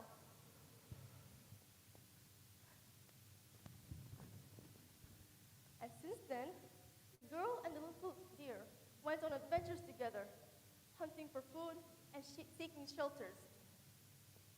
So people, the moral of the story is, we humans go through difficulties in our everyday life, but this is not a reason for us to lose hope. As through every difficulties, there's always better earning. The end. Thank you, and assalamu alaikum.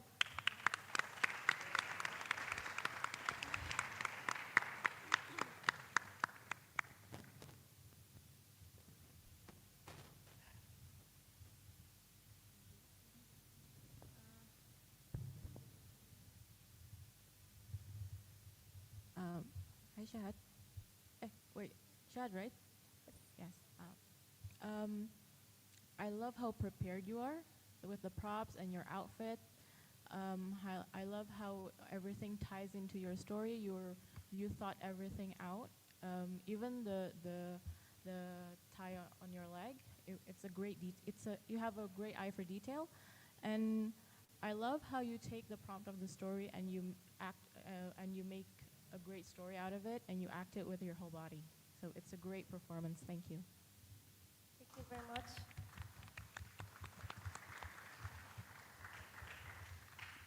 Hi, Shahad. Morning. How do you feel? How do you feel? I'm sorry. How do you feel? How do you feel now? I actually feel very nervous. I must have messed up some performance. Okay, yeah, I can see that you are still in that scene, maybe in that performance. Okay, good props, like Ibu Nadira said, and good costume, and also good music background. And then I love the theme that you developed from the prompt. He's losing home, and then he finds companion, and then the homes actually is not a physical thing, right? It's not the ruined home, but the home is actually the people we are with. In this case, the deer, and then you collaborate that with the fact that the lotus flower bloom just when they realize that home is not the physical place, it's their togetherness. It's really cool. Thank you, Saha. Thank you. All right, last remark from me, Shahad. Don't be too hard on yourself. You did a really good job. So just put a smile on your face. You have a really nice smile. And I really enjoyed the way you're telling the story and with all the props, and you use the props very effectively. And I really like the deer. It's really cute with its big round nose and the lotus flowers and everything, and the plot as well. And I also agree with Budika about the idea of coming home and having a companionship. It's what's most important. And also like the action, there's a little bit of action-packed thing going on. You're falling down, and then and the visualization as well in the background. So I really appreciate the effort to prepare all this. So this is really, really wonderful. So congratulations. Thank you. Thank you very much. Thank you, guys.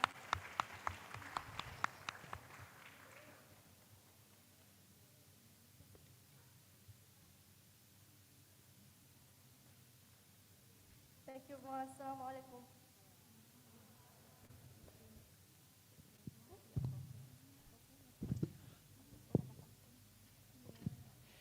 Thank you very much for the adjudicators and also the performers for the finalists for the amazing performance. Next is our last finalist in storytelling competitions, high school level. Please welcome to the stage Muhammad Attar atau Rahman Akbar from SMIT Darul Quran.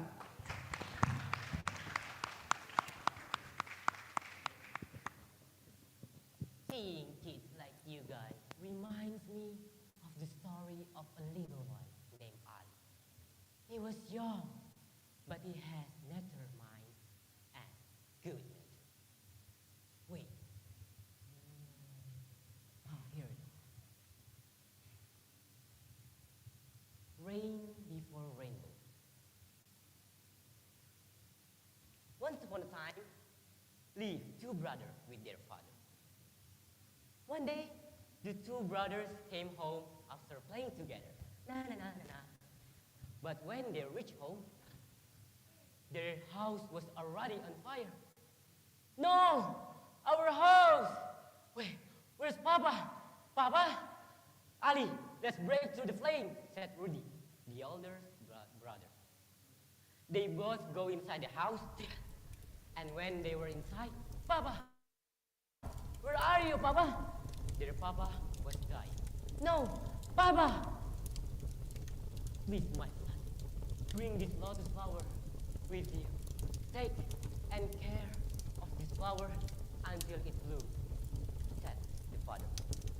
Ali took the flower from his father. Ali, we must go now. The roof is going to collapse. We have to go now. But Papa, just go, my son. But remember until the stars burn out and all words end, until the sun returns. And only then, maybe, Papa stop loving you, my son. But Papa, Rudy forcibly pulled his younger brother out of the house. And when they reached the front door, their house was flooded. We have to go right now, Ali, said Rudy. But where? Where, Rudy? Asked Ali. Wherever the lotus is. So, their adventure began. No long after that, they were confronted by a group of small heroes. Hey, both of you! Don't go here, because no one may pass through this place without my permission. Thief of Baduy, said the only girl among them. Hey, that flower, give it to me. That flower don't deserve to be held by people like you. No, this flower was a gift from my father, said Ali. So you choose that. All right, everyone, attacks them. All the little humans who were around them started to chasing them. After a long chase, Rudy and Ali managed to escape. That was so close and fun, Rudy. After a long time, Ali can smile again. But that happy moment must be snatched away. Because now, in front of them, there is one old man who is blocking their way. Excuse me, sir, you're getting in our way. If you guys want to pass through this way, you have to kill me first, said the old man. They were confused because they had never killed anyone before. Sir, I think we are not going this way because I would rather this lotus not bloom than have to kill people, said Ali. So Ali and Rudy left the old man. Wait a minute, you two seem like good people. Honestly, I'm just glad you died because this way only good heart people that can pass through it. So Ali and Rudy can pass through that way. After that, the lotus heart bloomed. But then Rudy pulled out his gun from his holster and shoot Ali. There! Give that flower to me, Ali, and I will let you leave, said Rudy. But why, Rudy? Why you do this to me? Asked Ali. Money, Ali, money. That blooming lotus flower was a lot of money.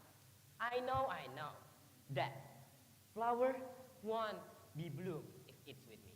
So I decided to set a house on fire. And Papa give the flower to you.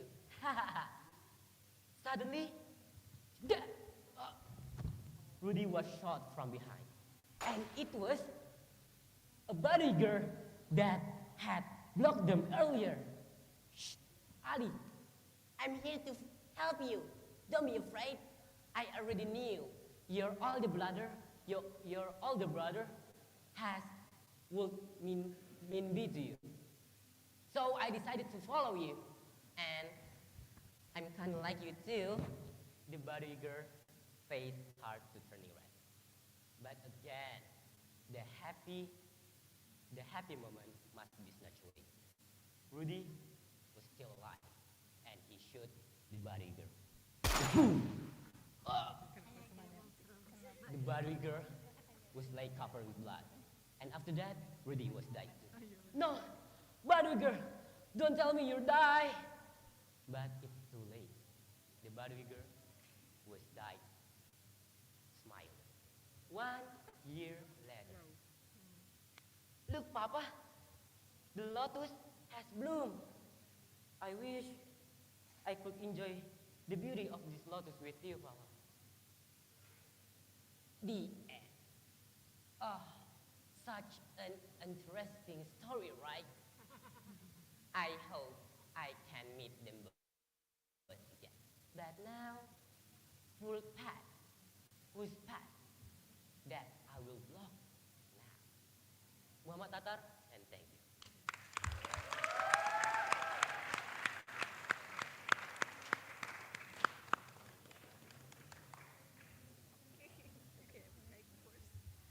Hello, Atar.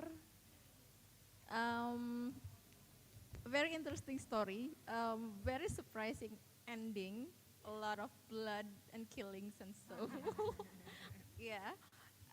But I like the theme, especially that it's connected to the prom, that the flower bloom and then but all of the people die.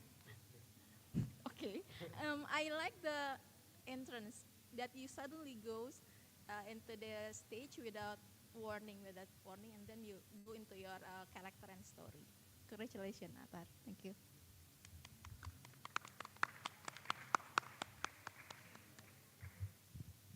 Hello, Atar.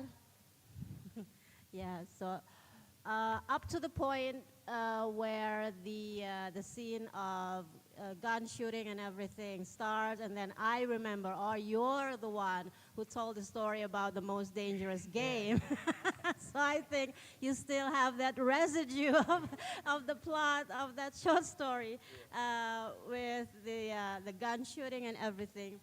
Um, yeah, I really love the plot. So it's kind of like a story within a story, and it's in that way it's well crafted. So you really think through the detail of the plot, and you didn't let all the characters die like Game of Thrones. So that's a relief. And yeah, I really love the plot twist and everything, and your characterization for each different character. That's one of your strong points, and I think I also pointed that out yesterday. So in terms of bringing out the character, that's what you're good at. So congratulations. Thank you.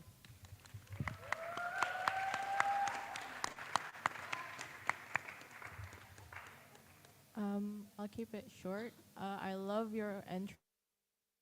It keeps us our attention to you, and I love the plot twist that you've put into the stories. It's shocking, and I think I'm still shocked. So, thank you for that. Thank you.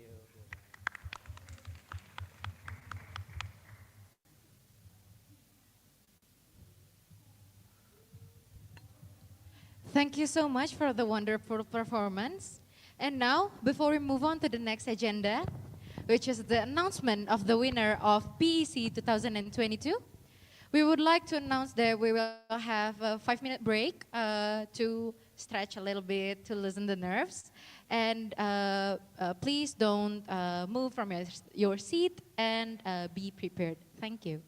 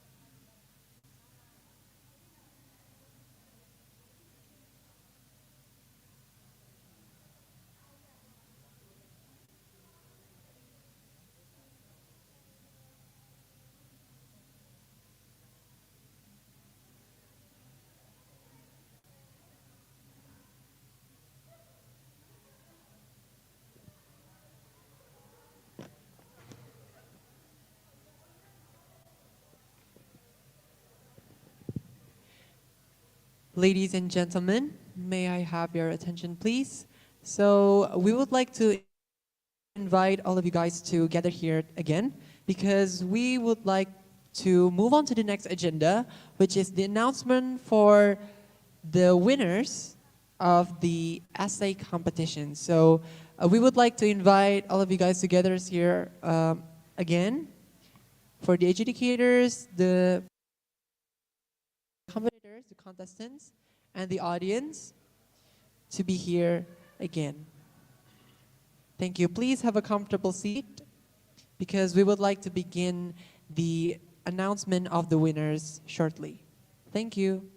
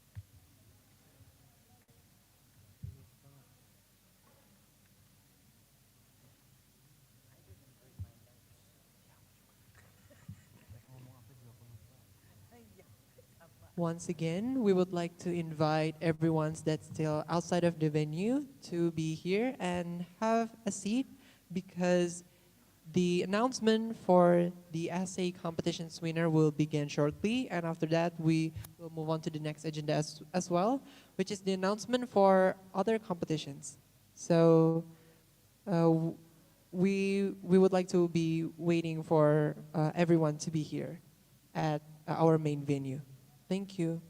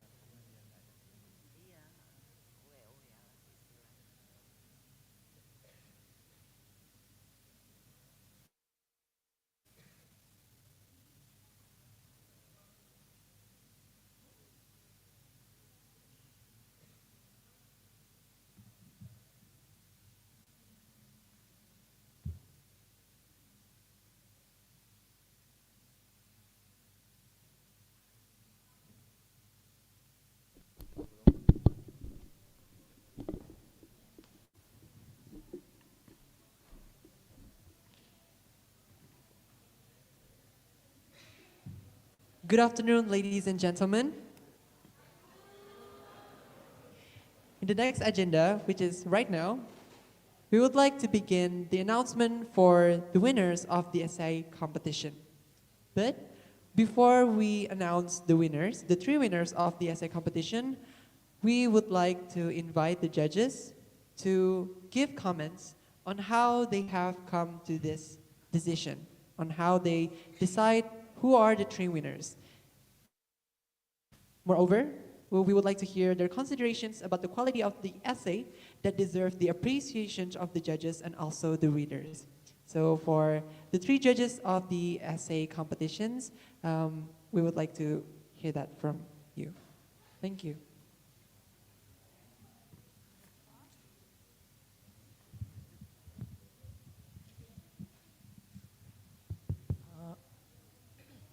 Thank you very much.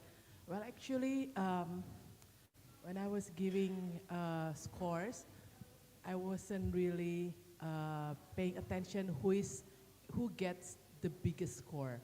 I was just looking at each of it, the merit that they deserve to get out of this scoring that I was giving to them. But later, when we were given the winners, I think it matched my expectation, mostly because three of them really did a good job in terms of discussing the topics very thoroughly and and they are very articulate. Of course, not all of them providing all the arguments that I was hoping to. But out of the 10 essays, they are the best. And I was also, I think, actually I was prepared to give comment on each of essay, not in general things, but in general, I think that's all that I would like to say. Thank you. So congratulations for the three of the winners, whoever they are. Thank you very much, Rini. Let's give a round of applause. Okay. As for me, I'm quite satisfied reading all of them. However, some of them give us, strength. Each one of us give us strength and weaknesses. The weaknesses falls into their grammatical error, sentence compositions, and also the way they quote. But above all, each of them also give criticism in their essay. That's what makes their essay powerful. And I hope that the three of the winner reflects their deep thoughts. That's it. Thank you. Thank you very much, Paminanto. Let's give a round of applause, everybody. Okay, good afternoon, everybody, ladies and gentlemen. I was thrown for a loop for all of the essays yesterday. 10 of them they really blew me away out of the topics. All of the topics were great. Of course, some of them showed weaknesses, as my colleague said, probably from grammatical errors or the way they expressed themselves. But they all stood out in the sense that all the topics, they presented themselves pretty well. So it was my pleasure to read all of the essays, bar none. However, we had to pick 3 winners, as you all know. So congratulations to all the winners, and thank you for the others for participating in this competition. Thank you. Thank you very much, Bu Kartini. Let's give a round of applause. So that's for the general comments from the judges. Thank you very much. And next, we're going to move on to the announcement of the winner of the essay competition.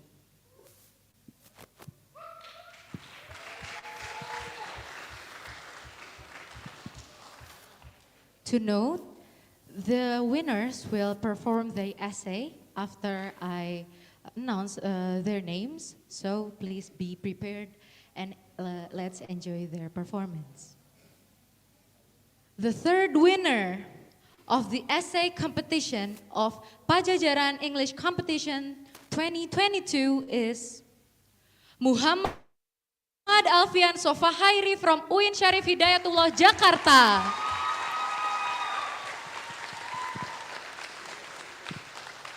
Okay, for Muhammad Alfian, you may come to the stage and deliver your essay. Thank you.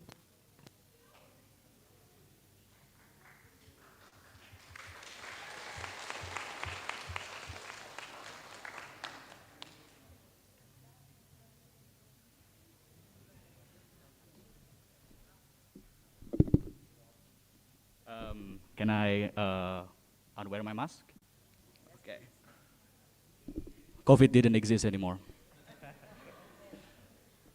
Okay, Assalamualaikum warahmatullahi wabarakatuh. Alhamdulillah alamin. Wa bi nasran wa ala umuruddin waddin. Salatu wassalamu ala asyrafil anbiya'i wal mursalin wa ala alihi wa sahbihi ajma'in. Amma ba'du. Rabbi sorry wa yassir amri wa hlul 'uqdatam min lisani yafqahu qawli. Thank you very much for the opportunity, honorable judges and distinguished guests, ladies and gentlemen. I'm honored to be here, far away from home, like 8 hours, I think, I don't know, because, thank you. Because I rode my motorcycle here.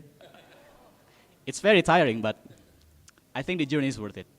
So, I'm here to present you my essay, which is I'm really taking the theme of this competition quite literally, because they said that it's a rage against dying light. So, my essay is very angry, as you can say. The title is Vaccine Nationalism, the Greed of Nations. So, have any of you heard about vaccine nationalism? No, okay. So, I want to explain it by using what happened in my essay, in the introduction. So, back in January 2022, in the 4th week of January, there is a, what you could say, an international agenda, international match day for our national team, football national team. So in order to fill that slot, our Indonesian FA, PSSI, arranged 2 friendly matches against Bangladesh. However, the match was canceled. The reasoning is truly eye-opening. PSSI said that Bangladeshi national team cannot enter the country because 10 of their players have not yet get fully vaccinated. And this reasoning is very shocking because it's already like 2 years after the first spread of COVID-19 to all over the world. But still, Bangladesh cannot even vaccinate those 10 players because at the time, Bangladesh prioritized their vaccination program to those aged 25 or older. The Bangladeshi national team head coach tried to get their players to get vaccinated, but to no avail. This is truly shocking because, like I said before, it has been 2 years after the first spread, after the first worldwide spread of COVID-19 pandemic. But Bangladesh has to prioritize their older population to be vaccinated, fully vaccinated first before their younger population. This shows that there is something that is gone horribly wrong in our worldwide fight against COVID-19 pandemic. And one reason that is really the main reason of what happened in Bangladesh is vaccine nationalism. So what is vaccine nationalism?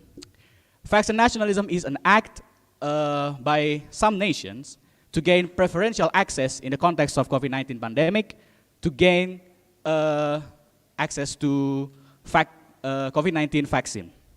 So those nations are basically hoard vaccine doses, millions of them, before other nations can buy them before them. So what happened was that wealthier nations, developed nations, nations like the United States of America, Japan, nations that is members of European Union, are funding and gain millions of vaccine doses before the clinical trials for those vaccines was over, in order to vaccinate their own population first before other nations can do the same, can vaccinate theirs. So what happened was that millions of vaccine doses went to those developed nations, not to developing nations. Countries like Indonesia, for example. Like what happened in 2021, for example, last year, when we have the second wave of the pandemic, we're really struggling because we don't have those vaccines like Moderna, AstraZeneca, BioNTech, and others, because those were all has been hoarded by developed nations. And this vaccine nationalism really caused 5 far-reaching consequences. The first is that the consequences is the rising of vaccine prices, which Oxfam International calculated that vaccine nationalism will cost like 5 times the price that should have been used to vaccinate the world. So it gets 5 times more expensive than what it should have been. Because vaccine nationalism caused nations to bid against one another to buy vaccines from pharmaceutical company, which then pharmaceutical company, the situation is basically like an auction house. You know, we auction something, right? And in this case, pharmaceutical company auction, in a quotation mark, vaccine doses to nations. And nations have to bid against each other, which then drove the price up, and developed nations can pay them, but developing nations cannot. The second consequences, which is related to the rising prices of vaccine, is vaccine prices inequality. Because like as I said before, developed nations are buying vaccine doses before the clinical trials has finished. So they bought it in advance before other nations can buy those vaccine doses. And this means that those developed nations can get a discount because they also contributed in the research and development and manufacturing of those vaccines, and then they get preferential access, they get preferential treatment like discount. The situation here can be aptly described by the situation faced by South Africa. In 2021, South African government has to pay $5.25 per vaccine doses of Oxford AstraZeneca vaccine, while the same vaccine was sold to the European Union for $2.15 per dose. So, the third consequences is that governments will become more desperate as pandemic ravage their population, but they still cannot get vaccine doses because those vaccine doses are reserved for the developed nations. They have to wait for months to get those vaccine doses. So what happened was the government really became desperate. They practically begged for developed nations to give them vaccine doses. And developed nations will gladly help them. You know, they gifted their vaccine doses that they hoarded in the first place. And this is an act of vaccine diplomacy. So the usage of vaccine doses by developed nations to further their political agenda in those said countries. And the fourth consequence is the prolongation of the pandemic. So because developing nations cannot vaccinate their population for a while, the pandemic ravaged their population. The number of positive cases goes up, and the number of deaths also goes up. And this means that COVID-19 vaccines became so spread out that that new variants of COVID-19 will eventually emerge, like those of South African variants and other variants of the COVID-19, like Delta, beta and those variants, the other variants, because, well, other developed nations can vaccinate their population, but developing nations cannot vaccinate their own population. So the spread of this pandemic will cause a new variants to be emerged and will cause also the prolongation of the pandemic. And the fifth final consequences is the resentment among developing nations against their developed nations counterpart. Because, well, it's kind of quote-unquote jerk move for those developed nations to hoard vaccine doses, and it will cause resentment among developing nations, especially their populace. And this, unfortunately, will hinder any international scheme to mitigate the effect of COVID-19 pandemic. And there's actually one international scheme that is specifically designed to combat vaccine nationalism, but vaccine nationalism itself jeopardizes said international scheme. You might have heard about COVAX. It is an international scheme co-led by Gavi, CEPI, and of course WHO, World Health Organization, which aims to provide a vaccine equally to every nation possible. So they have two form of the source of their funding. The first is that developed nations can pay for their own vaccine, and those of lower income countries or nations have to gain vaccines through donor aid. And COVAX was specifically designed to fund the effort to research, development, and manufacturing of COVID-19 vaccine. And through COVAX scheme, COVAX will then negotiate those COVID-19 vaccines that was backed by COVAX, so that the price went down and everybody will pay the same price for a vaccine. But vaccine nationalism already happened before COVAX was implemented. Many developed nations bypassed COVAX entirely. So what happened was few developed nations was willing to participate in this international scheme, and so as one of the main source of COVAX funding came from developed nations, they lost those fundings because those developed nations didn't really join the COVAX scheme. And so the COVAX scheme has to be in my essay, the author of one of the article that I quoted, she said that COVAX, those who led the COVAX scheme have to sweeten the deal for the developed nations. They have more options to buy vaccines, and they get more vaccine doses than other nations. So with that in mind, you can probably guess that this vaccine nationalism is just very detrimental to our worldwide fight against COVID-19 pandemic. It prolonged the pandemic itself. It screw up other nations in the interest of the nations that are wealthier than them. And it simply was the show of the greed of nations, particularly those of the developed, higher income and wealthier nations. Thank you very much for this chance. I'm sorry if I ever said some words wrong and other things that came from me. Thank you very much, and Assalamualaikum warahmatullahi wabarakatuh.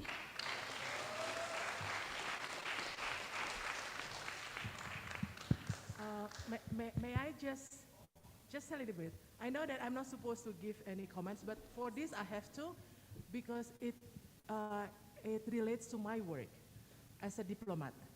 I hope you could write, not stop only there. You have to also write about Indonesia's diplomacy, vaccine diplomacy, because Indonesia is one of the first developing countries who vaccinated their population, their citizens. Even some developed countries are behind us. We managed to, through our vaccine diplomacy, we managed to secure enough numbers for everybody in Indonesia to get vaccinated. And our Minister of Foreign Affairs is member of COVAX. She's the first, the the most adamant member of COVAX who's making sure that everybody gets this vaccine. So I hope you could write more about that, about where is Indonesia in this vaccine diplomacy, where is Indonesia stand about this vaccine, how do you call it, nationalism, because we are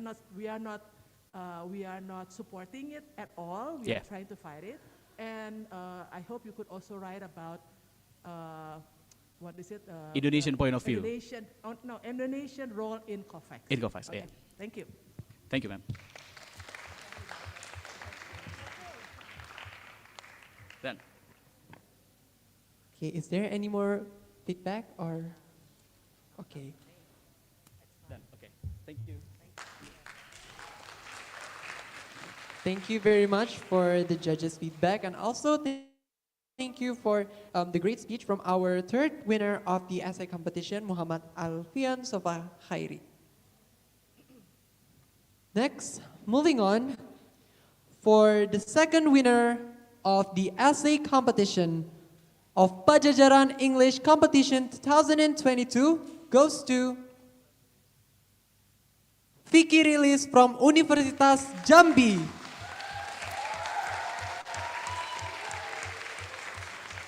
Congratulations, and we would like to invite Vicky Rilis to be on the stage to deliver your essay.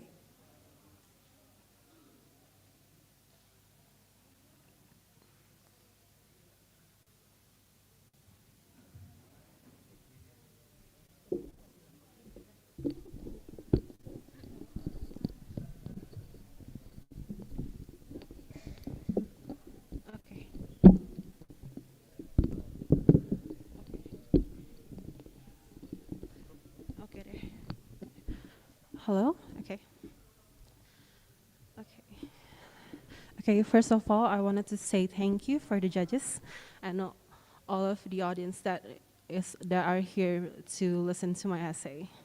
First of all, I wanted to introduce myself. My name is Vicky Rilis.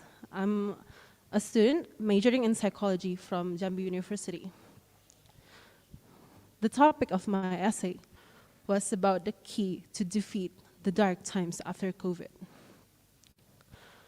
I took that theme because I know and I trust our society.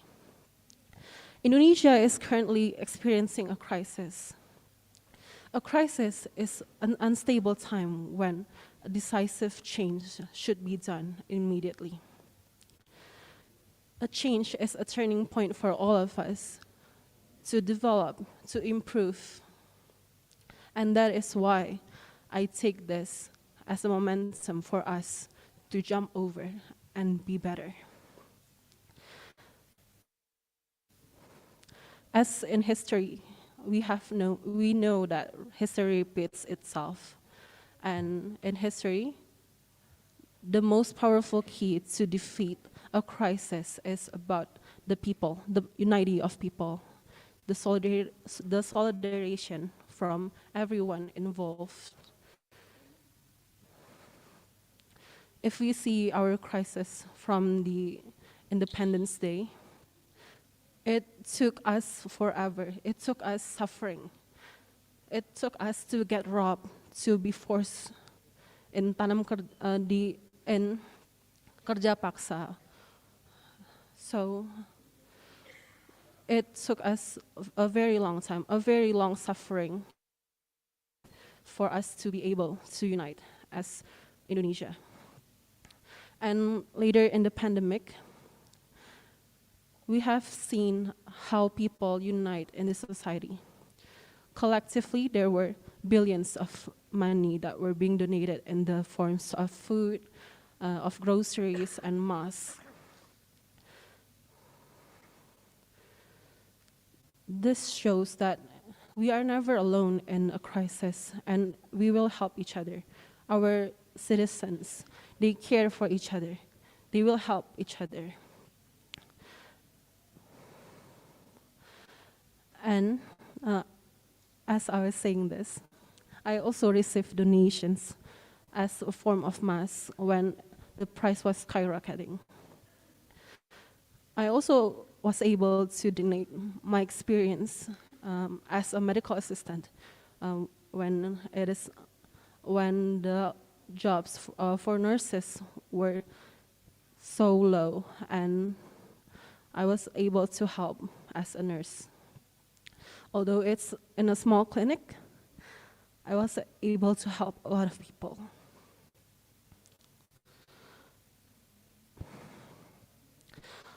Because of that suffering, because of everything that we've been through, I think we will be able to unite and stand again as a society that unites its people, that has a common ground of national awakening, of a sense of community, so that we are able to see people when they're I'm so sorry. When we will be able to help everyone that are in need, that care for us, even though we don't know them, we don't know who they are, but we still help them. I think it's beautiful how our country care for each other. And I think that kind of proves the motto of Indonesia. Unity in diversity. Bhinneka Tunggal Ika. Gotong royong. It's everything that we have been taught from the start in Indonesia. And I think that the teachers that taught us Bhinneka Tunggal Ika, that taught us Gotong royong, really embedded in our morals. And I think I wanted to say thank you for the teachers all over the world to be able to make our society as that is. Okay, I think that is all from me. Thank you, guys.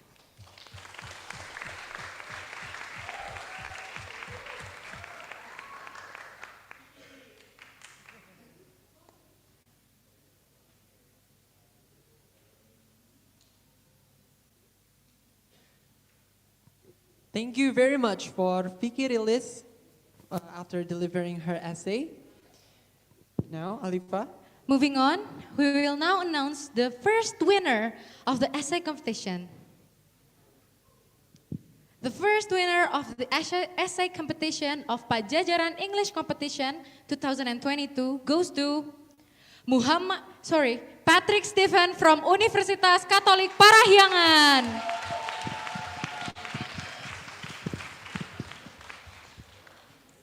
Congratulations. And now the stage is yours to deliver your essay.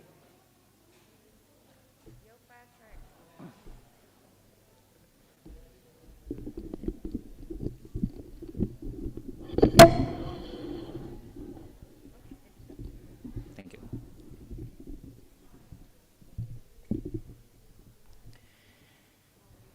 Thank you for the opportunity. My name is Patrick Stephen. I'm from Parahyangan Catholic University. My essay is about the synergy that is formed by the government, business owners, especially MSMEs operators, as well as society at large, in sustaining the MSME sector in Indonesia during the COVID-19 pandemic. As we all know, that our lives have been changed forever due to the pandemic, and this is apparent also in the MSME sector, in which the Indonesian economy is particularly hit because the majority of Indonesian people, the working class, everyday Indonesian people, are also hit, and nowhere is this more apparent than in the MSME sector.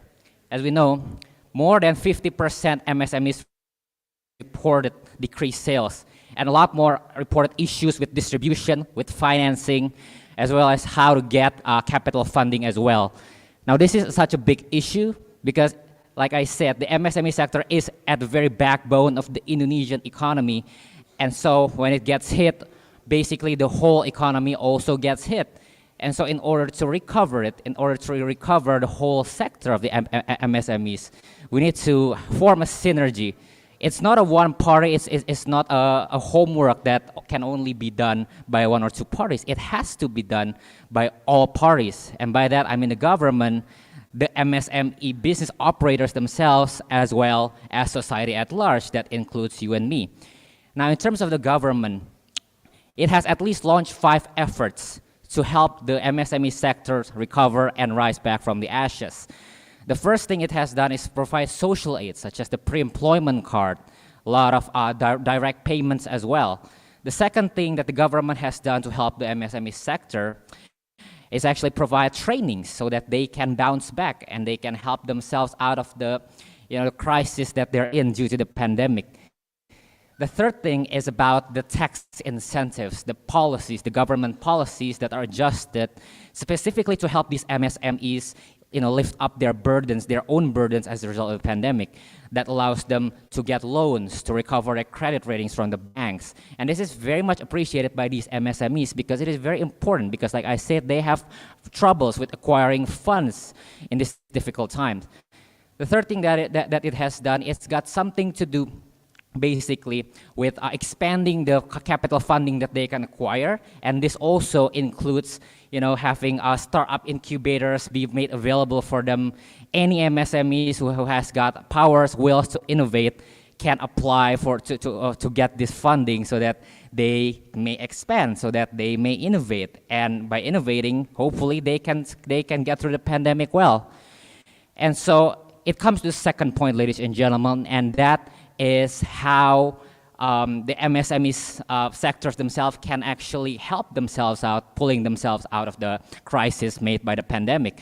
And that is really by taking advantage of the government aids for sure, but that also involves how they transform so that they can move away from just simply mere digital brick and mortar stores to a business with strong digital presence as well. Basically, there's not much aid that can be enough provided by the government if the MSME sectors themselves do not act in a fast and adaptable enough manner. And so, thankfully, it has been surveyed that more than half of all MSMEs have begun to transition into that digital business model. They have started a business that involves a lot of internet connectivity from a business that used to be only relies on traditional methods. And so they have utilized a lot of the tools made possible by the advancements of digital technology. They have moved from traditional marketing to digital marketing. And they have used social media, emails, not only as promotion channels, but also distribution channels that can help them sell their products as well. And to my last point, what we as society at large can contribute to help the MSME sector rise back from the ashes, of course, it is to buy local products. So, we all get hit by the pandemic, sure, but it is undeniable that some of us are more impacted than others. And so by the principles of the strong should help the weak, the strong, as in those who are only slightly affected or not affected at all, the few of them, the few of us, really should keep making active purchases. That means when we don't necessarily need the items, it may benefit these MSMEs if we buy it in more intentional and active manner to help them out and to make sure that their cash flow is still intact. And when I say keep making an active purchase, it is not a random purchase. It is specifically to local products, of course, products that are distributed, sold, and made by these MSMEs. Products such as, like Indonesian MSMEs are actually so creative. Their quality of their products are actually, they are not less quality than those of the foreign products, such as garments, batik. They sell a lot of crafts, arts and crafts, a lot of sculptures. Now these are very much a way not only to help these MSME sectors rise back, but it's also a way for us to show our national pride, really. And of course, they sell furniture, appliances. Now these are all locally made in Indonesia. These are all readily available. We don't need to look elsewhere, right? And so, in closing, these are some of the ways that these parties have synergized.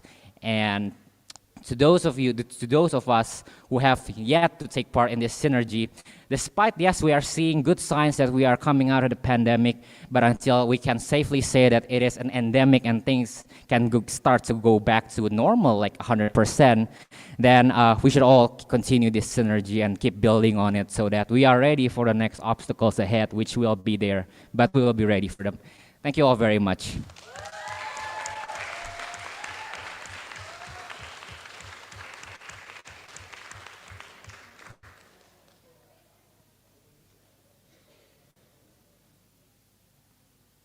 Thank you for the very wonderful speech, Patrick. And now we would like to invite the 3 winners and 3 judges for the medal, for giving the medal. And please help us with the staffs. Okay. We would like to invite Patrick Steven, Vicky Rilis, Muhammad Alfian Sofahairi to the stage to receive their medals, and also to Ibu Nining, Ibu Kartini, and Bapak Minanto to give the medal. For the documentation staff, could also be prepared to take pictures of the winners and also the judges.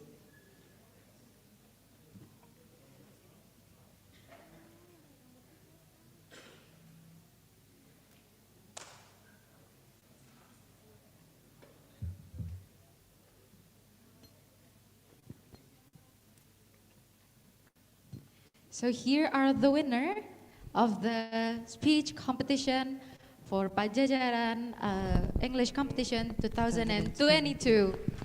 Let's give a round of applause, everybody. Congratulations.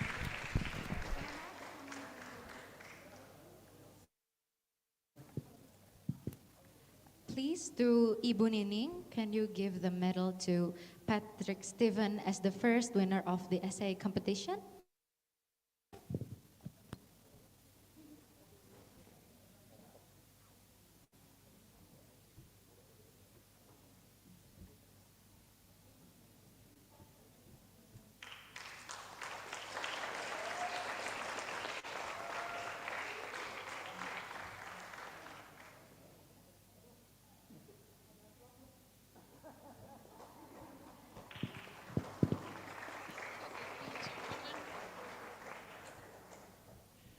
Next, we would like to invite Ibu Kartini to give the medal and the certificate for the second winner of the essay competition, Vicky Rilis.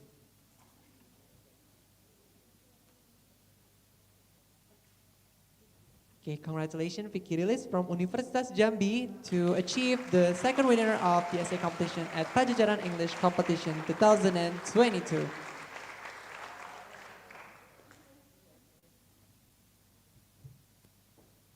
Moving on, we would like to invite Bapak Minanto to give the third winner of the essay competition a medalist to Muhammad Alfian Sofahairi from UIN Syarif Hidayatullah, Jakarta.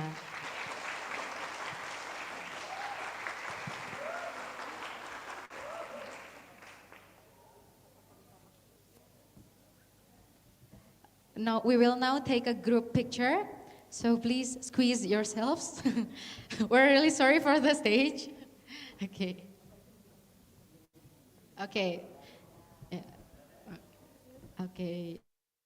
Now I would like to count from 1 to 3, so the documentation will turn out perfect. So 3, 2, 1. Once more. 3, 2, 1. You may all leave the stage. Thank you so much, everybody. Thank you for all the judges, and congratulations for all the winner of essay competition.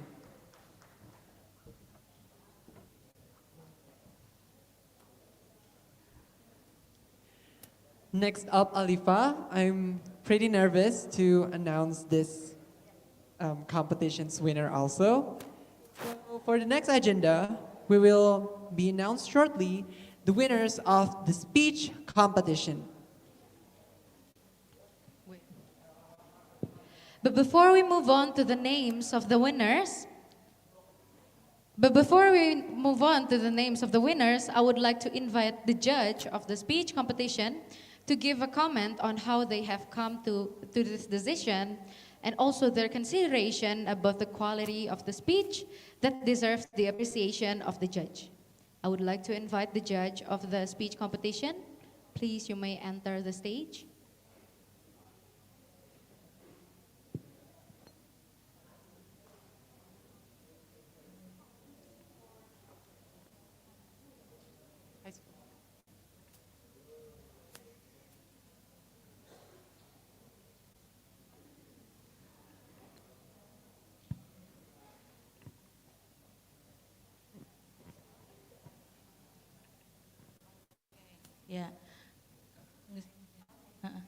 Okay, so on behalf of our team, yeah, okay, from the speech competition, well, actually, three of us are quite, apa ya tadi itu ya, kita emang agak susah gitu ya menentukan karena memang when kalian di sini tuh emang semuanya buat kami bertiga tuh udah jadi pemenang gitu. Jadi ya tepuk tangan semuanya untuk pemenang kita hari ini.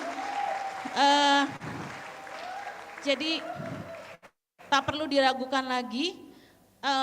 Oleh karena itu kami pun harus bergerak sesuai dengan apa yang diminta di rubrik speech ini gitu ya. Jadi yang dinilai itu adalah tentu saja tadi sudah dikomentari ya, seperti pronunciation, kemudian ada body language juga. Ini saya harus membacakan agar nanti mungkin Bapak Ibu guru atau teman-teman ataupun yang mensupport di sini yang ada gitu ya. Jadi tidak ada membawa hati yang terluka atau hati yang merasa teriris-iris gitu ya, dan nggak mau balik lagi ke Jatinangor karena jauh. Oke, kemudian ada fluency, kemudian ada coherence juga, dan tentu saja grammar ya.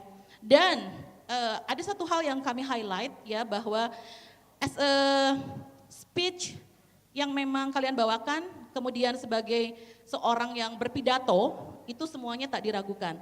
Tapi mungkin yang harus kami highlight di sini bahwa this is about English competition, tentu saja kami harus mendahulukan your English instead of apa yang kemudian semuanya sebenarnya potensial untuk menjadi seorang public speaker di speech contest. Itu saja mungkin komenti ya. Semoga pengumuman yang akan diumumkan membuat kalian bahagia dan kalian memang deserve untuk seperti yang kami harapkan. Pak Rizal atau Pak Randi, gimana saya aja ini udah? Ya udah. Ini ngapain berdiri-berdiri tuh Upin-Ipin? Oke, terima kasih semuanya. Thank you Ibu Emma Thank for you your very words. much, Bu Emma. I agree with Bu Emma. We really hope there's no broken heart that left Jatinangor today. So Alifa, can we moving on to the final announcement for Of the course, speech? Gaiska. We will now announce the winners of the speech competition. The third place of the speech competition of the Padjadjaran English Competition 2022 goes to Haira Zalfa Naila from Mandua, Pekanbaru.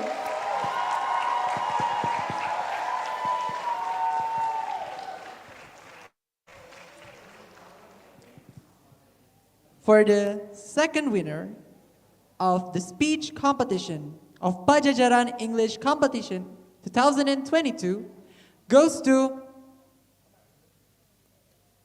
students from SMK Telkom Bandung. Congratulations for Azalea Zahra Alia Latifa.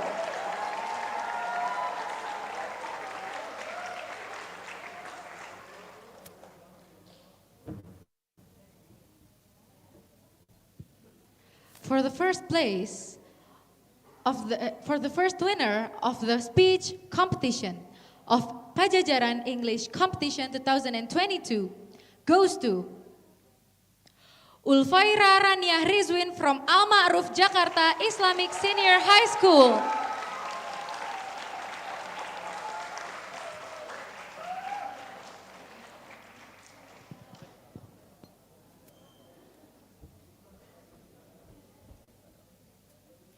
Congratulations for all the three winners of speech competition of Padjadjaran English Competition 2022. And now for the next agenda, we would like to invite Ibu Emma, Bapak Randi, and Bapak Rizal to give a medal and a certificate to the winners.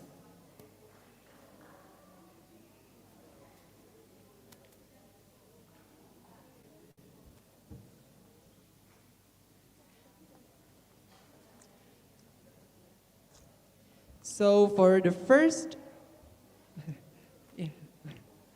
Okay, Pak. So for the first winner, Ufaira Rania Rizwin from Al Ma'ruf Jakarta Islamic Senior High School, the medal and the certificate will be given by Ibu Emma as the judges of the speech competition. Let's give a round of applause, everybody.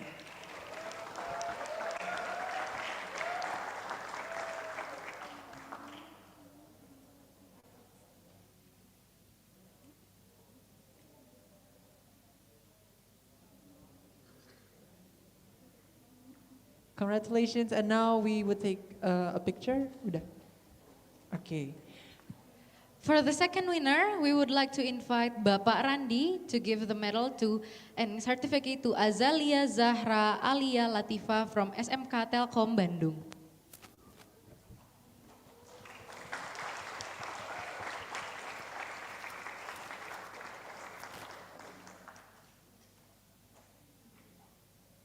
Congratulations. And next, for the third winner of the speech competitions, Khaira Zalfa Naila from Mandua Bandung, from Mandua Pekanbaru. The medal and the certificate will be given by Bapak Rizal. Congratulations.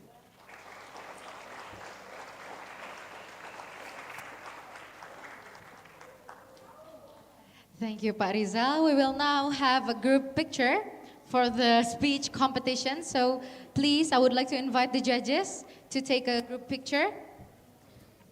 Okay, please squeeze yourselves in. Or perhaps you may create, oh, okay, it's fine.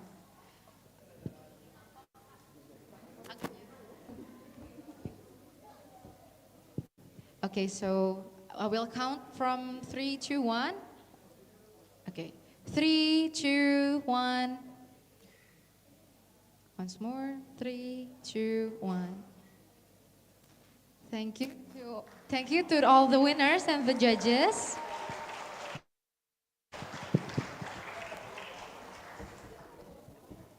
Congratulations, you guys.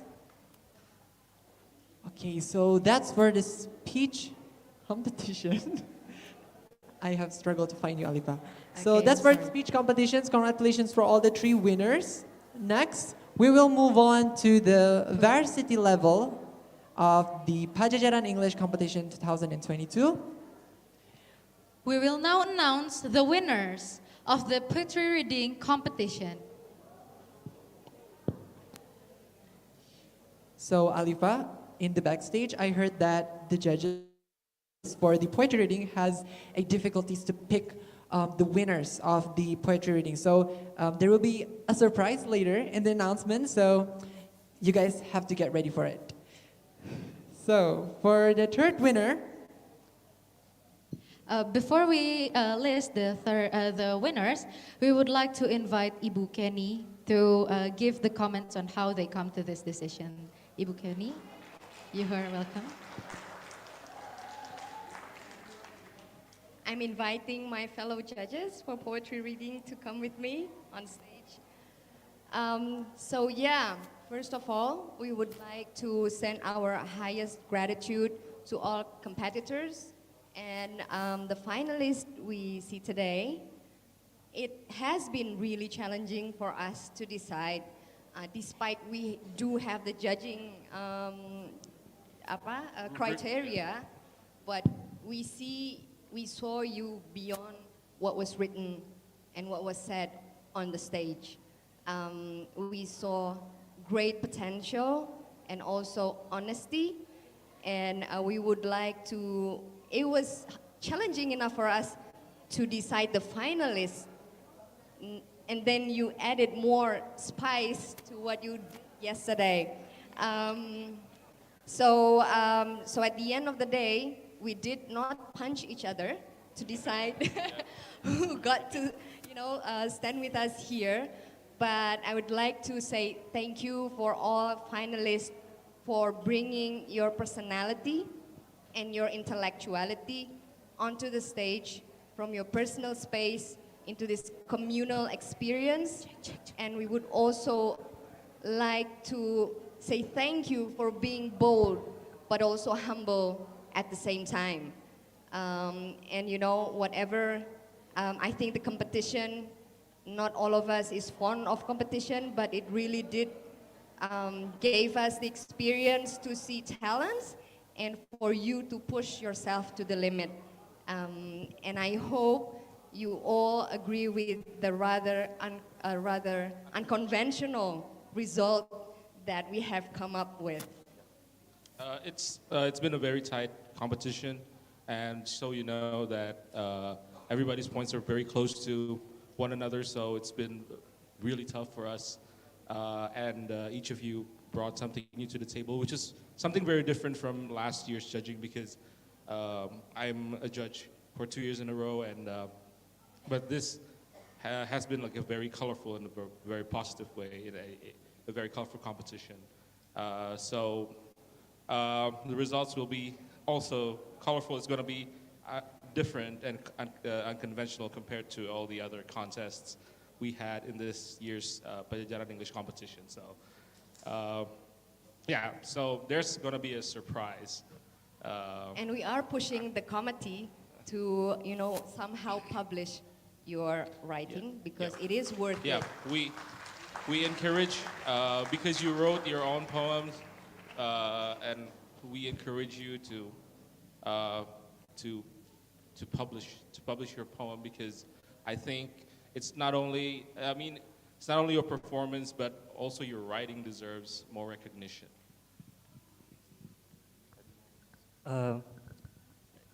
I think those who watched the poetry reading performance earlier this day will know that there's no denying that everyone there are great poets, and I was a participant here, and I had been an organizer for this event, and for me to now be the judge for poetry reading, believe me when I say that I've never seen such a great lineup for poets until this year.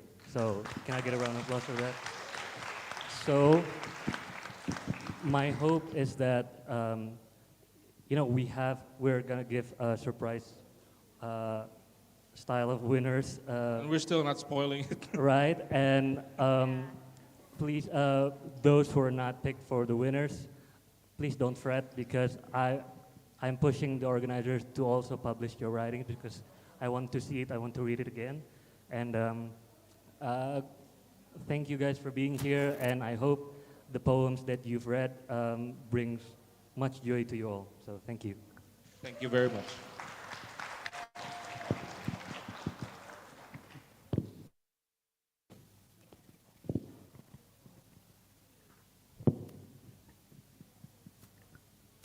Thank you very much for all the judges from the poetry reading competitions. We now would like to announce the winners of the poetry reading competition. The third winner of the poetry reading competition of Padjadjaran English Competition 2022 is Hosam Hamzah Saud Juad Al-Said from Universitas Padjadjaran. Congratulations, Sam. Congratulations to Hosam.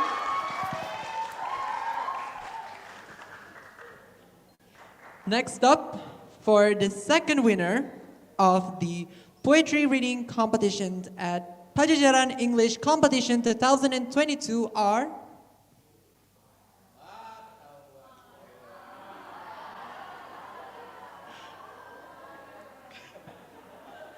congratulations for Ariel from Universitas Maranatha. And congratulations for Fadilah Arsi Nugraha from Universitas Bina Nusantara. Congratulations to both of you. Both of you have successfully taken the second spots on the poetry reading competitions. Congratulations. Moving on to the first winner of the poetry reading competition. The first winner of the poetry reading competition of Padjadjaran English Competition 2022 is Carlita Carolina from Universitas Widyatama.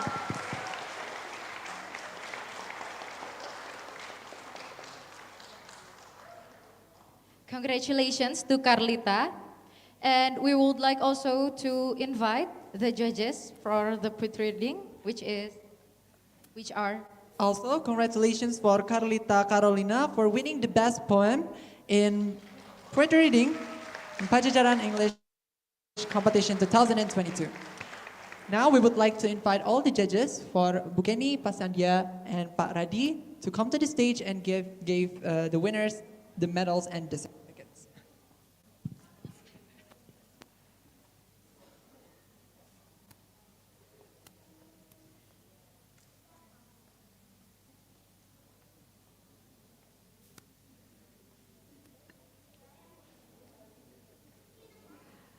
We would like to invite Ibu Kenny to the stage to give Carlita Carolina the certificate and the medal.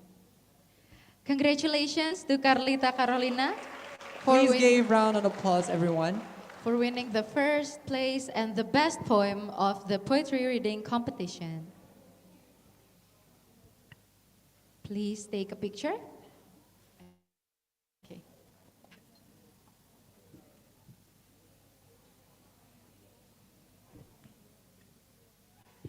Okay, so for the next winners is the second winner, who is Ariel from Universitas Maranatha and Fadila Arsi Nugraha from Universitas Bina Nusantara, and the medals will be given by Pak Sandia. Congratulations. Okay, so for the medals, it's Perhaps up to you guys can share for now, because we will give the medal shortly after this. Bahkan panitianya aja kaget ya sama hasil dari ini gitu. Nanti boleh ya lewat JNE atau Tiki. Congratulations to Ariel and Fadila. Lastly, we would like to invite Bapak Radi to give the medal and the certificate to Hossam Hamzah Saud Juad Alshad from Unpad. Congratulations, Hossam.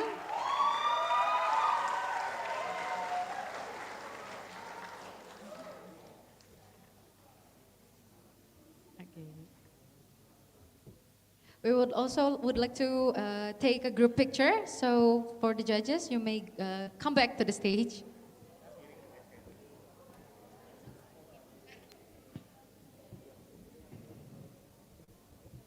Okay. So are the staff documentations ready? In 3, 2, 1, cheese.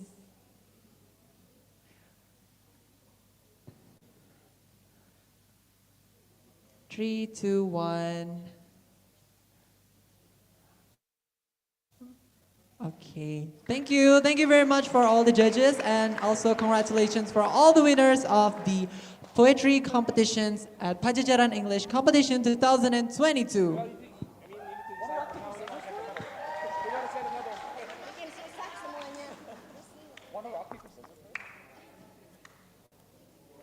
Moving on, we will announce the storytelling competition. Aren't you excited, guys? I'm really excited because I see a lot of great performance despite the minimum time of preparations for the final round, and all the finalists and the storytelling competitions already given their best. So I'm really excited to announce the winners of the storytelling competitions, Alifa. So before we moving on to the agenda of the announcement, I would like to invite again the storytelling judges to give a comment, feedback on how they have come to the decision on deciding which are the winners for the storytelling competition. So for Ibu Andika, Ibu Ari, okay. For Ibu Ari to come to the stage and give us her speech. Thank you. Okay, thank you. On behalf of the adjudicators for storytelling competition, I am here to point out a few things, particularly the aspects judged from this category, namely, to name a few, so we have to score the pronunciation, grammatical accuracy, and also costume and properties, as well as musical background, and message, the message of the story, so all of the above. And at times, some of the contestants are delivering the story quite well, but at times we have difficulties in understanding the story because of the pronunciation. Some words are mispronounced, and then the story is told too hastily, which hinders the way the story is delivered clearly. So that's also one of the obstacles that we saw today. And I also need to underline that the judge's decision is definite. And the three names that will be announced deserve to be the winners for this category. Thank you. Thank you very much, Bu Ari. Now, we would like to start the announcement of the storytelling competition's winners. So, for the third winners of the storytelling competitions of Padjadjaran English Competition 2022 goes to students from SMA IT Darul Quran Abdullah Azam Devrian. Congratulations to Azam. You may come to the stage.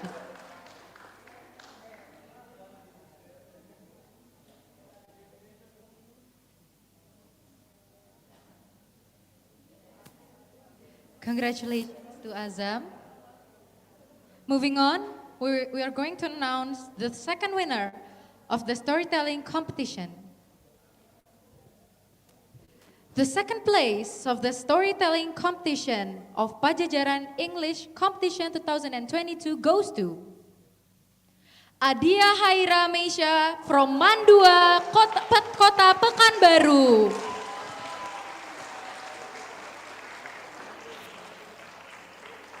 Congratulations to Adia. You may come to the stage.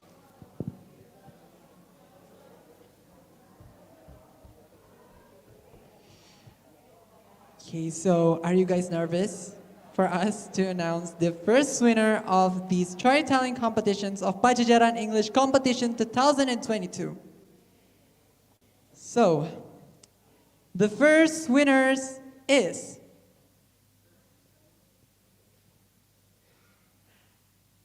the first winner of the storytelling competitions of Padjadjaran English Competition 2022 is Syahad Abdullah Katan from Mantiga, Sukabumi. Congratulations, Syahad. You may come to the stage. So here are the winners of the storytelling competition of Padjadjaran English Competition 2022. Please give them a round of applause.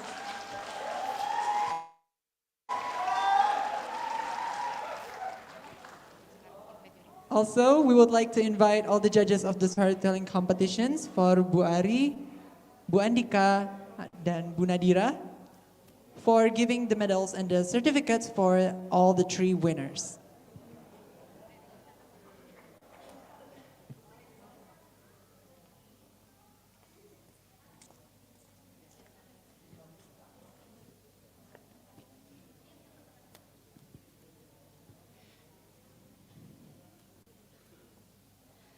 We would like to invite Ibu Andika to give Syahad Abdullah Katan the medal and the certificate.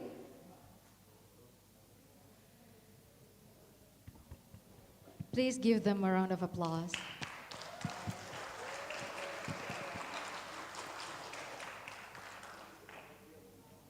Congratulations to Syahad. So for the second winners, we would like to invite Ibu Ari to give Aida Khalifa Meisha from Mandua Kota Pekanbaru the medals and the certificate. Please give a round of applause, everyone. Congratulations. Lastly, we would like to ask Ibu Nadira to come to the stage to give Abdullah Azam Devrian his medal and certificate.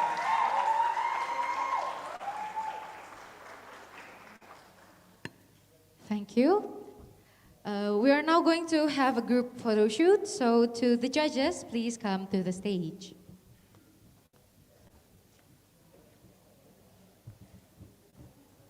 Okay. We're now going to count from 1 to 3, so please be prepared. 3, 2, 1. Once more. 3, 2, 1. Please, you may all go to your seat. Thank you.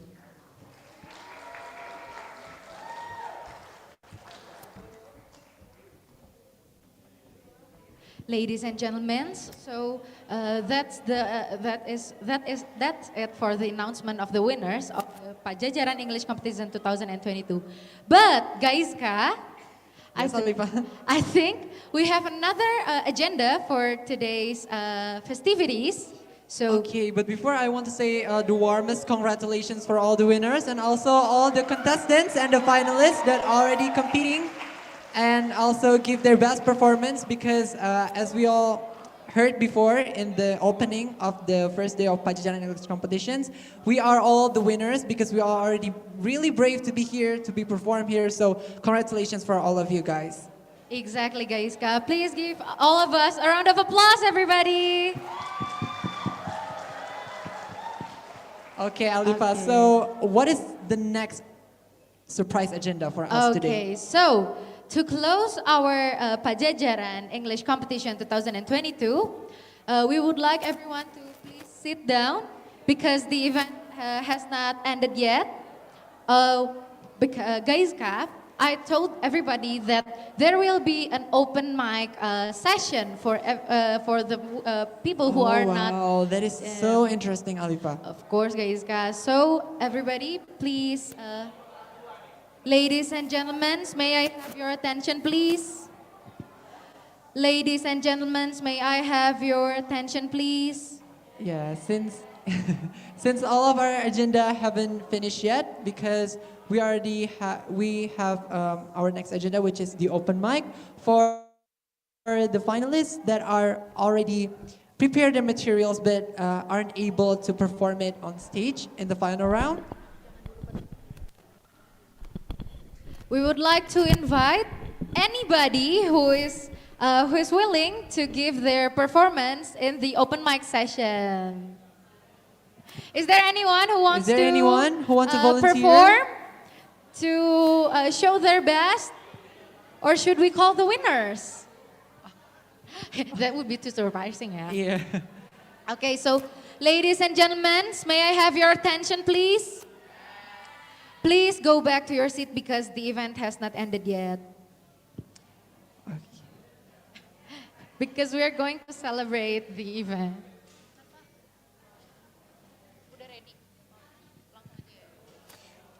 Okay, so since it seems like the open mic session has already ended without any volunteer. Without anyone who wants to come to the stage, yeah. We're so sad because nobody wants to come to the stage with anyways. But it is okay because we have another special performance to celebrate all of our winners and all the contestants that are already competing in Padjadjaran English Competition 2022, Alifa. Okay, guys, but before we move on to the special performance, I would like to invite Carlita Carolina from Universitas Widyatama to come to the stage, please. Carlita, can you come to the stage? Okay.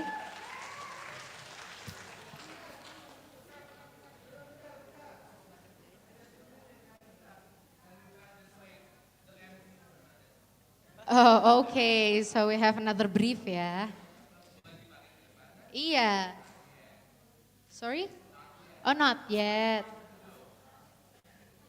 But we need Carlita here. We're so lonely. Oh, later. Sorry? Oh, okay. So before Carlita need to prepare, Alifa. Okay. So Carlita needs her time, yeah. Okay, so shall we just call the special performer to the stage? Of course, because I think everybody is already excited to see what is the special performance. Exactly, guys.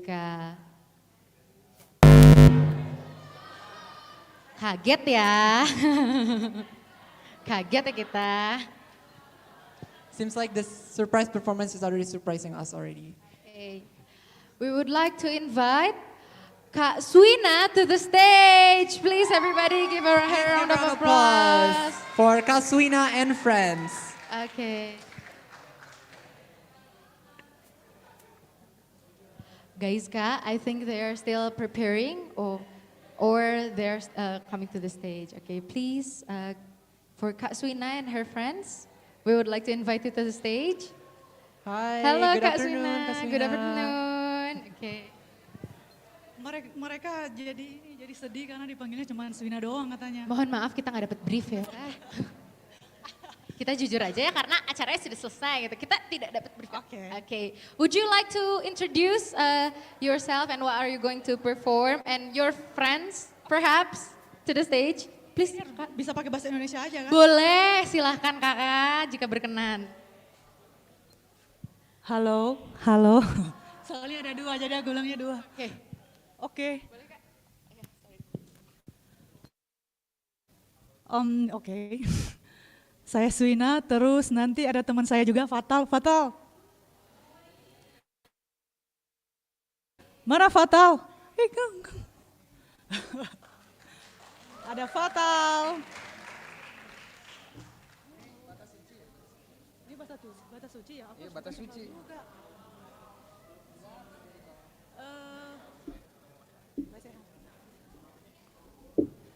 Satu lagi yang main saxophone, ada Karo. Ini orangnya, Pak Ari. Oh my God, what should I do? Aduh, Shana.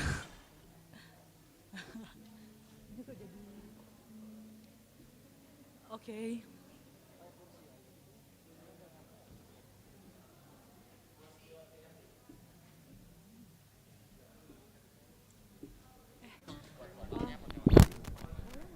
Boleh nggak aku di belakang situ? Aku pengen di belakang sini, Cek. Boleh nggak?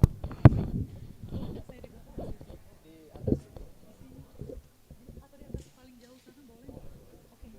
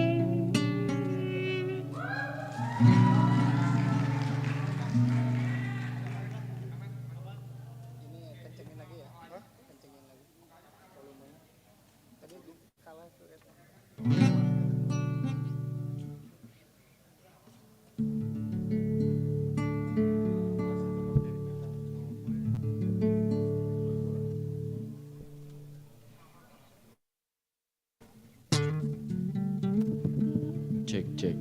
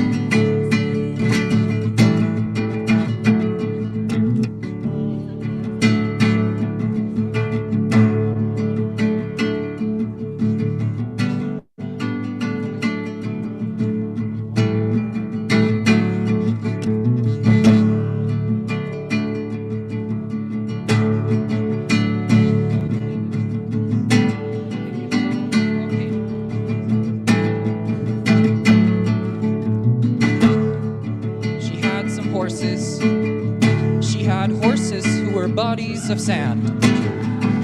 She had horses who were maps drawn of blood. She had horses who were skins of ocean water. She had horses who were the blue air of sky.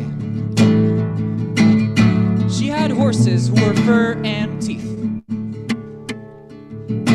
She had horses who were clay and would break. She had horses who were splintered, red cliff.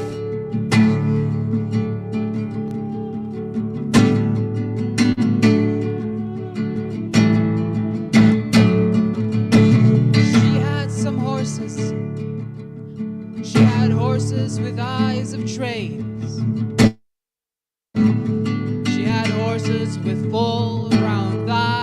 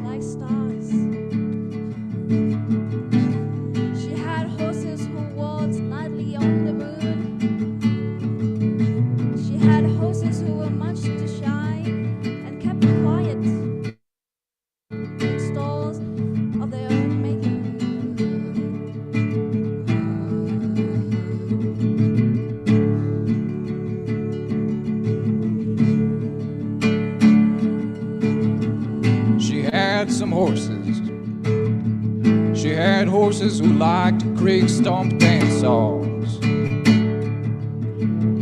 She had horses who cried in their beer.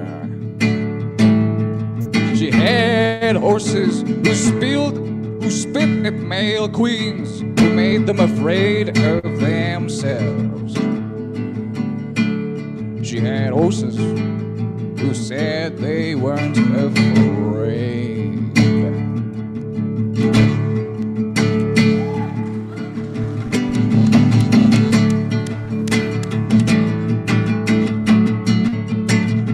She had horses who lied. She had horses who told the truth, who were stripped bare of their tongues.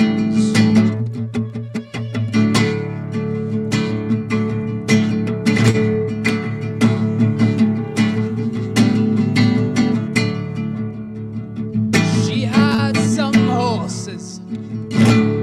She had horses who called themselves horse. She had horses who called themselves spirit and kept their voices secret and to themselves. She had horses who had no names. She had horses who had books of names.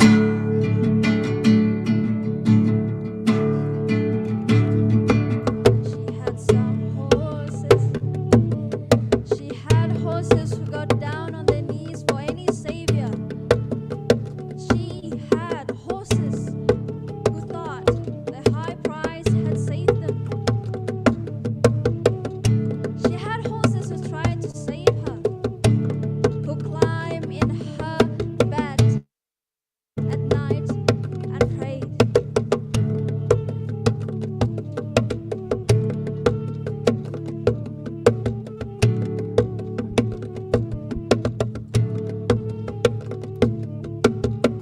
She had horses. She had horses who got down on their knees for any savior. She had horses who thought their high price had saved them. She had horses who tried to save her, who climbed in her bed at night and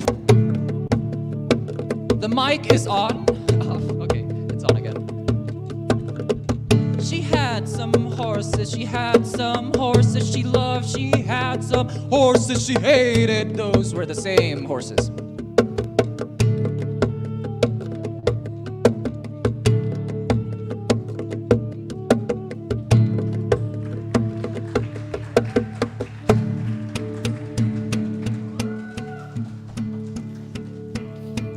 Udah habis ya musiknya, tadi aku mau ngajak Bu Ari, soalnya lagi santai. Jadi ini yang menang. Wow, selamat. Ini yang menang baca puisi. Kayak mana kayak tadi.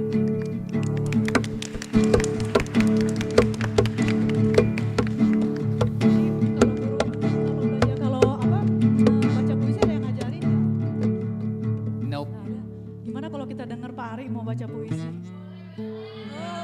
Pak Ari! Pak Ari! Maju Pak. Soalnya biasanya Pak Ari suka nembak-nembak baca puisi. Sekarang aku mau nembak Pak Ari baca puisi.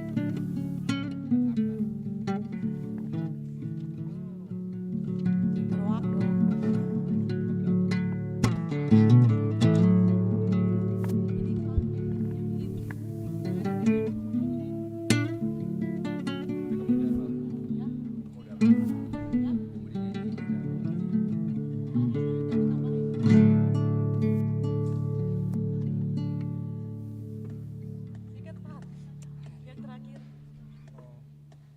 Him, Jack Kerouac. And by the way, the first two were two choruses by Jack Kerouac, and this time is him.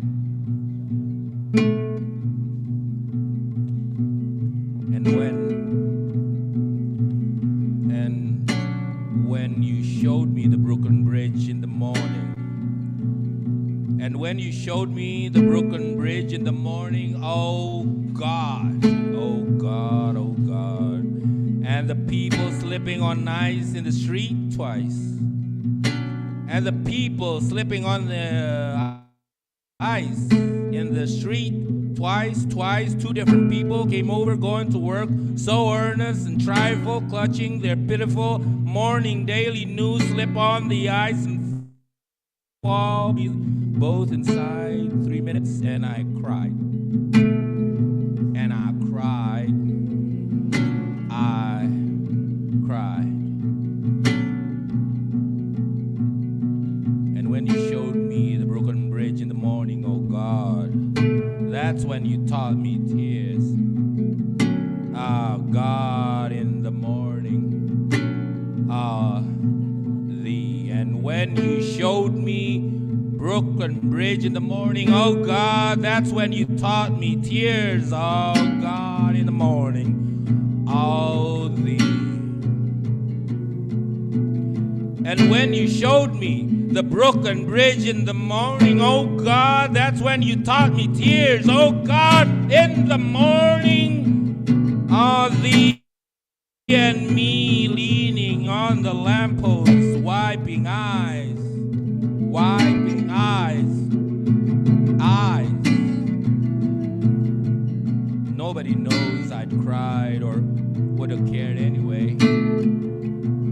But oh, I saw my father and my grandmother's mother, and the long lines of chairs and tear-serious and dead, and all me, I know, God, you had better plans than that.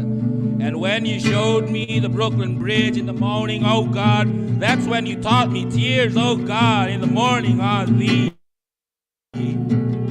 So whenever plan you have for me, oh God, oh thee, so whatever plans you have for me, whatever plan you have for me, splitzer of majesty, making it short, brief, making it snappy, bring me home in the eternal mother today. And when you showed me the Brooklyn Bridge in the morning, oh God, that's when you taught me tears, oh God, in the morning, ah thee, and me leaning on the lamppost, wiping eyes. So whenever, whatever you plan you have for me, splitter of majesty, making it short, brief, making it snappy, bring me home to the eternal mother today, at your service, anyway. And until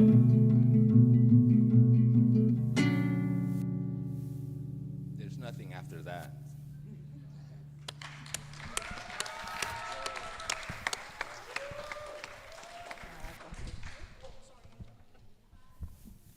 Itu tadi juara harapan 1, Pak, bukan? Bukan dong. Bercandain Pak Ari ini gimana ya Pak Ari?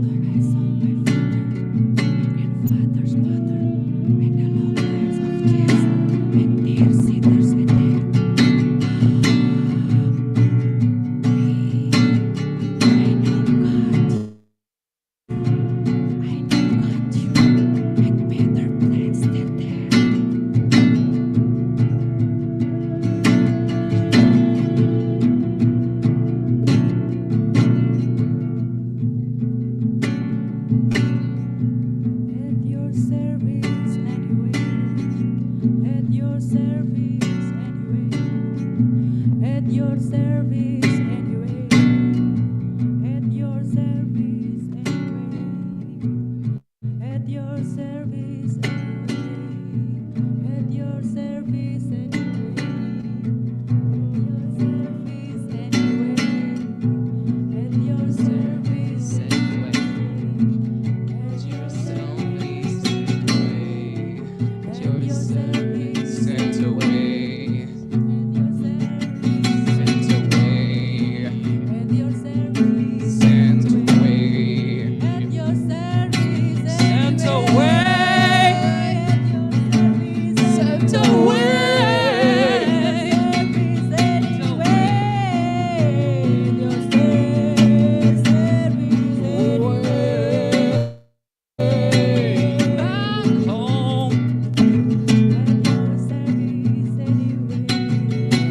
At your service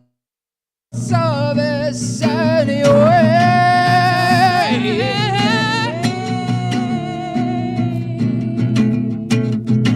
At your service anyway. At your service anyway. At your service anyway. At your service anyway. At your service anyway. At your service anyway. At your service anyway. At your service anyway. At your service anyway. At your service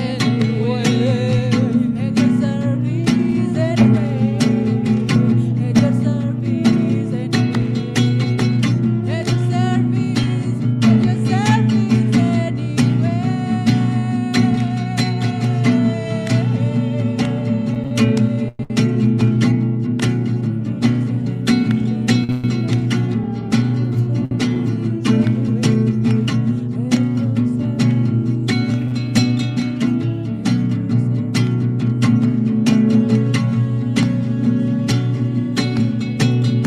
At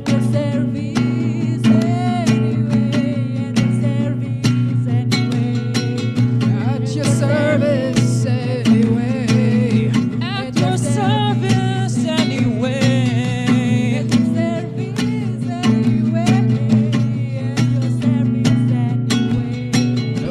your service anyway. At your service anyway. At your service anyway.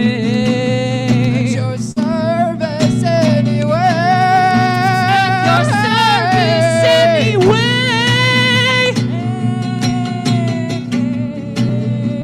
At your service anyway.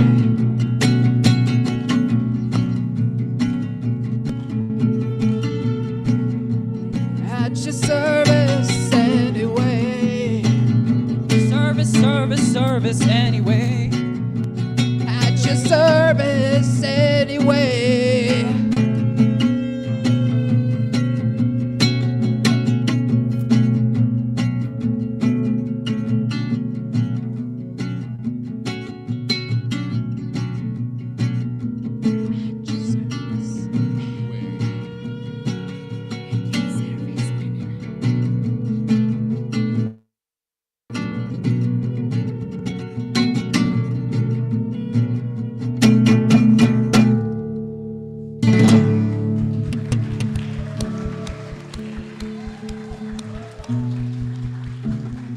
Pak Ari, ini oke juga ya tadi kolaborasinya mereka suaranya Pak Ari. Oke, tadi sebenarnya tapi kan aku bilangnya sambil gini. Nah, tadi kan udah perkenalkan diri. Sebenarnya ini bukan Srina and Friend Pak Ari. Kita namanya apa namanya kita Fatal? Caparuni. Caparuni katanya namanya Pak Ari. Jadi ini Srina ini Fatal itu. Jadi kita ditembak juga nih, lagi-lagi sama seperti yang di Baksil di suatu tempat di Baksil sana. Jadi udah, soalnya Bu Ari kayaknya udah mau minta pulang ya Bu Ari. Soalnya tadi nggak sempat nembak Pak Ari, soalnya udah disikat semua sama mereka. Pak Ari, puisinya gimana dong?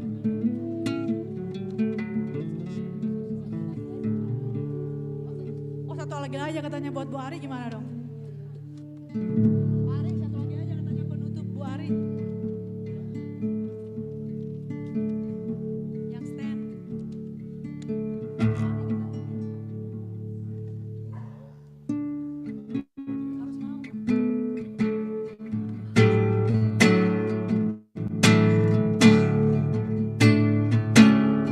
Pak Ari kayaknya lagi on fire nih.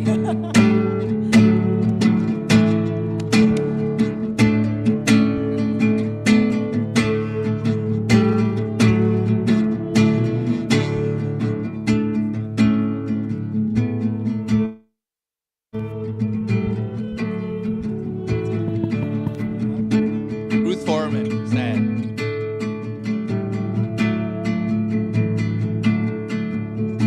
"Why so afraid to stand up? Why so afraid to stand up? Someone will tell you. Someone will tell you. Sit down. Why so afraid to stand up? Someone will tell you. Sit down. Sit down. Sit down. Why so afraid to stand up? Someone will tell you to sit down. Why so afraid to stand up? Someone will tell you to sit down. But here's the truth. Someone will always tell you sit down. But here's the truth. Someone will always tell you sit down. Why so afraid to stand up? Someone will tell you sit down. But here's the truth. Someone will always tell you sit down. Why so afraid to stand up? Someone will tell you sit down. But here's the truth. Someone will always tell you to sit down. But the ones we remember, the ones that we remember, the ones that we remember kept standing.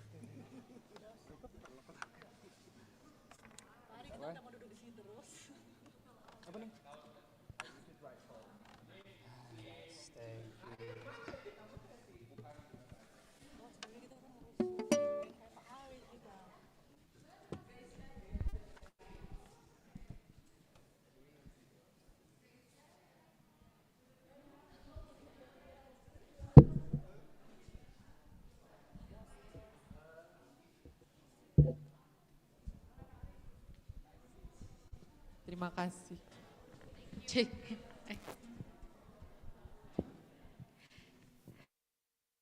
Thank you so much for Kak Sweetna and and her friends, Kak. Oh, Caparuni. Oke, Caparuni, terima oke. kasih. Mohon maaf kita tidak dikasih brief sama panitia ya. Let's give round of applause for Caparuni, guys. Yay. Dan juga Hosem dan And the winners of the poetry reading competition. Dan Pak Ari. And Pak Ari. Yay. We would like to thank all of you for all the participants, judges, and staff. finalists, and also our loving staffs and lecturers who have come for this year's PEC 2022. Which are held in 2 days, and we have a good time here as an MC. Thank you so much. So, what next? We are very looking forward to your participation in PEC 2023. Thank you so much and have a great time, everyone. Have a good rest also. Thank you. Thank you. Thank you.